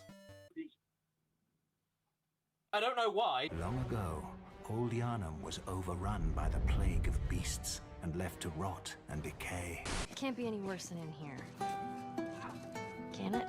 There was no hope, there was no time, there was no room, okay? We'd already turned on each other right when the hordes arrived. I'll just go and get some fresh air and be eaten by a monster. This doesn't feel right. How about I play more Animal Crossing instead? I feel sad now. Oh, what's this? Oh, look what I just got here. I got a springy ride on. You know what? I don't want to play video games anymore. I'm gonna go outside. Kids, see you later! Where are you going? I'm leaving and I'm never coming back! Huh? Oh, right, I forgot! The world's turned into bricks! Well, I guess we're all stuck inside right now. So for all of the children out there that don't have any school... On February 14th, 2005, at 9:13 PM, the internet domain name www.yo2b.compliance was created, and history was changed forever. Not just for internet culture, but for the world. It wasn't until April 23rd, 2005 at 8:27 PM when the first ever YouTube video was uploaded to the site, entitled Me at the Zoo. But when it did go public, the universe practically imploded. Alright, so here we are, one of the elephants. Cool thing about these guys is that they have really long fronts, and that's cool. It was an 18-second joke about a prick. Ooh. Nowadays we look at this as just a terrible test video made by one of YouTube's co-founders, but back in 2005 it was revolutionary for multiple reasons. To begin with, it was the first ever upload to what would become a multi-billion-dollar corporation. Secondly, it was about a peony. And thirdly, it definitively proved to the world that YouTube was a website in which anybody, any single person, could make any video they wanted and upload it. Sound quality, visual quality, joke quality. How come this stuff never happens to Captain Kirk? It didn't matter! No more sending off and waiting for your VHS tapes to show up on home video TV programs to benefit big corporations. This website was called YouTube for a reason, because it was all about you. What are we talking about? And And once the world realized this, everybody and their mothers took a shot at standing out for the sake of trying to get their 5 minutes of fame. And as the idea of an online video celebrity became more and more tangible as the years went on, even to the point of people starting careers off of their video popularity, a trend began of everybody taking a shot at going viral. From children to children, and even children. I tried it too. I made some videos when I was a kid, and you're gonna watch them with me. So recently, my channel itself has had a complete overhaul with the way that I make videos, and judging by the view counts I've had so far, it's been going pretty damn well. So thank you all so much for that. Whoa! 540,000? That's how many teeth I used to have before the operation. So instead of capitalizing on this, I thought it'd be way funnier to take a look back at all of the videos that started everything. Before I had the subscribers, before I went to conventions, before I had sponsors. Whoa, I'm a guy, hey! And when I'm not remembering what going outside was like, I'm playing AFK Arena, the very kind sponsors of today's video. This here is a beautiful card game with idle RPG mechanics, and if you know anything about my busy lifestyle, idle games that play themselves while I'm working really gets me going. Collect many different awesome hero cards with unique art styles, assemble your lineup, choose your favorites, invest in them and upgrade them. With all of this stuff, you feel like a collector that can actually do stuff with the things that you collect. And lots of people enjoy that feeling because the game holds a 4.5 rating on the Google Play Store and 4.7 rating on the Apple App Store. That's basically 5! Even better, the game itself is 1 year old by the time this video goes live, and to celebrate this birthday, not only will there be special events and activities to get special rewards, but also AFK Arena have licensed the character Ukiyo Tachibana from the classic arcade fighter Samurai Showdown by SNK. Don't know what Samurai Showdown is? Oh dear. If you log into the game, you'll be able to try out Ukiyo for free for 7 days. And that's not all. If you head to the description to bit.ly/categories04, you can also use the bonus code HAPPYBDAY0409 to get yourself 5 birthday chests, 10 common hero scrolls, and 500 diamonds. So take advantage of this great limited time deal and feel nice knowing that you'll be supporting my channel while doing it. AFK, SNK, it's acronyms? Wait a second, what was I talking about? Ah yes, looking at my first videos. No, I'm not talking about my first ever game review. And I am Cadecorus. As beautiful as that is, because I already talked about that in another video years ago. I'm instead talking about the comedy and music videos I made even before that, which I very naively assumed would immediately get popular. The videos that I told my parents were worth me spending all my spare time doing because they would obviously do so well that YouTube would definitely be my career within 6 months. I'm so sorry, Mum! Oh, hi, Mum. I mean, can you blame me? If you can get over 500,000 fans by making a single video talking about an elephant's floppy, this YouTube thing must be easy. I've got this. Look, my camera quality is much better than that man's even. Looking back, I really wish someone had told me otherwise. I needed the guidance. And I'm kind of guilty of tricking my mum and my stepdad into making them think that this was a valuable way to spend my time and that this was definitely going to be my career. You know, it was okay that I was spending every waking moment of every day making garbage fire videos because they didn't understand the internet, they didn't understand YouTube, but I did. Which is why I made the best damn videos on the website! Don't let his squeaky toys on the floor again. Okay, they're bad.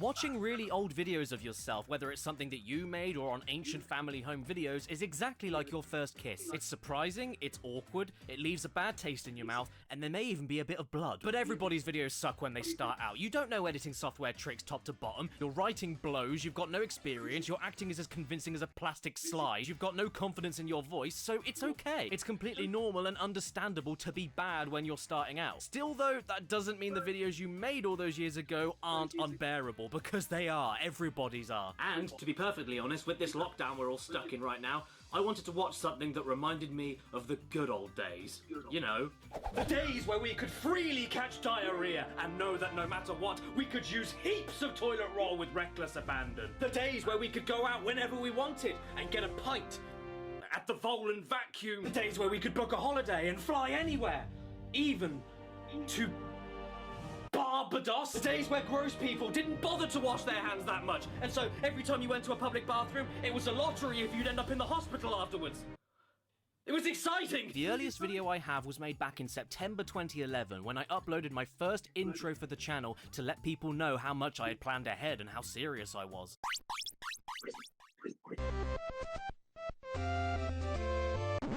Oh no, what was that? Was that a record scratch?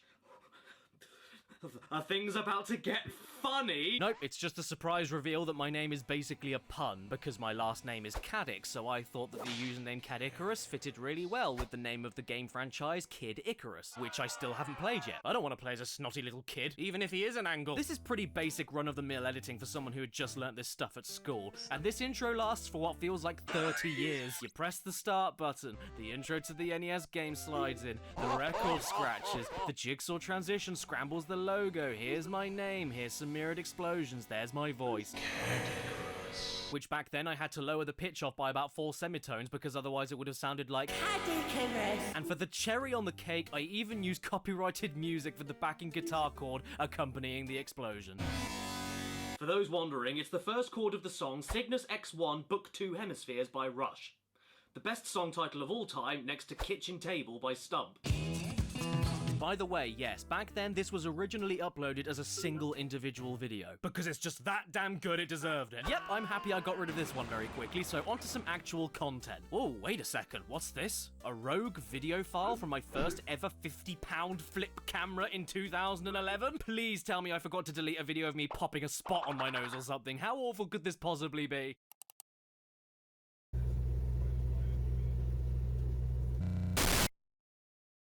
What? Unfortunately though, after this, the first 2 actual edited videos I made for this channel, both of them being vlogs, have been lost to the sands of time forever. I can't find the files anywhere. That, and I smashed up the laptop those videos were on with a big hammer. In those videos I was 16, but in the videos you'll be seeing today, I was 17. So yeah, I know, I technically wasn't a kid, but trust me, when you get to your 20s, you will look back at yourself and go, God, you're a stupid kid! So anyway, the earliest Cad Icarus edited video I have access to is this. His name is Angus and he's out for bloods. And when he's on his walkies, he patrols the moor. Don't worry, Mum!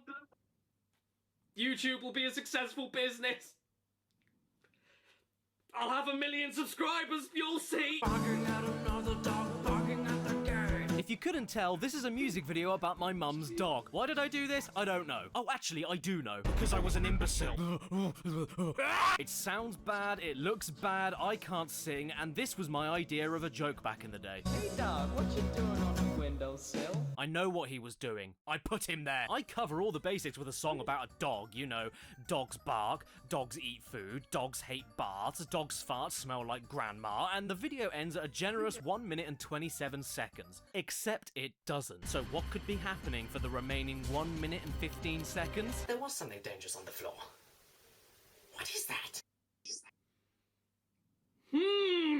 Like all the great YouTubers out there, branding and facial recognition is very important. Mix that in with a Dog saliva's just been all over my face. funny personality, and I figured I was set for the rest of time. But of course, I missed out on the fact that the lighting is abysmal, the audio God, I love the blue tap. sounds like a burst pipe, and I'm just not funny at all. Like, I'm so not funny. And this isn't me saying that I'm hilarious nowadays and I'm so random when you get to know me, but I'd like to think that today my writing and presentation is miles better than... To be honest, if I had my face blown off in war or something and I came back with this face transplant, I'd be incredibly happy. I mean, wouldn't you? Unless, of course, it isn't, and this is secretly comedic genius way ahead of its time. And what am I doing with my voice? I don't talk like that. Why do I sound like Igor? Hello there, chaps. Wanna see my doggy treats?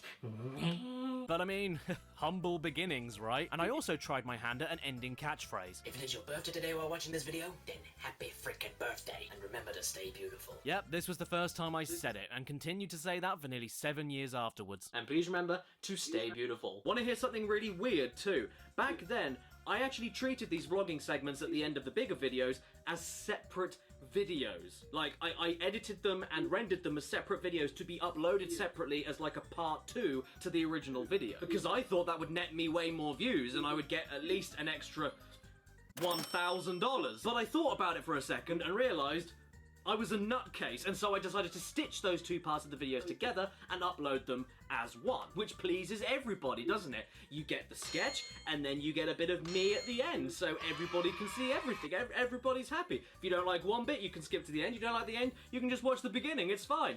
I figured that was a safer thing to do, you know, just in case the extra $1,000 plan didn't work. After this, I tried out my first ever comedy sketch. Enter my reaction to Call of Duty Modern Warfare 3's release, a video which is one joke. I find out that the game came out, get really angry that nobody told me that it came out, and then react appropriately. This is the only joke, and it goes on for 3 agonizing minutes. And most of it is totally useless filler anyway. I mean, I start the video playing Zelda 1 for no reason at all, and then I do this cutaway. I'm just playing Legend of Zelda. The gold cartridge edition.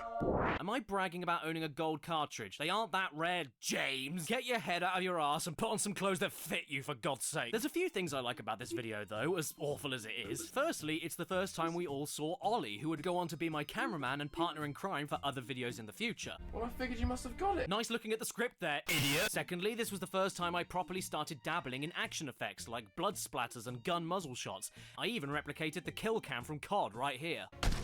And that right there, that was Ollie falling directly onto a concrete step. He went above and beyond for that shot. Let's just hope that nobody tried to break in when they saw my old house number perfectly visible in the frame.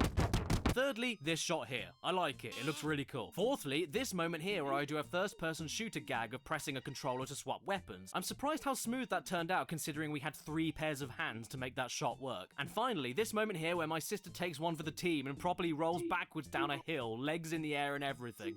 Just look at her go. But the rest of it, no. Just no. The barrel of the gun is taped on! And it's wonky! It's facing the floor! Oh great, another vlog. And in this one, I was really hungry and you need to feed me. Feed me now. Feed me. Ooh, yeah, I could do with a bit of fresh meat. Feed me all of your knees. I could, especially knobbly knee. Feed me your knees. If you don't give them to me, I'll get them myself. But how do you feel about the release of Modern Warfare 3? Oh, shut up! And look at your stupid clean-shaven face. You belong on a packet of Pampers. Post a comment or leave a video response. Hey, I remember video responses. Anybody out there do too? That's old school YouTube, you know. That was when, if you wanted to, you didn't have to just post a comment. You could actually reply to the video with a video of your own. This was a complete mess, and YouTube rightfully got rid of it. So why don't you just click that button so you can subscribe? Oh god, that was my old subscribe jingle. The painful, agonizing memories. The next video I tried to do was a parody advert for Monster Energy Drink, and you haven't seen proper acting until you have seen me reacting to the narrator for this advert. Okay, Jim, this is a very simple scene here, nothing too complicated. All we need you to do is look through your bookshelves to pretend to find a game to play, and then all of a sudden, a voice off-screen surprises you. Got it? Yes. Okay, great. And action. Hey, kiddo. Right, okay, I'm having you killed. Well, how about trying Monster Energy? Look at those pixelated artifacts all around the image. I was terrible. There isn't really anything I can say about this video. It's a parody ad because that's what everybody was doing back then, including Tobuscus, whose Namicus is very similar to Cadicurus. This video is just me talking about why Monster is so great, you know, how cheap it is, and using tons and tons of stock life quote images and... Awesome! Emojis, yeah. Oh, sorry, can we hear that voice one more time? Awesome! The rest of the video, though, is just, well, stuff like this. Yeah, everybody, this is how crazy Monster Energy makes you. You throw envelopes into the air and put shopping bags on your head. This is so crazy. You can't even bring yourself to flail your arms more in case you hit yourself and you got a boo-boo. Brewed by Poseidon himself. To recharge your epicness. And as far as I'm aware, this video was actually where a lot of my first 100 or so subscribers came from. I don't know why, but I'm not complaining. I mean, I got an audience with this video, so I can't be too mad with how badly it's made. This drink is orange! I think I said it best myself when somebody tweeted me a clip from this video ages ago, and I said, no one needs to see this era! Oh look, it's Cookie Monster. Why is he in the video? Who cares? On to the next one, which is when I tried my hand at making a short film. A parody horror thing called The Cleaning. You get it?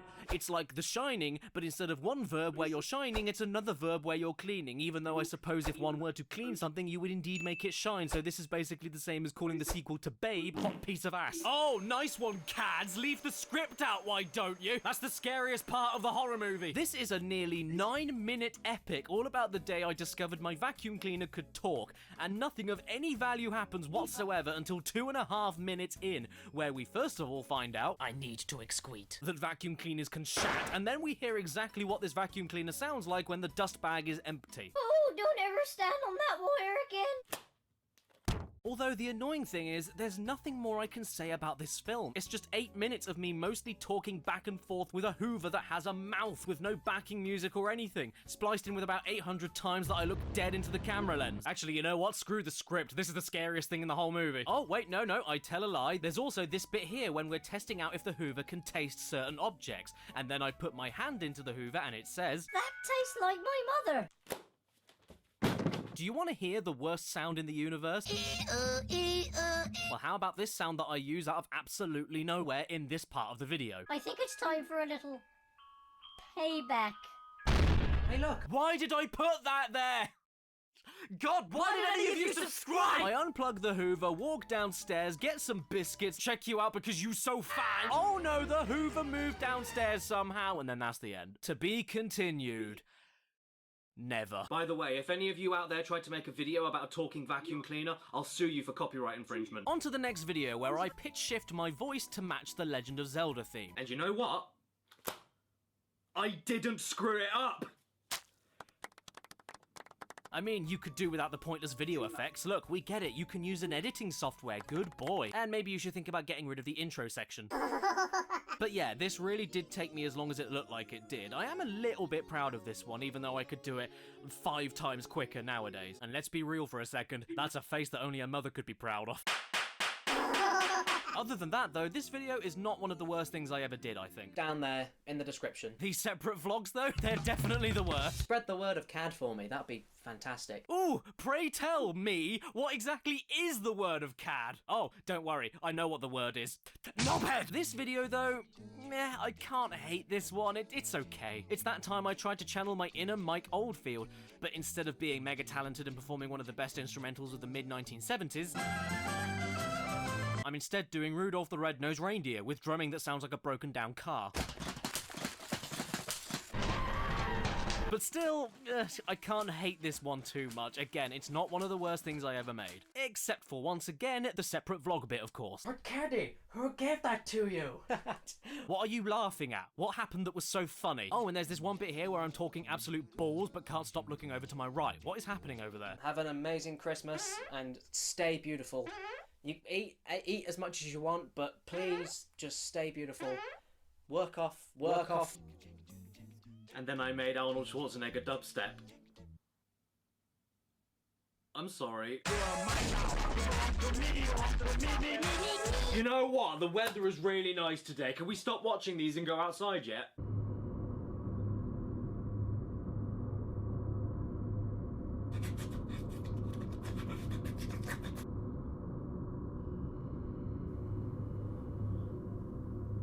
Indoors is good. Indoors is your friend. Remember to wash your hands, everybody.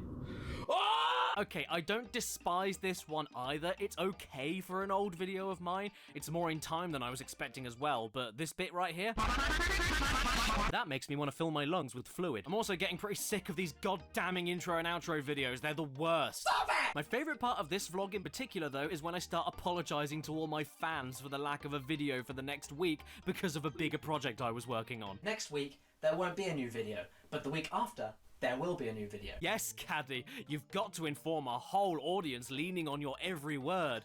All 43 of them. And by the way, don't forget to follow me on a badly pixelated transparenttee.com. Up until this point, I had been doing a lot of one-off videos and one-off sketches, but I wanted to have a recurring show at this point. You know, I was a big boy, I was experienced enough for that point, and this new show idea I had set around the same theme, I'll let me from 2011 explain it to you. If you look down there in the description, you'll find a link to my Facebook page. Oh no, look at my 2011 Facebook page. It's like looking at a first edition of the Bible. It's ancient, ugly, and I don't understand any of it. And on this wall post, you have to put any genre of music and any inanimate object. And I will make a song for it and make a video for it for the next week. And it's going to keep on going and on and going and going and going and going. Until episode 3 when I stopped it forever. So, who wants to see episode 1 of this epic saga? Okay, well, you asked for it. Somebody asked me for episode 1 to do a country and western song about orange squash. There is no point where you're embraced because you've got a pretty face. And I can see orange squash from overhead. My liver's ballooning. Okay, so this is as good as you can imagine it is. Somebody wanted me to do a country and western music video about orange squash, and I can't sing and didn't have access to any professional recording equipment, so what did you think would happen? Not only that, but me and my friend Tim at the time recorded this at a farmyard in the middle of January, so even though it's sunny out there, it was like 1 degree C or about 34 Fahrenheit. See that pain on my face? That was real. I couldn't afford cowboy boots, so I just went around with no shoes or socks on. The good thing, though, is that after my feet caught frostbite, I got new robot feet. Oh great, more vlogging? I'm on a slant. Yep, you sure are. I just wish you'd slide off of the camera. I'm on a slant. Oh man, I still have that phone. I tell you what, you kids got it lucky nowadays with your iPhones and your eye patches. We had to use these bricks back in the day. Do you guys remember texting with buttons? Do you remember slide phones? This one slides both ways. My favourite thing about the country orange squash video, though, isn't anything to do with the video itself, but the files I used to make the video. I don't know why, but I kept every single recorded take during the recording of the song, and even the filmed vlog bits in case you want to hear a dog interrupt me. I look pretty damn or watch me do a big mouth fart. What are some of the recorded song takes, though? Let's check out this one. I used to keep a close eye on my girl. Life was fun when she was around. There was no denying that our love was strong. Our bond was quite resound. Okay, I regret clicking on that one, so what's going on in this one? Yeah! Something that is a little bit cool, however, is that this is the first ever use of my version 2 intro that I would use for my first few Cat Icarus game reviews. That's a neat little bit of history there, like the Battle of Hastings. And speaking of countless amounts of people getting slaughtered, here's my second remix video. You know what? I don't mind this one too much either, and it took me so long to get right that you're gonna like it too, damn it! Everything here is in time, the beat is pretty catchy, and it's the first time anybody heard my subscribe jingle that I ended up using for like 7 years. But you have to watch me vlog again before you can hear it. I can't apologise enough for the lack of a Randa song this week, but I figured that I had to do some sort of entertaining thing while you guys were just kind of waiting on that cliff ledge for me to do something, and I didn't do it, and I'm really, really sorry about that. Yes, I'm so sorry to the whole 12 of you that were watching my videos back then. I promise I won't keep you waiting again. And while you're waiting, can I interest you in some canned body perfume? I wanted to let everybody know that I smelled really good. Would you also like an egg? Because I've got one of them. I got egg. You know the craziest thing about this remix video, though? If you go to my second channel where I re-uploaded all of these parts of the videos, not the vlogs because they're separate videos, this one is ahead of them all by over 300,000 views. Maybe the public have the problem, not me. This leads on to another episode of Randa's song. This time it was somebody asking me to do a nursery rhyme about an ostrich. Twinkle, twinkle, big ostrich. You're funny. And what exactly do you want me to say about this one? I'm dressed in a onesie, I'm wearing Crocs on my knees, I'm doing the ooh-woo voice, it's awful. Ostrich, how fast can you run? And for the cherry on top of this dump cake, more vlogging! Anyway, that was the second Randa song, and at least I end it in the coolest way possible by flinging my hat against the camera and the hat staying there. oh my god, no way, I actually did that! That was the proudest moment of my life. So, looking back, that means I had no life. Like this woman right here, singing about sitting on the toilet. Sitting on the toilet. Sitting on the toilet. You know what this needs? A triple speed dance club remix. with trumpets. You know what? For being a 17-year-old that had no clue what he was doing, I think I surprisingly had a clue what I was doing here. Let's be real, everyone, this shit slaps. I could listen to this all day. I think this is my favourite video by a long shot.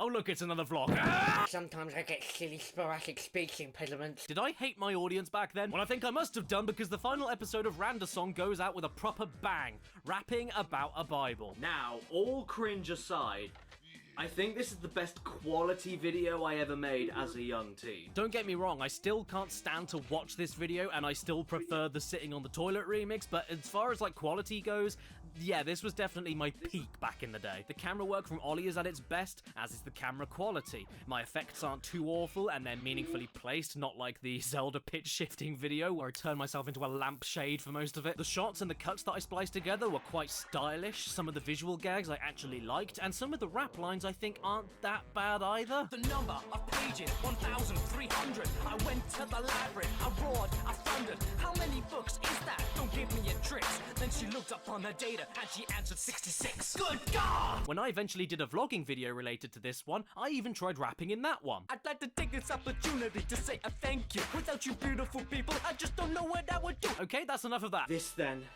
very sadly, leads us on to the final video of the original Cat Icarus era.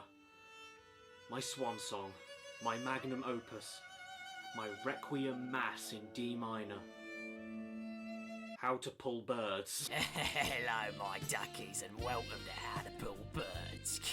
Yes, what you just saw there was the birth of Q. And I still use that phrase occasionally today, just 10 times classier. So tell me, young me, how does one pull a bird? Who's on one? Trickstick musicians!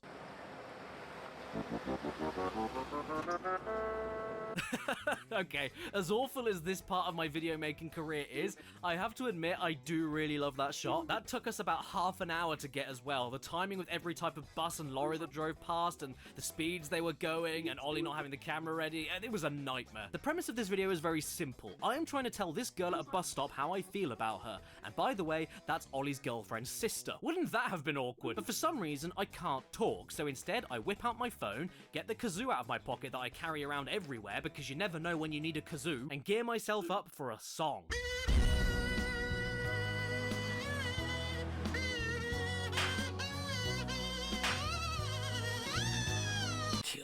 And with that final cure, that was it for old school Cat Icarus. I got around 157 subscribers after this, and then I gave game reviewing a shot, which all of a sudden took off, and I never looked back. All of this stuff, it was fun, it was a learning experience, but man, looking back, it was dreadful. If you're sitting at home right now, stuck in isolation, not sure what to do, trying to find some way to kill the time, and want to give this YouTube malarkey a shot, just remember this. I'm not the only example to take notes from. We're all bad when we start making videos. We are all terrible, especially if you go into this with no prior experience to most of the software or the internet or anything like I did. So yeah, just keep that in mind. But the important thing, above anything else, is that you have fun. And in these trying times we're all going through right now, we need to take all the little bits of fun we can get. Unless you've got plenty of prior experience of presenting, writing, video editing, how the YouTube game works, unless you've got any of that before going into this kind of thing, just remember that it takes a lot of time, effort, trial, error, and failure before you get into a groove with any style of video making. I mean, back then, I was so confused as to why nobody was watching or subscribing to me, because regardless of quality, I was grinding my soul into these videos while still at school, while I had multiple part-time jobs. So to see the videos flop or fail is heart-rending for a young person, especially when these videos could take you weeks upon weeks to complete. It makes you think that your work hours must reflect your success. But that's just not how it goes. And sometimes you can talk to channels with 1 million+ subscribers to this day, and they will say the same thing. Your work hours will not always reflect how well you do. In the beginning though, people will not go crazy for you and share you around because you're just not going to be that great. You're going to be rough around the edges, but embrace it. Use it as an experience to keep on improving, and eventually you'll find something that makes you stick out. And the more you can compare yourself to the past and say, "Good God, what was I thinking?" the better you are doing. And hey, if you start YouTubing with the intent that it's going to become your career, you've already failed. I was really lucky. I should not have gone in with that mindset at all. I was kind of desperate looking back. It's kind of sad. If making your own independent content isn't a passion project first and foremost, you'll never improve. You'll just get depressed and frustrated. If it works out, then brilliant. Keep the ball rolling as long as you can. Keep improving on yourself. Keep an audience growing. But if it doesn't work out, you need to be in the mindset of it being no hard feelings, you tried, and you enjoyed the ride while it lasted. I think you know what's coming up now. If you think you're a hot piece of chicken before even being put in the oven to cook, the rest of the world will see how raw you are and pick you up and throw you in the bin with the rest of the spoiled meat. Ooh, speaking of which, my dinner's ready. So while I'm chowing down on that, I'm gonna find the next thing to entertain myself with while I'm eating and, you know, while I'm stuck indoors. What can I do now? Well, you know, I'll watch some game reviews that I haven't seen before. Yeah, I love a bit of a game review every now and then. What's going on with this guy? In Tomb Raider 3, create a storyline in which Lara gets breast cancer. Imagine the drama. Subscribe and hit that bell. Follow me on Instagram and Twitter, because Special thanks to my executive producers on my Patreon page in the description below. Matthew Hubble, TARDIS Type 40, Exopaz, Brandon Butler Williams, Ramen Wolf 1485, Red-Eyed Critic, A.D. Thornton Smith, Mitchell Reed, Fart Rules, Skullman, Basil, Daniel and Alex, Ex-Shadowhunter ZX, The Game Shed, Slowpunk, Stephen LeBlanc, and Calvin Koskela. Stan, wash those paws and stay indoors.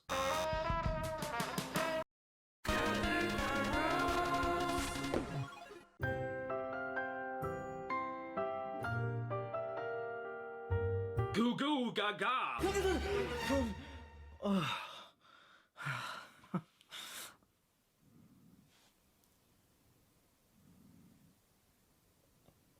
Well, I guess I can only play games made for babies now. And I'm not talking about playing games made for children. Have you seen my fingers? I can't even pet my dog with these skin-coloured cocktail sausages. I'm talking about playing games made for babies. Not Muppet Race Mania, not Stuart Little 2, not Powerpuff Girls, not even Rugrats Totally Fanny. Games made for actual toddlers, the lowest common denominator of human. I mean, it only makes sense. Picture this. You're a dad. You get yourself a best-selling video game console like the PS1. You play it non-stop. Your wife asks you why you haven't said hello to her for 3 weeks or why the baby is cooking your chicken casserole for dinner, and she begins to blame the body gams for you being a neglectful dad. But then you turn around and tell her that no! It isn't because you're addicted to Disney Tarzan. That can't be it. Because this isn't your PlayStation, it's the family's PlayStation. See? There's also games for our children too. PlayStation, scapegoating for shitty parents since 1994. Aha! I have always seen games for really young kids who don't know any better as the ultimate shameless excuse for adults who don't want to own the fact that they wanted an electronic toy to play with for themselves. You know, they're kind of like a checkmate in the chess of bad marriages. These games are more or less always some of the lowest quality attempts at making a video game in the first place.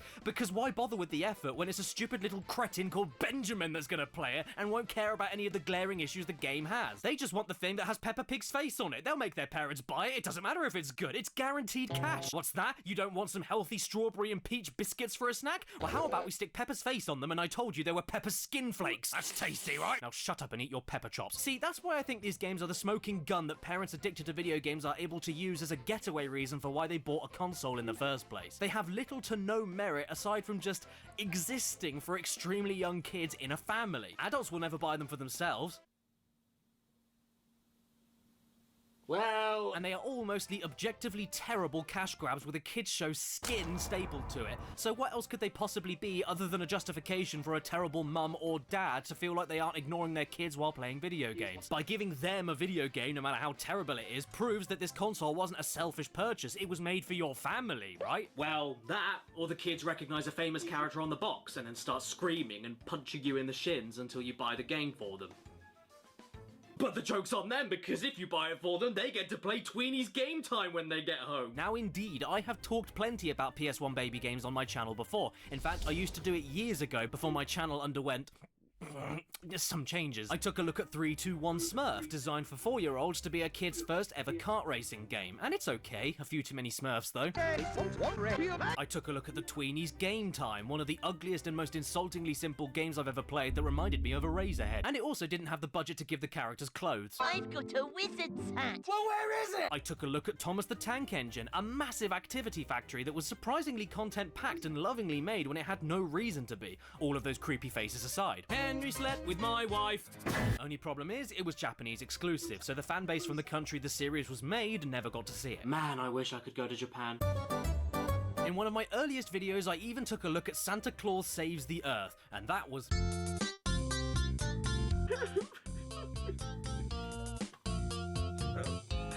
I'm sorry, everyone. I haven't been this emotional since I saw Saving Ryan's Private. But today I went above and beyond. I found 11 PS1 games made for babies, and I'm gonna play all of them for you, whether you like it or not. You're fired. Look, I'm not happy about it either, but I mean, what else am I supposed to do with hands like this? Ah!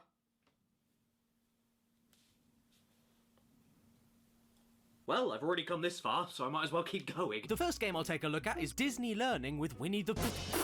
Christ! How much is it? Who in their right mind would pay for this? So let's play Party Time with Winnie the Pooh instead. Now you and all of your friends can have a party with Pooh. And all you need is a toilet and a ladle. You want to know the story of good old Winnie Bear's Party Time? Well, it begins with an alien getting his nose out and then having private time with the floor, which then leads us to a title screen. Winnie the Pooh, Winnie the Pooh.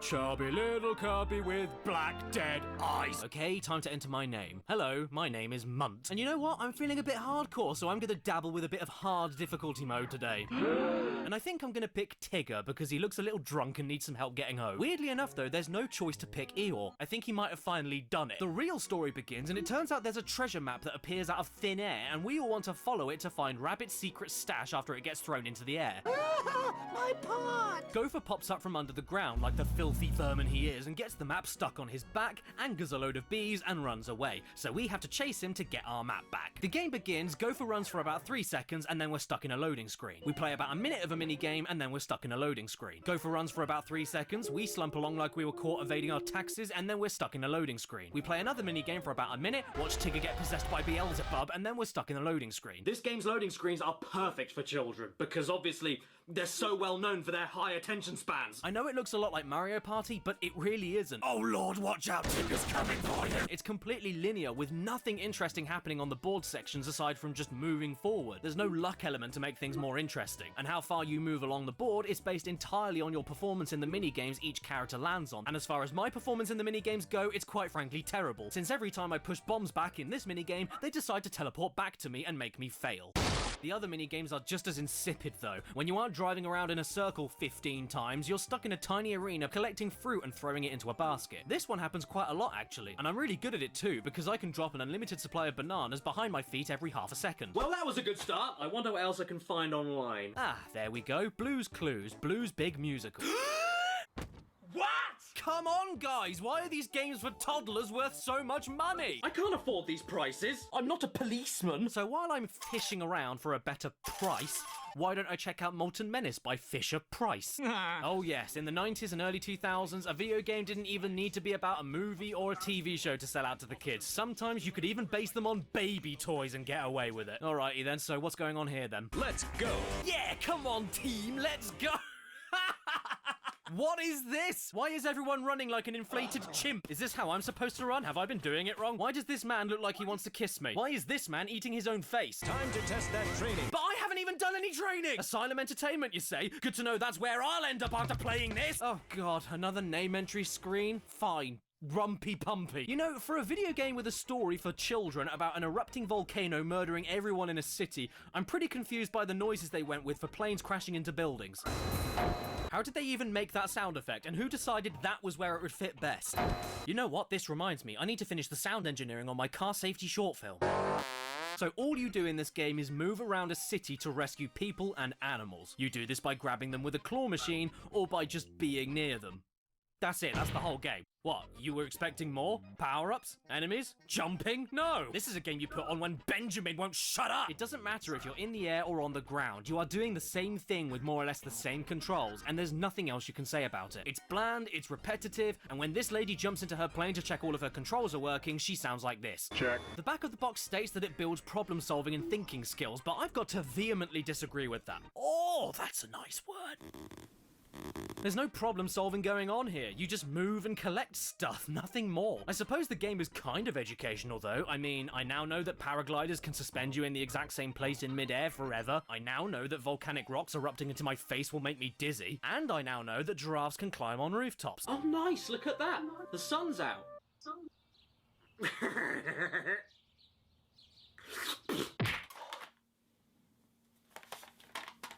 Play with the Teletubbies. Oh! Recommended for age 2 and over.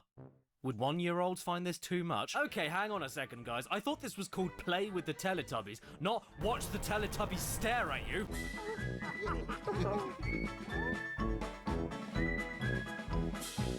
Okay, I'm gonna go out on a limb here and say that this game isn't pushing the PS1 to its limits. Yeah, I know, a shocking assumption, I'm aware. But with that being said, why didn't they just use the Teletubbies show intro as FMV in the game itself? If they're not gonna do that, they could at least animate the models. How is this gonna get the kiddie winks excited? Nothing is happening, and I feel like Dipsy's judging me.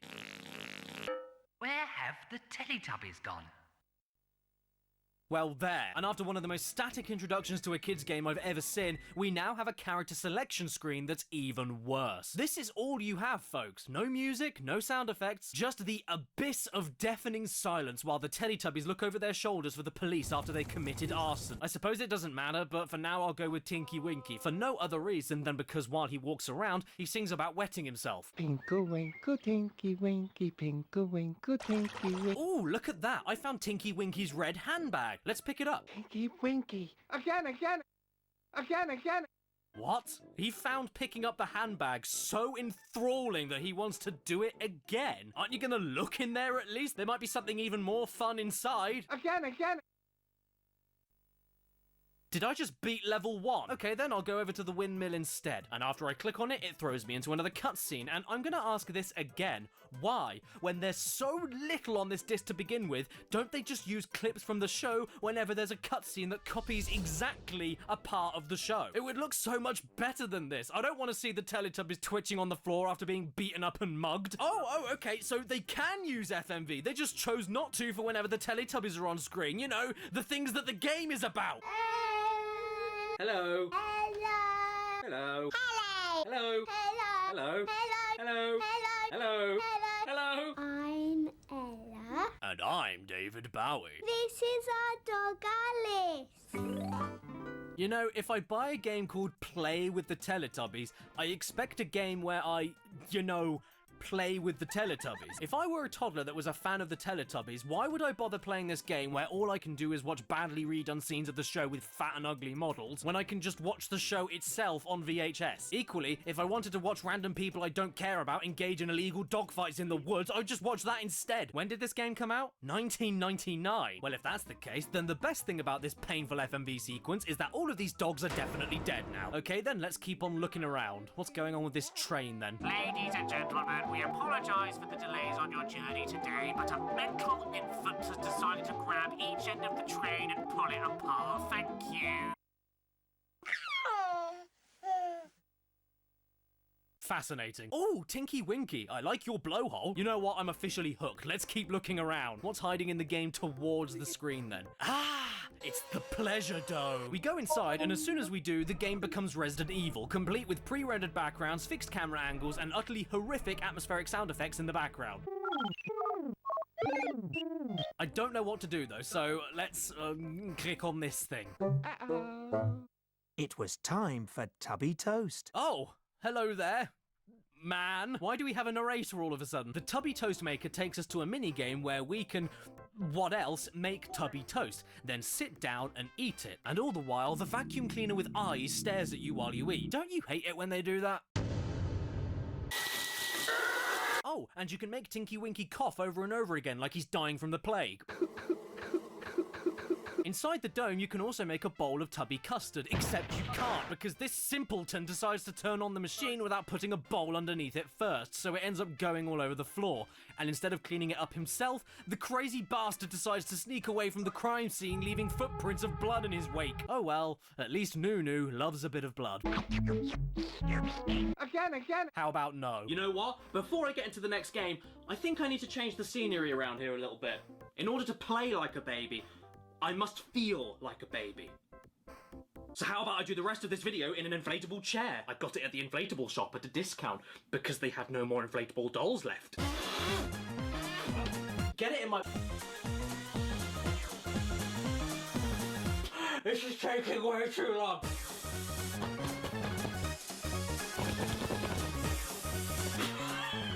I suppose the good thing about this is that if I get a little bit too excited, you'll be able to hear me moving and tell me to calm down.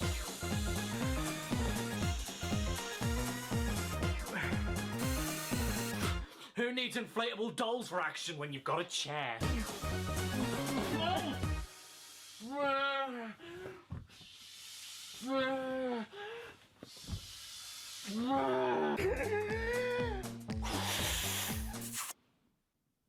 Whoopsie! It looks like I've just kissed my subscription to ExpressVPN, the sponsors of today's video. But what does VPN stand for?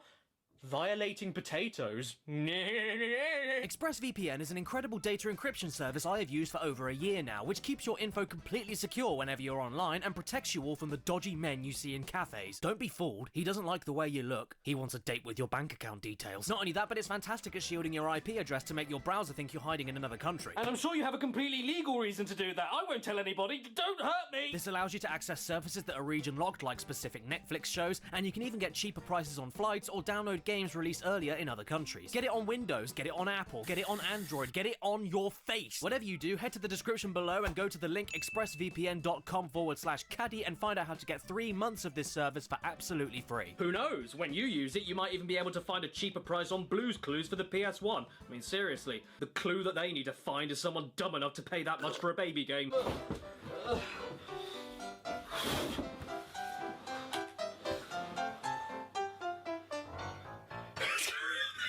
Next up, we have Barbie Explorer. Action as never before. Oh, wow. Does that mean that Barbie might bend her elbows? And would you look at that, she's actually doing more than using her joints. Check out this epic minecart video sequence. This is some dangerous stuff here. Barbie is looking like she's loving it. She looks pretty excited about death. So in this game, Barbie has taken it upon herself to find the missing pieces of a mystic mirror. Why? No clue. I thought she'd be too worried about breaking a nail. But if anything, I'm a little bit confused as to why we're in the middle of a story all about a mystical power that will reawaken and most definitely end humanity if we find all the pieces of an ancient artifact. This is a Barbie game, right? All I want to do is roller skate up to my convertible with my BFFs and then gang up on Ken so we can take his pants off and try and find his Johnson. Hang on, sunshine. What do we have here? VR training? What, like in Metal Gear Solid? Watch out, world. Solid Barbara's coming through. Now, in virtual reality, you can do all sorts of things with Barbie, like teleport onto swinging vines, walk like an old lady with rickets, not jump onto climbable walls because God forbid we put any actual fun into our platformer, and then we get absolutely decked in the face by opening doors. What's my name this time? KFC. Because by the looks of it, Barbie could do with one. She looks like if she pushes too hard, she'll snap her legs like a stick. So when we get into the actual game, I'm absolutely shocked to find out that it isn't very good.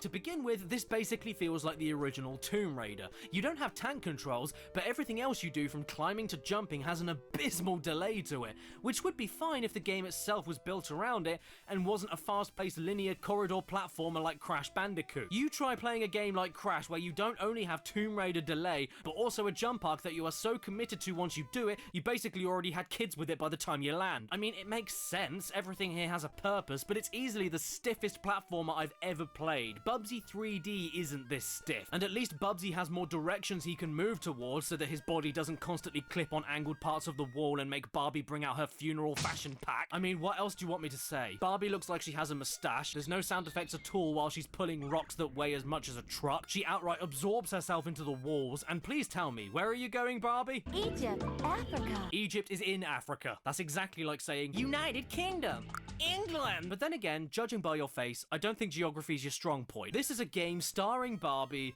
all about Barbie, in an action-adventure game with awful controls. I mean, I really can't go into any more... I'm so sorry, these games are really getting me going. So why don't I check out Rayman Jr. next? Yes, I am aware this game is for a slightly older crowd than what I'm aiming for, but let's be real, when the hell else am I ever going to talk about this thing? Ooh, what a treat! This game was part of the Value series? That means you know it must be good. And so far, I'm not disappointed. Check out this FMV intro. The quality is stunning. It's so much better than the original game. It definitely doesn't look like a Chinese bootleg. What are you, nuts?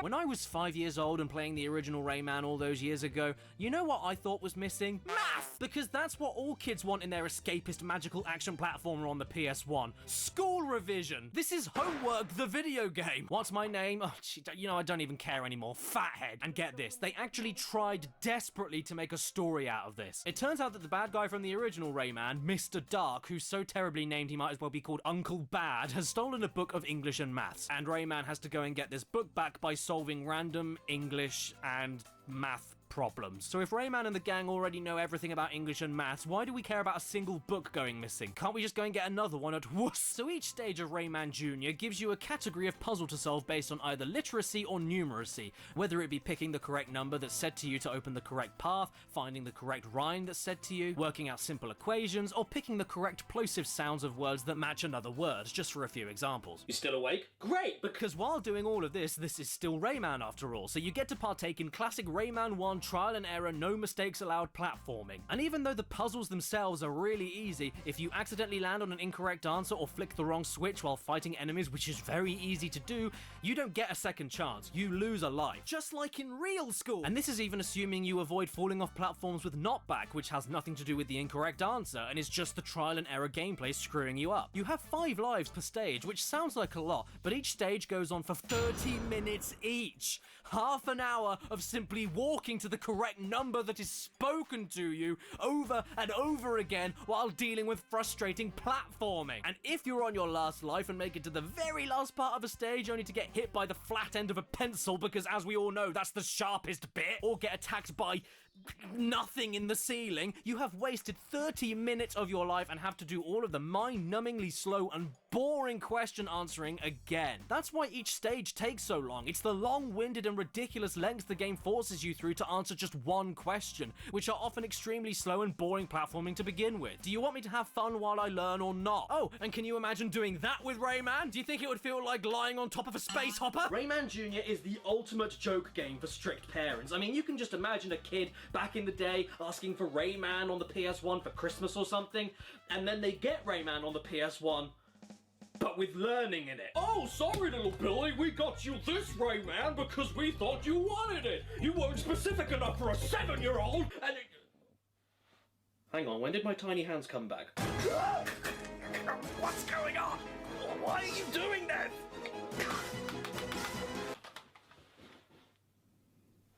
Christ, another one? Yay, thanks comically small hands. I can't wait to play Barbie Race and Ride. Encourages learning about horses. Oh, you mean Barbie?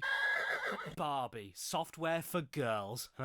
Sure. Who made this music and how can I legally assassinate them? Well, I know one thing for certain right off the bat. This game loads for everything. When you hit start, it loads. When you pick a horse, it loads. When you pick the horse's name, it loads. When you ride the horse, it loads. When you get off the horse, it loads. When you click on something you want to do off the horse, it loads. When you confirm that you definitely did want to do that thing by clicking on it again, it loads. When you're done with the thing you want to do, it loads. When you want to get back on your horse, it loads. You know what? You're right. These games are made for girls because, as we all know, girls just love being stuck waiting around for things to happen. You know, like when they had to wait for the vote. Here's my horse, and I called him the worst name I could find in the list. Baby. Baby the horse. And here is the game. Yes, this is the game. I'm not joking. What you have is the worst FMV I think I've ever seen, while all you do is make a bad quality gif of a horse head move its head left and right and jump every couple of minutes. But as far as moving left and right goes, you don't need to do that. It doesn't matter. This is a predetermined path. It's all automated, so there's no point moving left or right at all. While this is all going on, every so often Barbie will... I wonder what those stones are for. ...see a pebble that she just loves so much that you have to stop. At which point you get an insultingly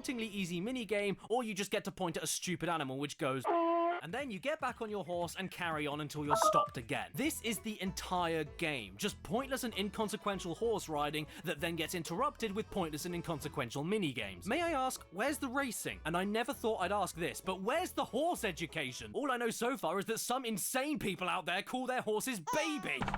What a funny noise. Oh my god, come on, baby, let's go see. And the best bit is that even after all the fuss Barbecue makes about that funny-looking leaf she saw, you click on the thing she sees to go to a minigame, and it's more often than not an action-packed thrill ride like this. Slow down, game! I don't have my seatbelt on! Wait. Is that Is that a race? Oh my god, it's an actual race in a game with race in the title! And even better, we have Barbie on Baby! Barbie, I told you to stop sitting on the... Racing is so much fun. I mean, I get that this is for really young children, but at least Barbie Explorer was an actual game with graphics, not a load of terrible quality videos stitched together. You know what I think would be a better game? Barbie, race and gender issues. Spoiler, she's a bigger. There has got to be something that kids enjoy doing other than this. No! It's okay, mate. Don't be frightened. I am! But I can show you other things the kids love doing. Like what? Want to play silly sausage? What? Silly sausage! Come on, play with me! No thanks, I'm good. Dip me! Stretch me! Dip me! Stretch me! Poke me! Stretch me! Stretch me! Can we play another game? Okay, here's one. Ah! Bear in the Big Blue Bear. Well, to start with, I can make Bear sound really angry by pressing the repeat button over and over again on his introduction. What do you want? What do you want? What do you want? And this game's story in the adventure mode is that it's Ojo's birthday, another character in the show that is also titled Bear in the Big Blue Bee. And we need to guide her around the house and complete many easy mini-games in order to reward Ojo with her presents, because in Bear's Big Blue House, you work for your birthday! And I've got to be honest, this is not actually too bad considering it is a game for babies. It's definitely the best game so far anyway. The production value is nice, it's not insulting or patronizing, it controls well when it needs to, all the mini-games feel totally different, and this one actually required me to think. It has decent music, a calm and welcoming atmosphere. In fact, the worst aspect of the game to me is the way Bear looks himself. I mean, when he's giving you instructions, he looks a bit and when he's dancing, he looks like he's being shot. After we explore the entire house and beat every minigame available, we even get a final jigsaw puzzle minigame before the birthday celebration ending screen. And sure, the whole thing took me only 25 minutes to complete, but who cares? This was kinda cute, and I can appreciate what it set out to do because it did it really well. And now, I'm going to be very immature. You wanna come? Yeah, I did. And this would not be the only time that the Jim Henson Company would dabble in the world of children's video gaming on the PS1, because they even did a few Sesame Street games to teach kids about letters and numbers. So let's take a look at all of them right now. First up, Elmo's Letter Adventure, because of course, a game teaching children about how easy it is to spell is best left to a show that looks like it should be called Sesame. So what do we do in Sesame Street Elmo's Letter Adventure? Well, it begins with Elmo reliving some flashbacks from the war, and then Ernie puts a bird's nest on his head. After that, we walk around left to right to talk to the other residents of the street, and they give us new missions to go all over the world and find the letters of the alphabet. And I've got to give it to Elmo, he doesn't mess around with what he wants. Would you like to travel with me and explore the alphabet in a whole new galaxy? The rest of the game is one thing that you do over and over again. You walk forward and no other direction, stop and click on 12 identical copies of the same letter you're told to look for, and that is it. I mean, you can move left or right, but if you do that, you'll be making moves on the wall without consent, so just don't bother. The game only wants you to hold forward and do the rest of the work for you, because you're a kid and kids are stupid. And adjusting the difficulty makes no difference either. Even if you go to hard, the only thing that changes is that instead of finding 12 copies of the same letter, you find 20 instead! 20! It's the same exact game, just longer! You're doing great. What are you talking about, Big Bird? I haven't found a single letter yet! Christ help me, let's go into Elmo's playroom instead. Surely there's something fun for us to do here. We can do lots of fun things here. Oh yeah, you mean like the one thing we can do? And by the way, it's a tutorial. That's it, I'm done. Let's move on to Elmo's number journey. Since we've now moved over from an adventure to a journey, surely that means the game will be different. I'm joking, it's exactly the same game, but with numbers instead. Ha ha ha ha ha, what a funny joke. Okay, fine, you do go to slightly different locations and do jobs for different Muppets, but you're still stuck holding forward and then hitting X when you see the correct number. But at least when your son or daughter is done with the game, they'll know everything about the number 6 and nothing else. Furthermore, riddle me this, Batman. Why do these games have such a problem with allowing kids to freely explore in these 3D environments with smooth controls? Are they scared that they won't learn anything if they're able to move around these corridors like Spyro? Because when I can't do that, I can barely tell where I'm supposed to stop and click on the letters, which means that you end up making mistakes. Yes, mistakes in a game this simple. Preschoolers will delight. Will they? I beg to differ. I'm a grown-up, manly man, and my left thumb is already shattered after 1 level of this game from all the holding forward I've been doing, so God knows how a tiny human thumb would cope. Caddy, I'm tired. I don't care. I spent a lot of money on this game for you, so you're going to sit there and enjoy it. My thumb hurts. No, that's not enough. You will play. You will hold that button and you will play this game and you'll love it. Yeah? Don't make me get the belts out. Oh God, there's another one. Sesame Street Sports. Well, I mean, it's got Ernie wearing nothing but a towel on the front cover, so that makes it the better game by default. And immediately, I don't think we're going to be learning anything here, since the name of the game is Sesame Street Sports, yet the spine on the case can't spell and says Sesame Street Sport. We begin the game and wonder to ourselves why Elmo is in a leather collar. And once we get going, it's pretty simple stuff. Here you have a series of mini-games that have you doing a load of obstacle course races in different vehicles. It's basically the same thing for every character, but you can at least adjust your speed, move freely, collect tokens to beat your own score, try to beat your best time by avoiding more obstructions and going faster. You can even do stunts. As you go around the tracks, Big Bird and Elmo's commentary even teaches the kids about objects you avoid and the directions that you move on the track. It's nothing much, but it at least has more fun and educational value than most of the other games we've played so far. But confusingly, it's one of the pricier games you can find online. No clue why that is. It was probably Ernie's Nips, wasn't it? But if I were a toddler and I loved Sesame Street, I'd at least prefer this reaction-based hand-eye coordination training over mindlessly holding forward and pressing X when I see the letter Y. Holy fuck. Cookie Monster, this game is for preschoolers. You know what else is for preschoolers? Easter Bunny's Big Day. You know what the Easter Bunny's Big Day is? Easter. So if that's the mystery that this game has, I think I've solved it. Easter Bunny has human legs. One day, a rabbit was jumping around and thought to itself, you know what, I don't have enough eggs. And then all of a sudden, a robotic egg jumped out of the rabbit's basket and said, oh, by the way, all you need to do to get more eggs is watch me walk around a badly compressed JPEG and complete minigames. And don't worry, if you can't solve any of these jigsaw puzzles, we won't give you a single chance to get it wrong, because here's where all the pieces go. Oh, what's that? This is still too hard for you? Well then, how about you press a button to let us solve the entire thing for you? What's the point of playing this game then? Looking at this, I don't have any Olympian 5-star Ritz Hotel celebrity chef levels of standards this needs to live up to, but I certainly expected more than just solving a million jigsaw puzzles and maybe playing 2 games of Catch the Egg or Match the Rabbit in the Egg. Yes, rabbits lay eggs, apparently. There are other disturbing implications in this game too, like where is the Easter Bunny during all of the game? Is he inside the robot egg? Was he liquidized and became the yolk? If the Easter Bunny's big day is Easter, which is only one day of the year, then why is he so unprepared and has no Easter eggs? Where do my extra Easter eggs come from when I solve a jigsaw puzzle? And for the love of God, tell me, what the hell is a zero wrap? The content of this game doesn't just end at jigsaws and a few catching or matching games either. If you want, you can go back to the main menu and replay the jigsaws in any order that you want. Or you can look at the pictures of the jigsaw puzzles that you completed in the story mode, but slightly bigger. If you don't want to do any of that though, at the end of the story mode, which will take you about 16 minutes, you have to wind up the robot because it dies, and then your reward for finishing everything is to watch the robot walk very slowly all the way to the school to give the Easter Bunny's egg sack to the good little boys and girls of Pissington Hill. You know what? At this point, I'd rather go back in time to 1605.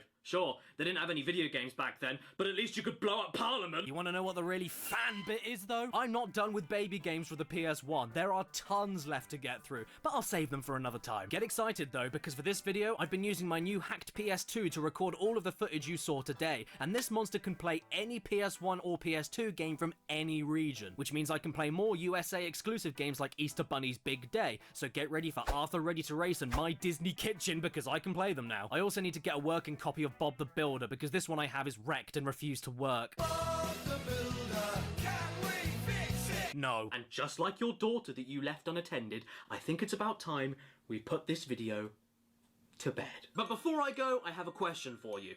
Have you ever wondered why babies cry? Well, I'll tell you why. It's because they actually have vivid nightmares about their own future.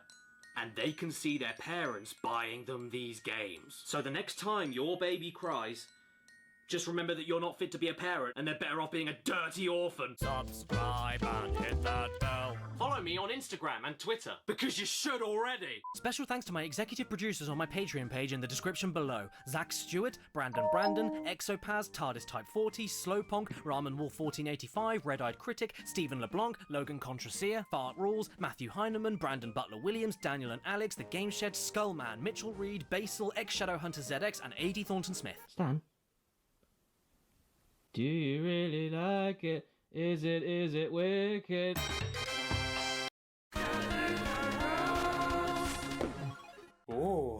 You're a nice chunky one, aren't you? There's a lot to grab there. I can't wait to put you in that slot. And I suppose the game isn't that bad either.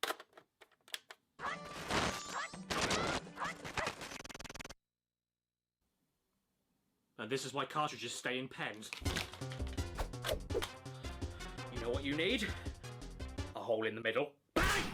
Huh. Demo discs. Haven't seen one of these in a while. Do you remember these? Beef. There was a time not too long ago where you could try out a big budget AAA game months before it came out. Yeah, I know.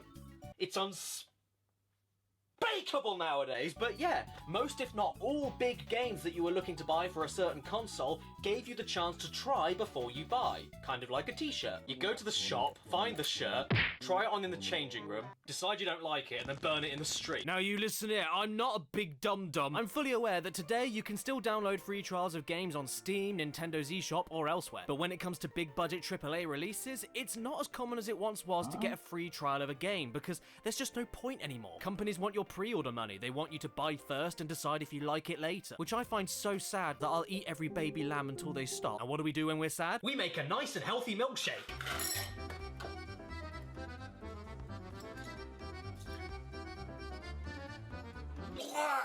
And then we pretend we're children again, because nothing heals a bad day better than...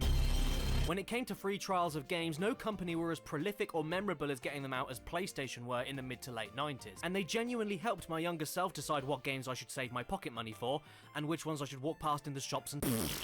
Demos, short for demonstration of PlayStation Not Incarnation, kicked complete and total sack back in the day. They were a huge part of my gaming childhood, especially since I didn't get PS1 games for birthdays or Christmases. So these discs not only showed me the best places to spend my pocket money when I saved up enough, but I also found myself replaying them constantly for a quick kick of something new after I finished Toy Story 2 for the billionth time. I loved these things all the way up to the PS3, so today I wanted to spend half an hour talking to you all about them because my girlfriend left me. Part 1.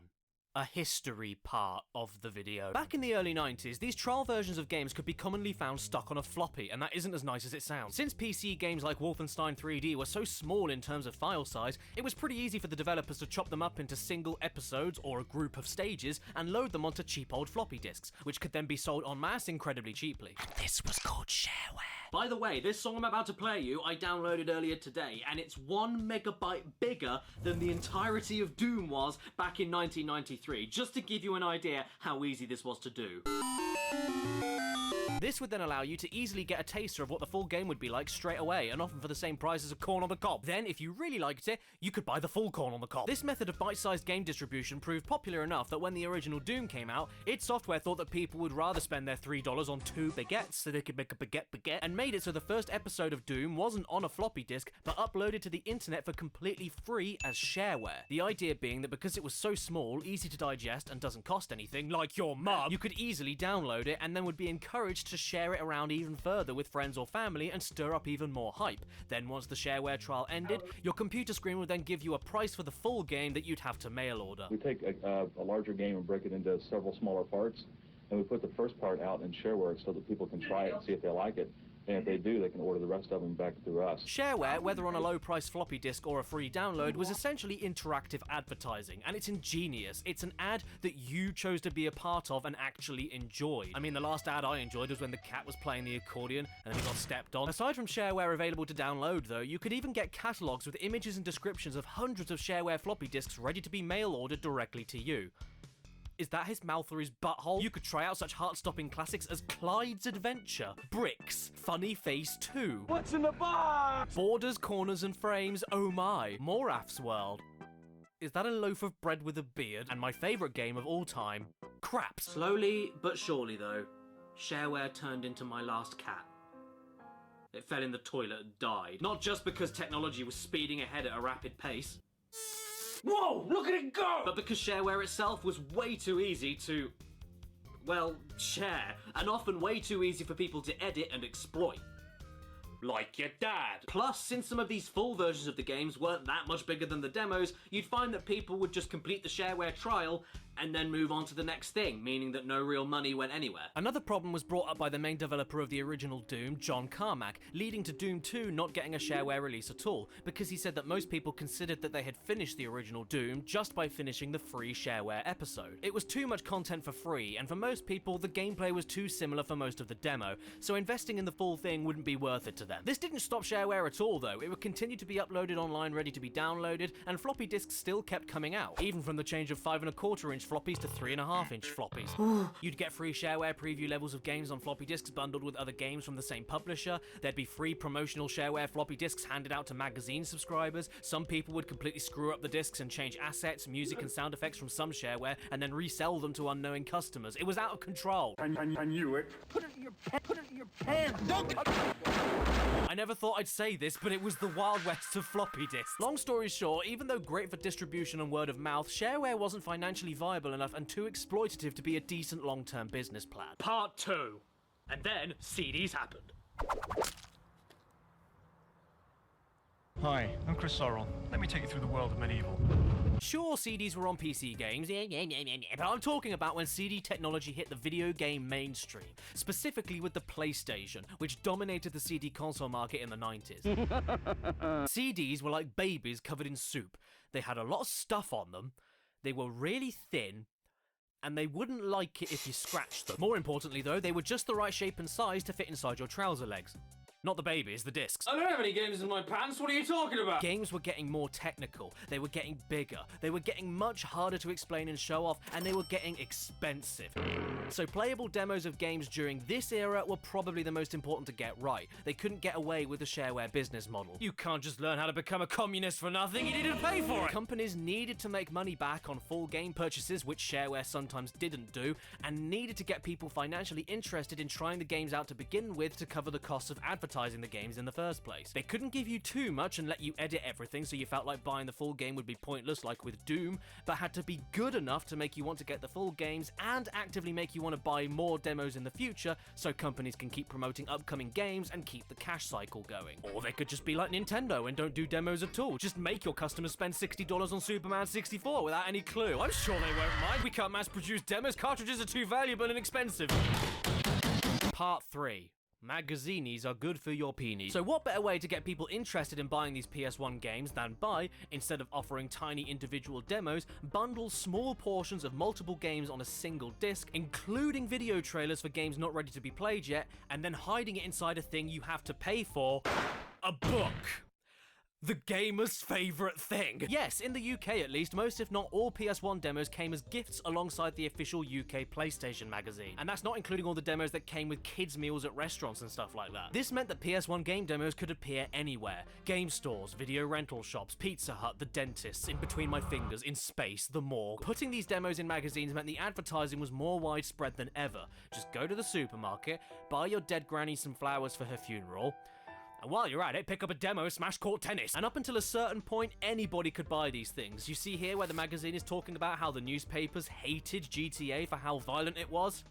Well, as long as you were 3 years old or over, you could buy a demo of it. This is terrible. As far as I'm aware as well, there was a US equivalent to this called PlayStation Underground, but that never happened in my country, so choke on talcum powder and die. This also provided a service to 3 types of person at once. The people looking for multiple demos of upcoming PS1 games, the people looking to read up reviews of games that just came out, and the greedy pigs that wanted both.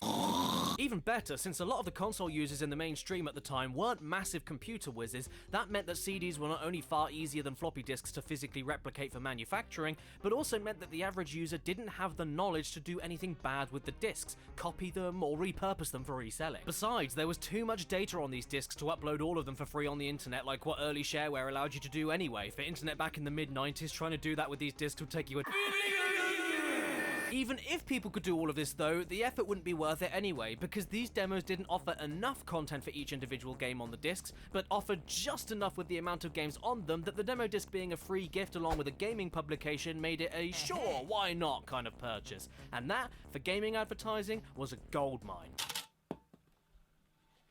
Why do I have 2 copies of disc 58? Not to mention, it was way more cost effective than renting if you wanted to try out multiple games only for a little bit, and you even got to keep your very own physical souvenir with exclusive artwork on the sleeves. They're nothing crazy, but definitely unique. They're like little plastic postcards. Dear Mum, having a nice time.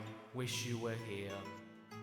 Where are you? And that's why I've kept all of these ones collected by other family members over the years, because they're like little photographs of the past. They take me right back. Like the time that Metal Gear Solid was the best game on the planet, the time when animated pit crews were an exciting game feature, and the time where disgusting sticky old men thought that a load of polygons were hotter than their own wives. Let's do some tumbling. These demos introduced me to some of my favourite games on the PlayStation, and even underrated gems that never got mainstream attention. With them, I found out about Mr. Domino, Monkey Hero, Parappa the Rapper, RC Stunt Copter, Klonoa, Overboard, Oddworld, Broken Sword 2, Tombi, Lego Racers, Ghost in the Shell, Medieval, Ape Escape, Kingsley's Adventure, Legacy of Kain, Discworld, Cooler World, Vib Ribbon, Jamalami, and even Tomb 3 Raider. It was like having a miniature PlayStation museum of games on your shelves. In fact, I've replayed all of these demos so many times, the discs themselves are buggered beyond belief.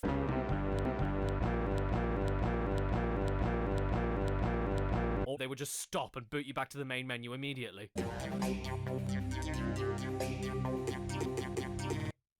A woman getting into a car, that's all I need. I'm buying the game now. Oh, and if you don't like flashing lights, look away right now, because this demo disc I have is the most mangled one of the lot. Yeah, I'd love to buy your game if it didn't kill me! Did you know that Q-Bert was coming? I didn't until I saw his nose. Sure, not every demo was perfect, like here when they tell you there's a trailer for Gex 3D, but it's actually for Gex Deep Cover Gecko. They outright spoiled a plot twist in Final Fantasy VII's trailer before the game even came out. And they did promote some real steaming cack in their time. Oh look! Spice World! Everyone's favourite! They don't just sing, oh I know that, they also like to steal your soul! The music for some of the trailers was a little weird too, like the ending of the Gran Turismo video where it just sounds like someone retching. Sometimes, though, these discs would even give you special features like tech demos, music videos, hints and tips for video games like Tony Hawk, and even extra long behind-the-scenes videos like with the making of Medieval. What the hell is that thing doing there? And let's not forget the making of Disney's Hercules, the video game. Face Medusa's wrath. Excuse me, say that again? Face Medusa's wrath. Oh right, sorry I didn't hear you. I was too busy sitting in my bath working on some moth and ignoring everyone like a sociopath. Don't forget the competition videos either, when they showed off people's highest scores of games like Tony Hawk with Run of the Month. But to be honest, there was no point competing against them, because nobody stood a chance against Lethal Lee or Da Boss. My favourite video I found on these discs though was this short film called Enlightenment, which is actually just an ad for PlayStation accessories, but is filmed like a martial arts movie, and it's completely amazing for no other reason than this bit here. Not only that, but I loved having these things for the artwork. I mean, look at the Resident Evil 2 demo cover even. This was old promotional art made for the game before they even figured out who the main character would be. I have one of the original promotional posters of that in my office, actually. Like, that's an adorably cool bit of gaming history. Gotta be honest though, I'm not really sure about Agent Armstrong over here. What the hell am I looking at? Everything from his 2 belly buttons to him looking like he's stuck in a nappy makes me want to vomit. And why does he look like a balloon? Is he gonna fly away from the case?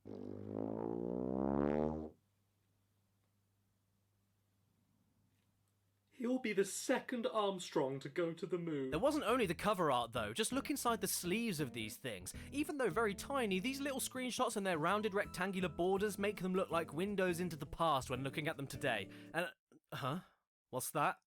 Suck it and see. And talk about a different time. Look at this teaser image from Crash 2 featuring a screenshot from a part of the game that doesn't exist in the final version. I love looking at this stuff. It's like an alternate dimension. Like if geese had teeth, Sonic the Hedgehog had teeth, women had teeth, teeth had teeth, and I had teeth. Where did my teeth go? And when you actually got around to playing the games, it's so surreal to go back to demo editions of some of my favorites and even have singular levels in this permanent state of unfinished or with graphics and sound effects missing. For instance, in Crash 2's demo, most of the sound effects are missing.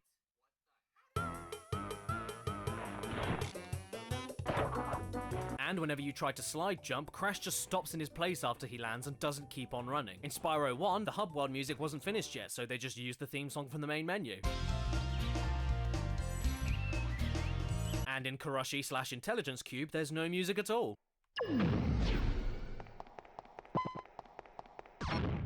Or in A Bug's Life. Yeah! Just picking up grain here. In Crash 3, Crash has no shadow, and the bonus stage music hasn't been included yet. In Medieval's trailer, you see footage from a dragon chase level that never made it into the final game. In Oddworld, all of the areas they don't want you going into are boarded up with demo-exclusive signs they rendered in-game, which they also do with 3D objects in Tombi and even with rock doors in Spyro. And speaking of Spyro, they didn't even finish the rescued dragon scenes for the playable levels they had, so just put the text on screen showing off what they said to you. Run! Run! Which was probably for the best. I'm getting a little... All of these demos are like interactive concept art. You've gotta love it. What is happening to Silent Hill? You know what?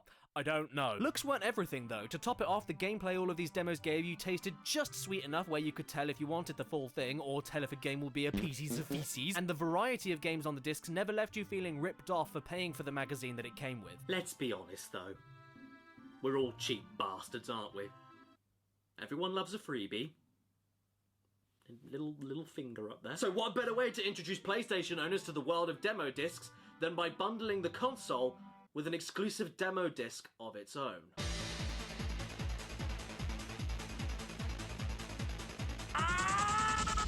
Part 4. 1. You cannot get much more classic PlayStation than this. You hear me, Sony? Imagine unboxing your PS1 in 1995 and booting this up. It must have been a visual gasm. Look how 90s this is. Listen to that pounding drum and bass. Check out all of the garbled text that's throwing random stats at you. And look at all of these nouns. Memory, data engine, graphics, RAM. Did you know your PS1 was also a thesaurus? We get a little bit of full motion video, which still makes me want to shrivel up and cry, and then boom! There it is, folks. The second coming of video games. Demo 1. It's a demo, and it's number 1, hey! I mean, you can't argue with that. Hey, Daddy, it's my turn on the PlayStation. Let me have a go. Oh, I'm turning into Bernie Sanders! Just look at this cover, and look at this menu. It's so damn stylish. It's a mixture of Tron and The Matrix. It's tricks. And if the trailer of Twisted Metal is anything to go by, these tricks weren't for kids. With a whopping 5 playable games, 2 interactive tech demos, and 8 videos that showed off pure gameplay and no stupid cinematic trailers, this was most, if not all, of the UK's introduction to the PS1. Just imagine watching videos for Jumping Flash, Tekken, Ridge Racer, Starblade Alpha, and then having the chance to play Wipeout, Loaded, Destruction Derby, and Battle Arena Toshinden. Oh god, Sony, were you trying to make people throw the PS1 in a furnace? Wait, don't worry, blokes, I know how to make people buy PlayStation games. Get an old man and put a fish up his nose. Did you ever want to live out your fantasy of a manta ray swimming slowly towards you while Nightmare Clown music plays in the background? Well, you can do that in Demo 1. You can also make this T-Rex open its stupid mouth. Strangely enough though, despite being called Demo 1, this wasn't actually the first demo released for the PlayStation. It was the second one. Because according to this gigantic archive list of European PlayStation demo discs, Croc was apparently the first demo ever released. I would also like to take this time to say whoever came up with this list is amazing, and thank you so much for compiling all of this info in one place. But you're also a completely insane and unstable psychopath, and I'm not going to shake your hand in case I catch something. Part 5. Part 4 was too short. After this is where all the official UK PlayStation Magazine demo discs started coming out on the regular, month by month. And my collection is like my body hair. Pretty substantial, but far from complete. The earliest demo I have, aside from Demo 1, is actually Disc 3 from Volume 2 of the official UK PlayStation Magazine collection. Purely because all the other demo discs before it, including Volume 1, were in flimsy, horrible cardboard sleeves and they disintegrate in my sweaty hands. From there, I have a complete set up to Disc 54, where it then becomes a bit of a mess and I missed out on a load because a lot of the demos started reusing older games to fill the space, and they didn't feel anywhere near as exciting anymore. Aww. By the way, I'm fully aware that my collection jumps from Disc 19 Volume 2 to Disc 38, but that is actually the order that it came out, because Demo 19 Volume 2's disc cover is technically Disc 37, which then moved on to Disc 38 and not Disc 1 Volume 3. Now, I don't know anything about the Volume 1 series of these demos, I never played or owned any of them, but I can talk about the start of Volume 2, and these demo discs from the first disc of Volume 2 up until disc 45 are easily my favourite era of PS1 demo circulation. That is the most boring sentence I've ever said. Not only were the game selections from the mid-90s, which meant some of the best PS1 games were still new and upcoming, but every single demo that got released in this period had the trippiest and coolest backgrounds in the menus for you to cycle through the games, and I don't know who picked those ugly fonts I could can barely read, but I strangely want to kiss you. Every demo disc released month after month didn't only give you brand new, utterly sickening fonts for the games, but even provided a slightly different hypnotic screen for you to watch and obey the walrus. The walrus is my life. The walrus will look after me. The walrus will love me. The walrus is all-knowing. The walrus is all-powerful. The walrus will guide me to eternity. Obey the walrus. Obey the walrus. They had multiple styles of kaleidoscopes, a lava lamp in a cave, an alien having a poo, a twisting electric stove, these really cool gears that look like the inner workings of your console, psychedelic starfish, a pulsating living raisin, a strawberry giving birth to the PlayStation symbols that are crying and screaming to escape. None of these ever made any damn sense, but it didn't matter. They were all simply cool. End of. And you know what? I'm going to give a shout out to my USA brothers as well, because with your demo discs, you not only got some pretty adorable and creative menus, but even got a lady that talked to you. Whew, that was a close one. I wonder why they keep shooting missiles at me. Probably because they're aiming at the octopus on your head. What you need to remember, though, is that as charming as these things are, they are still advertisements for upcoming games, and they were going to say anything to sell them to you. Fade to Black, still one of the best 3D adventures we've seen on the PlayStation. No! Roscoe McQueen, we have exclusive footage of him wielding his famous giant hose. For ages 3 to 10, Carmageddon, car plus flesh equals big mess. I didn't know Caitlyn Jenner had a video game. Moto Racer 2, the most fun you can have in a leather suit. Well, you clearly haven't been to my birthday parties. Toka Touring Cars, ever wanted to race a saloon car around a wet circuit in the Midlands? Go for it. Do you want me to buy the game or not? Crash Bandicoot 3, play a sizey chunk of the Coot's latest. Is that a slur? Coming at you soon, the game of the century. Man, what could that be? Oh god, I don't know. Final Fantasy IX. Brian Lara Cricket. Do you guys like Lara Croft? Well, you should try out Lara Cricket. And the music for this run of the demo discs? Come on! I mean, come on! Oh, yeah. Yeah, that's the, yeah. Okay, I'm gonna push out a log! It's surreal, it's ethereal, it's mechanical, it's bassy, it's rich with multiple 90s techno sounds layered against each other. More importantly to me though, it's weirdly relaxing and welcoming for a nice buffer in between the demos of games that you'll be playing. It screams PlayStation to me and how unique and futuristic it was, much like the games the PS1 would be famous for. And combining the almost minimalist sounds with the visuals made you feel like you were being transported to another world every time you booted the demo up. Even the game selection noise was satisfying. Yeah, you don't get that kind of oomph anymore. And then, in a move I'll never understand, for disc 39 only, they changed the music into this weird ploddy stalking song.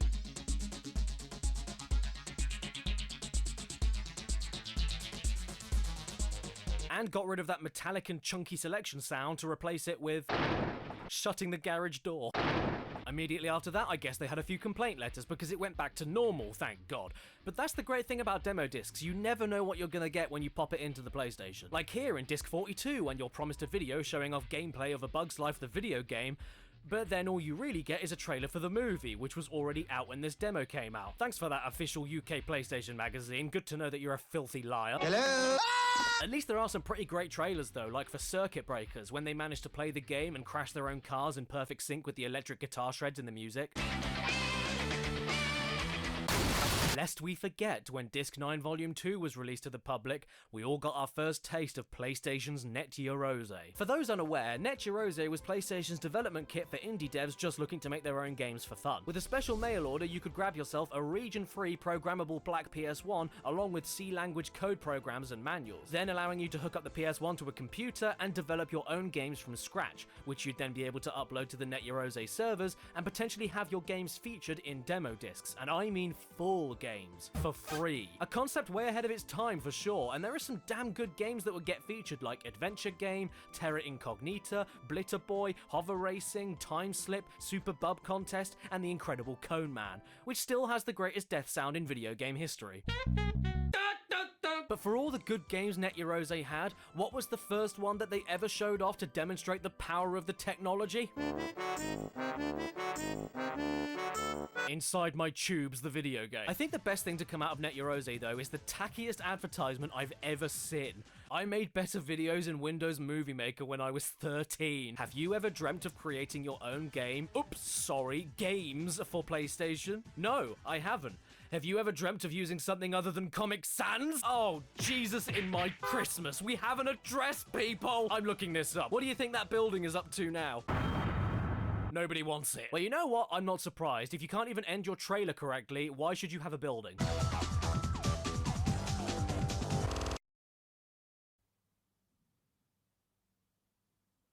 Yes?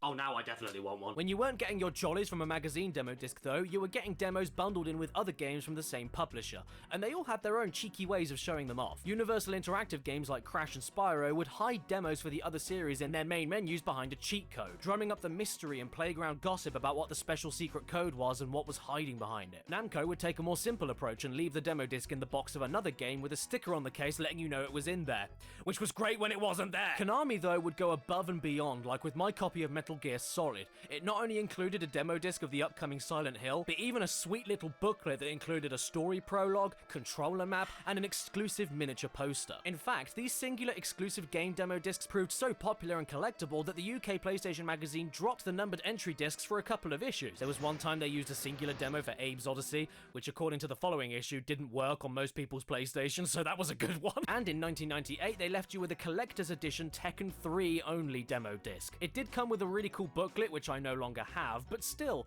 this on its own makes a really nice shelf ornament, next to my stress sausage. By the way, do you guys remember that horrible, boring, ploddy stalking song we had for a single disc a couple of demos ago? Well, the official UK PlayStation magazine thought they'd get people to like it one more time and put it back in for disc 45. Then once disc 46 rolled out, they must have had more complaint letters about the music change and went, well fine, screw you! Let's change the music entirely from this point onwards, and instead of making it ploddy, we'll make it hardcore! I don't mind this era of the demo discs. It was the late 90s, so the games they advertised were still interesting and cool. You got your Ape Escapes, your Speed Freaks, your 40 Winks, but this was definitely the start of the PlayStation wanting to be taken a little more seriously and not like a baby toy for old men that crinkle when they walk. Not only did the music change to feel more like a young adult's nightclub, but the trippy backgrounds got a lot less imaginative. The font choices got really boring, the artwork for the cases started getting a little more contemporary and bland to look more like a magazine ad, and they even got rid of the selection sound and just kept it silent.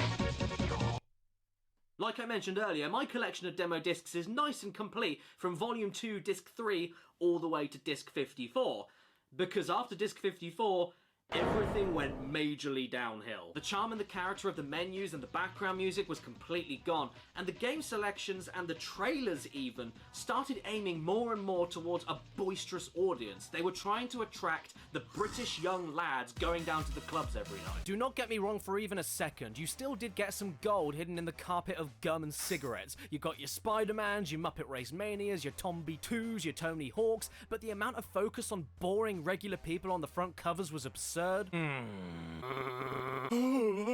amount of demo reruns of games that were already out was frustrating, and the sheer amount of focus they pushed onto football games was ridiculous. I'm not talking about sports games in general, I'm talking mostly football. How many times can you kick a ball with a man made out of cardboard before you go outside? They added in a new video feature called the Goal of the Month, where most of the goals were scored by this lovely gentleman. They were adding so much more into the already existing football franchises that the trailers for them became bloated and meaningless. And in this awesome little featurette of coverage from the Tekken 3 World Championships in 1999, when the video cuts to interviews with celebrities, guess who they invited to the event? And only invited to the event. Football people! Football, football, football! Watch the football! Watch it, it's gonna move! In fact, the amount of football games got so stupid that at one point, a man named Ronaldo appeared and challenged football itself to a versus battle. When you add this in with the fact that they used these colourless and less hypnotic backgrounds, and that they changed the music again at Demo 58 to the worst sounding menu theme of the lot,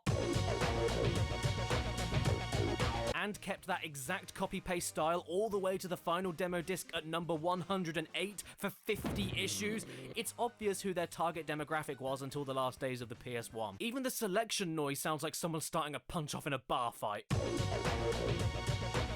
The demos lost the uniqueness. They lost that little extra bit of what made the earlier demos stand out from each other aside from the game selection, and not even the added downloadable cheats to your memory card could entice me back. The final demo disc I bothered getting was disc 101 in 2003. Yes, they were still releasing PlayStation demo discs that late into its life cycle. And the main reason I got this one was not only because you got Tomb Raider 1, 2 and 3 on here, as demos obviously, but you also got loads of hidden gems and rarer games which I didn't own at the time, so this was the only way I could play them. This is a good collection of games. I think there's like 12 on here. But now I'm going to ask you something personal. Don't worry, I'm not going to ask you where you live. I already know that. Take a guess what PS1 games they included on the final UK demo disc ever released. Like, the ultimate final send-off to the PlayStation's legacy. Take a wild guess what they included on that disc. I'll give you 5 minutes to answer. No, you're wrong! They included the best game ever made! Archer McLean's 3D Pool! Part 6. Bye-bye, Tinky Winky. After this, demo discs would continue to run with the official PlayStation UK magazine up until the PS3. Xbox would start selling really cheap compilation demo volumes called the Xbox Exhibition Box X Series 1 Bition X. And as for me, I did have a few PS2 demo discs from the official UK magazine when it transitioned into the next console, but I lost all of them. And I don't care. I mean, just look at the menus here. It's like being at the hospital. It's so sterile and way too serious. I think when the PS2 rolled around, Sony had just decided to appeal to as many adults as possible, but at the cost of all the charm and character I remembered loving from the PS1 demos. This isn't nostalgia talking either, because I was still a kid when PS2 came out. I am heavily nostalgic for the PS2. And I did discover some great games from these demos like Ratchet & Clank, Sly Cooper, Airblade, Eco, and Vampire Knight. But aside from that, these discs hold no memories for me whatsoever. When the UK PlayStation magazine transitioned from PS2 to PS3, well, the demos lost everything in all but the name demo disc. I kept a lot of these, don't get me wrong, but at that point, all you did was put the disc inside the PS3 and you just got given a list of games to download. Like, that's not exciting. What is that? Especially disappointing since you could just download most, if not all of these demos directly from the PlayStation Store for free anyway. So it was at that point companies realised it was just too much of a waste of money when they could just upload them for nothing. The most recent demo I remember downloading was for the Medieval remake, which wasn't too long ago, so demos are still very much a thing. And since it's all done on the internet now, you can add in more exclusive content and unlockables for the final game when it launches to entice you to get the demo, like with Serdan's helmet in the Medieval demo. But man, it just doesn't feel special anymore. There's nothing to collect now, nothing to physically hold in your hands and reminisce, and these online demos even get updated as development on the full game continues, so you'll never have those permanent early builds with missing sounds and graphics ready to play ever again. And hey, do I even need to remind you what happened to PT, the playable teaser of a game that never got released? That wasn't a physical demo, and it got removed from the PlayStation Store, even though it was completely free and wasn't harming anybody by being there in the first place, and now it's gone forever and nobody can download it or experience it ever again. God, games suck! Why do you play them? Why do any of us play them? You know what? I'm done with games forever. I'm gonna read a book. Yeah, you heard me, everybody. We're gonna be looking in the next video at the magazines that made these demo discs so popular in the first place. I mean, let's be real, you can't go wrong with good old paper and ink. No! Subscribe and hit that bell. Follow me on Instagram and Twitter, or the cat will have an accident. Special thanks to all of my executive producers on my Patreon page in the description below. Brandon, TARDIS Type 40, Exopaz, Brandon Butler Williams, The Game Shed, Ramen Wolf 1485, N Comeda, Red Eyed Critic, A.D. Thornton Smith, Mitchell Reed, Fart Rules, Skullman, Kieran McLarence, Basil, Logan Contresia, Daniel and Alex, and Ex-Shadowhunter ZX. Stan, did you ever hear the tragedy of Darth Plagueis the Wise?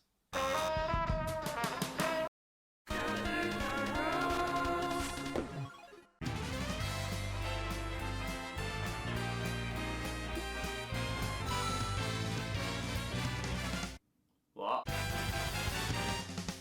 There is nothing that can bring your cold dead heart back to life more than picking up an old video game magazine and looking through its pages. And that's because I'm really lonely. Last time on the Kanekura Show, I decided to take a look at my entire collection of PS1 demo discs, and it was a hoot.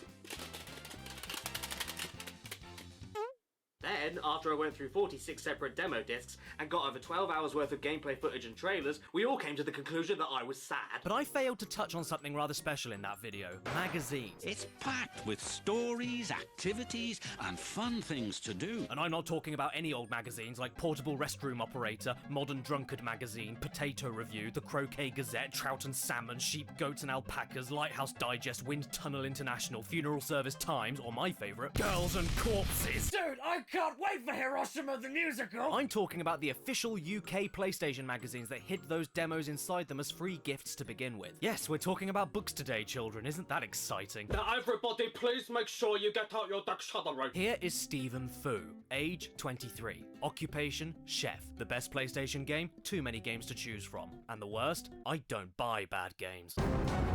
Well, at least he's cooler than Tony Yusuf down here. Why is he completely okay with a box falling on his head? You thought the PS1 demo discs gave me nostalgia? Well, you clearly haven't plonked me down in a chair and shoved one of these in my face. I get so giddy and excited reading these things, I'm not allowed to take them out in public. And like, I don't need to give you a detailed history lesson on magazines, because that means talking about the history of published written text that started in Get Stuffed BC. But for a basic rundown, after the world's first newspaper column was published in 1605, which was aptly named Relation aller Phänomen und Gettenswürdigen Historien, the idea of releasing printed text media on a regular basis with constantly updated information seemed like a great idea.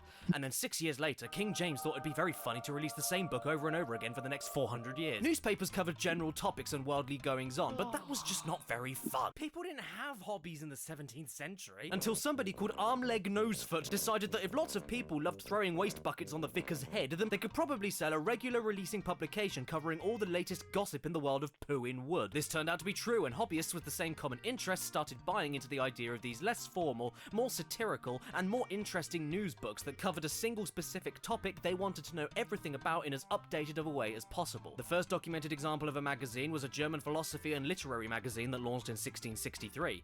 And then 332 years later, the first issue of the official UK PlayStation magazine was launched for people whose hobby was playing the PS1, which was me. Sure, it was 1995. And I was 1 year old at the time, but I knew! You see, if you lived in the UK, the only way you could get PS1 demo discs was if you purchased a copy of the official UK PlayStation magazine, which I think is a fantastic deal. Playing the free trials of games was one thing, but what if you wanted more supplementary material to read for when you're stuck on the seat? When I think of the toilet, I think of mutant winged babies with doughy legs. Opening up these books and reading about all the brand new PlayStation games and hardware information was something that just enriched the experience of playing the demos that came with them. Not just because the games you played as demos were written about in detail inside the magazines with exclusive screenshots, but also because you could feel the excitement of the writers dribbling off of the pages, and you could enjoy reading them knowing that thousands of other people felt the same excitement that you did. Hang on, what in the goddamn hell is this? Mud? Biscuits? Concrete? Why are you telling me to shush, Lara? What do you know that I don't? It wasn't just you, a console, and a TV anymore. It was you, plenty of awful Mad Catz controllers, hundreds of games, and multiple people talking about them while showing off letters from other people also talking about them. And big shout out, who here remembers letters? Post? Mail? Remember that? Ooh, there's a guy here complaining that there aren't enough realistic representations of male body shapes in games. I mean, he doesn't mention realistic female shapes, but shut up! Here's a picture of Jin Kazama with a beer belly, and now I want to see more of this in every game ever. Even though you'd usually read them alone, these magazines were strangely social, and scouring through them nowadays feels like opening a portal to the past. Oh my god, look at the old Currys and Argos logos! Woolworths! Oh man, I remember buying games from you all the time before you closed down. Which makes sense because your prices were terrible. God, Game Station. Anyone in the UK remember Game Station? I got most of my PS1 and PS2 games from there when I was old enough to get a bus on my own to the nearest city. Rest in pies. And of course, I must send my deepest condolences to Blockbuster. We all miss you so, so much. The way these magazines were written, the layouts, the pictures, the ads, the colours, it reminds me of when older games actually put effort and love into their manuals to make you feel like you got a free book alongside your game. And speaking of free books, you'd sometimes get exclusive magazine cheat books for hundreds on top of hundreds of games, which they got the idea for after the positive response of the tiny cheat section at the back of the magazines. You know, just in case you really wanted to play Die Hard Trilogy with screaming plants. And if that wasn't enough, you could always call up the 73 pence per minute adjusted for inflation strategy hotline phone number. Wait, what's that on the page? Desperation. Did you know in the mid to late 90s you could even call all of the publishers and game developers' offices directly just to ask when a game is coming out? Can you imagine doing that today? Hello? Is that Konami? Yes, sir. Piss off! They had special features too, like a monthly competition getting people to do the most outrageous PlayStation-related thing, and they would send up to £1,000 to whoever they thought deserved it. Some people got just under 100 quid for stapling a Tomb Raider logo on a speedboat, but others got the full amount, like when this absolute bro decided to get married to his fiancée in 1998, dressed as Parappa the Rapper for the entire ceremony. Mad props. They got sponsored by a dozen game publishers and went around the UK in a decked out multiplayer PlayStation bus ready to play with the public. They went busking with a portable PS2, an amp and a Guitar Hero controller to play the game on the street. The magazines featured multiple developer interviews, small reviews of websites. Oh, sorry, I mean net sites. There were screenshots of nerdy movies coming out, like these never before seen snaps on the set of Phantom Menace back in 1998. They did E3 coverage, and even retrospectives on multiple franchises, like this beautiful 16-page spread on the history of Tekken games. Sorry, Ken Tech, with a rivalry and family tree included. Also, were you a little bit stuck on Spyro 1 when trying to find all of the dragons? Well, luckily for you, there's 6 pages in issue 41 that walks you through the locations of all of them.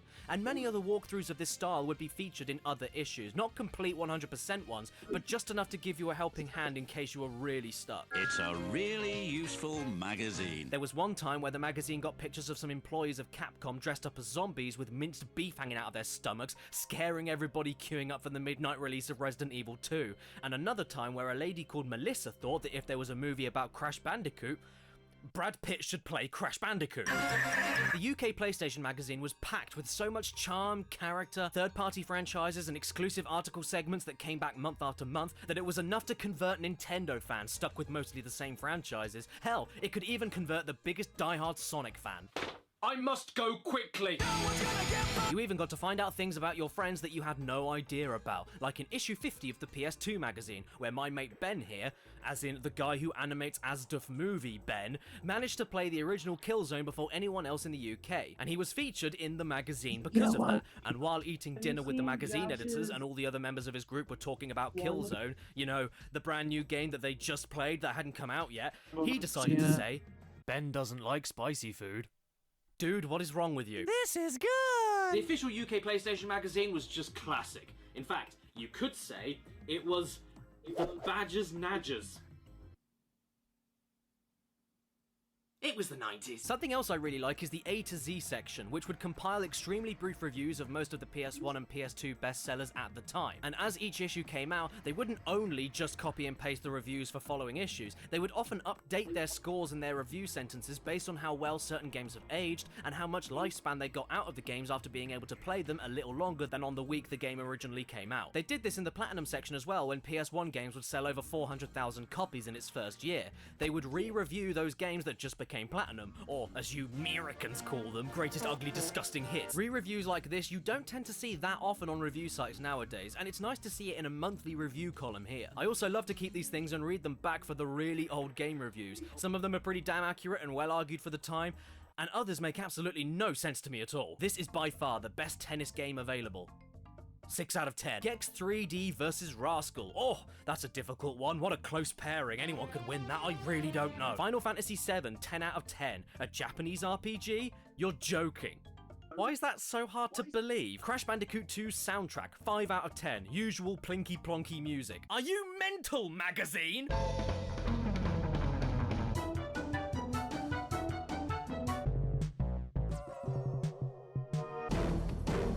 Usual plinky plonky music, my crack. Did you know that Tekken is the best PlayStation fighting game around?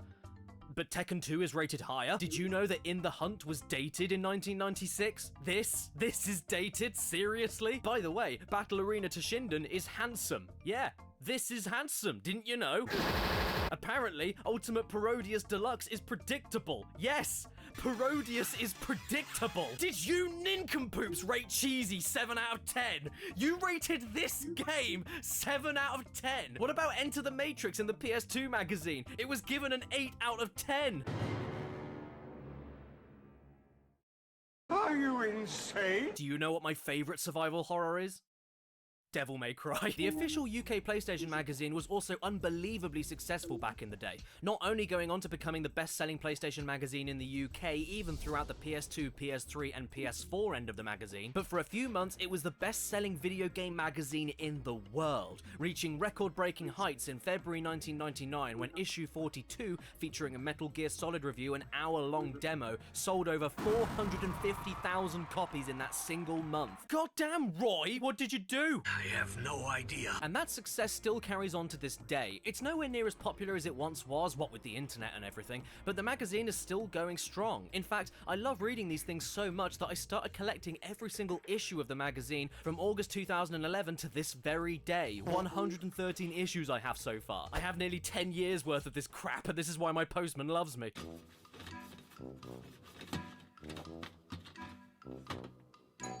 Ah, yes! If you buy one more of these, I swear to God! Wait a second. What's this here? It's an old leaflet left behind from the early 2000s, but what is it? Thanks, Gunship Battle Total Warfare, the smartphone game that definitely existed in 2003 and was advertised in this magazine. I'm sure you have all noticed recently that my videos are the longest and most intricate they have ever been in my channel's 8-year history. And it's sponsorships like this that allow me to do these ridiculous videos about any topic you want to see without me having to worry about the pitchfork of YouTube algorithms. And pitchforks are definitely not what you'll be using while battling on land, air and sea with Gunship Battle, who are indeed the sponsors of today's video, if you couldn't work that out. This is a fierce, real-time tactical war management game that allows you to control the battlefield with anything from airstrikes to rallying and scouting, while producing your own Army Green, Navy Blue, and Air Force Yellow. It's a game built on historical background with weapons and units inspired by battles of the past, combined with high-quality graphics to make it all feel as realistic as possible. In fact, it's so real you'll swear that you're getting hurt. You can even form a front line with players from around the world and enjoy endless strategic battling by connecting to the internet. Which, funnily enough, you can also use right now to go to the link in the description and download the game for free. What have you got to lose, your money? Well, I just said it was free. Pay attention! Another reason I love going back to these magazines are for the concept screenshots, along with ancient and totally wrong game and console information. Most of them were rumours, to be fair, but they're still so funny to me. This is why I still collect the magazines today, for when they eventually become outdated, so I can look back and laugh at them. And it reminds me of a simpler time when we needed to know if a game would be memory card compatible to save the game. Wait a second. Why are all the colours of the Tombi screenshots completely inverted? Oh hey, it's my favourite character from Crash Bandicoot, Bonus Bob! Oh look, it's the best character from Metal Gear Solid, President At! Wow, it's Cheep Cheep the cooking chicken from Parappa the Rapper, looking a lot like a frog. Oh my lord, this is just painful. Brave Fencer Musashi never released in the UK. Why must you tease me with this magazine? Remember when Resident Evil 2 looked completely different and had Elza Walker as a playable character? Remember when the Crash 2 box art was going to look like this? Remember when everyone thought that the PS2 would end up looking like that, or that? Remember the release of the Pocket Station, when everyone thought that Tekken 3 would be on a cartridge for a new add-on to the PS1, or when Thrill Kill was still on its way to be released before being banned at the last minute? How about when everyone thought Crash would use a real grenade launcher in Crash 3? Or when Star Wars Episode 1 Racer was gonna come out on the PS1, but then ended up on the Nintendo 64? Well, that's clearly a screenshot from The Evil Dead. That is not Resident Evil. Resident Evil Dead. Beautiful water effects, eh? Oh yeah, sure. It looks just like that time I got my cling film stuck in the drawer. Hey, Cortex. You feeling okay, buddy? Ah, yes, I remembered that bit in Klonoa. You know, when he ran around with a gun. Did you know that in Tomb Raider 3, there'll be new pests to fight, like dinosaurs? Because they weren't in the previous games. I wonder how long it will take for me to beat Medieval. Oh great, 40 hours, good to know. And I'm guessing that's including the 32 hours where you stand still and don't do anything? What exactly do we do in Crash Bandicoot 1 then? Oh yeah, we run along and collect the apples. Actually, no, I take it back. No, I don't like doing this. It's not fun, though, because I feel like I spent my entire life telling people that Crash Bandicoot doesn't collect apples, because it doesn't. It doesn't even look like an apple. It looks like a mango. It collects Wumpa fruit. Why do people get this wrong? It's a rookie error. Why are we doing that?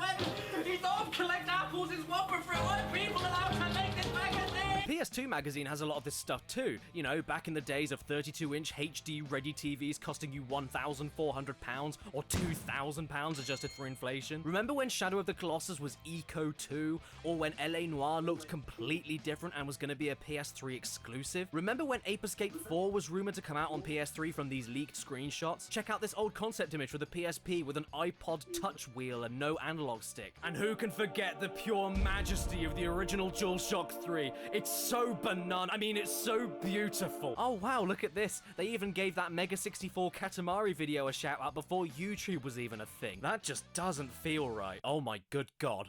For a second, I thought that said something else. Gotta be honest though, even though this was the gaming magazine that was in my household when I was really, really young, I don't have that many real memories reading it. I just have flashes here and there of opening the pages and looking at the pictures. In fact, I had to rebuy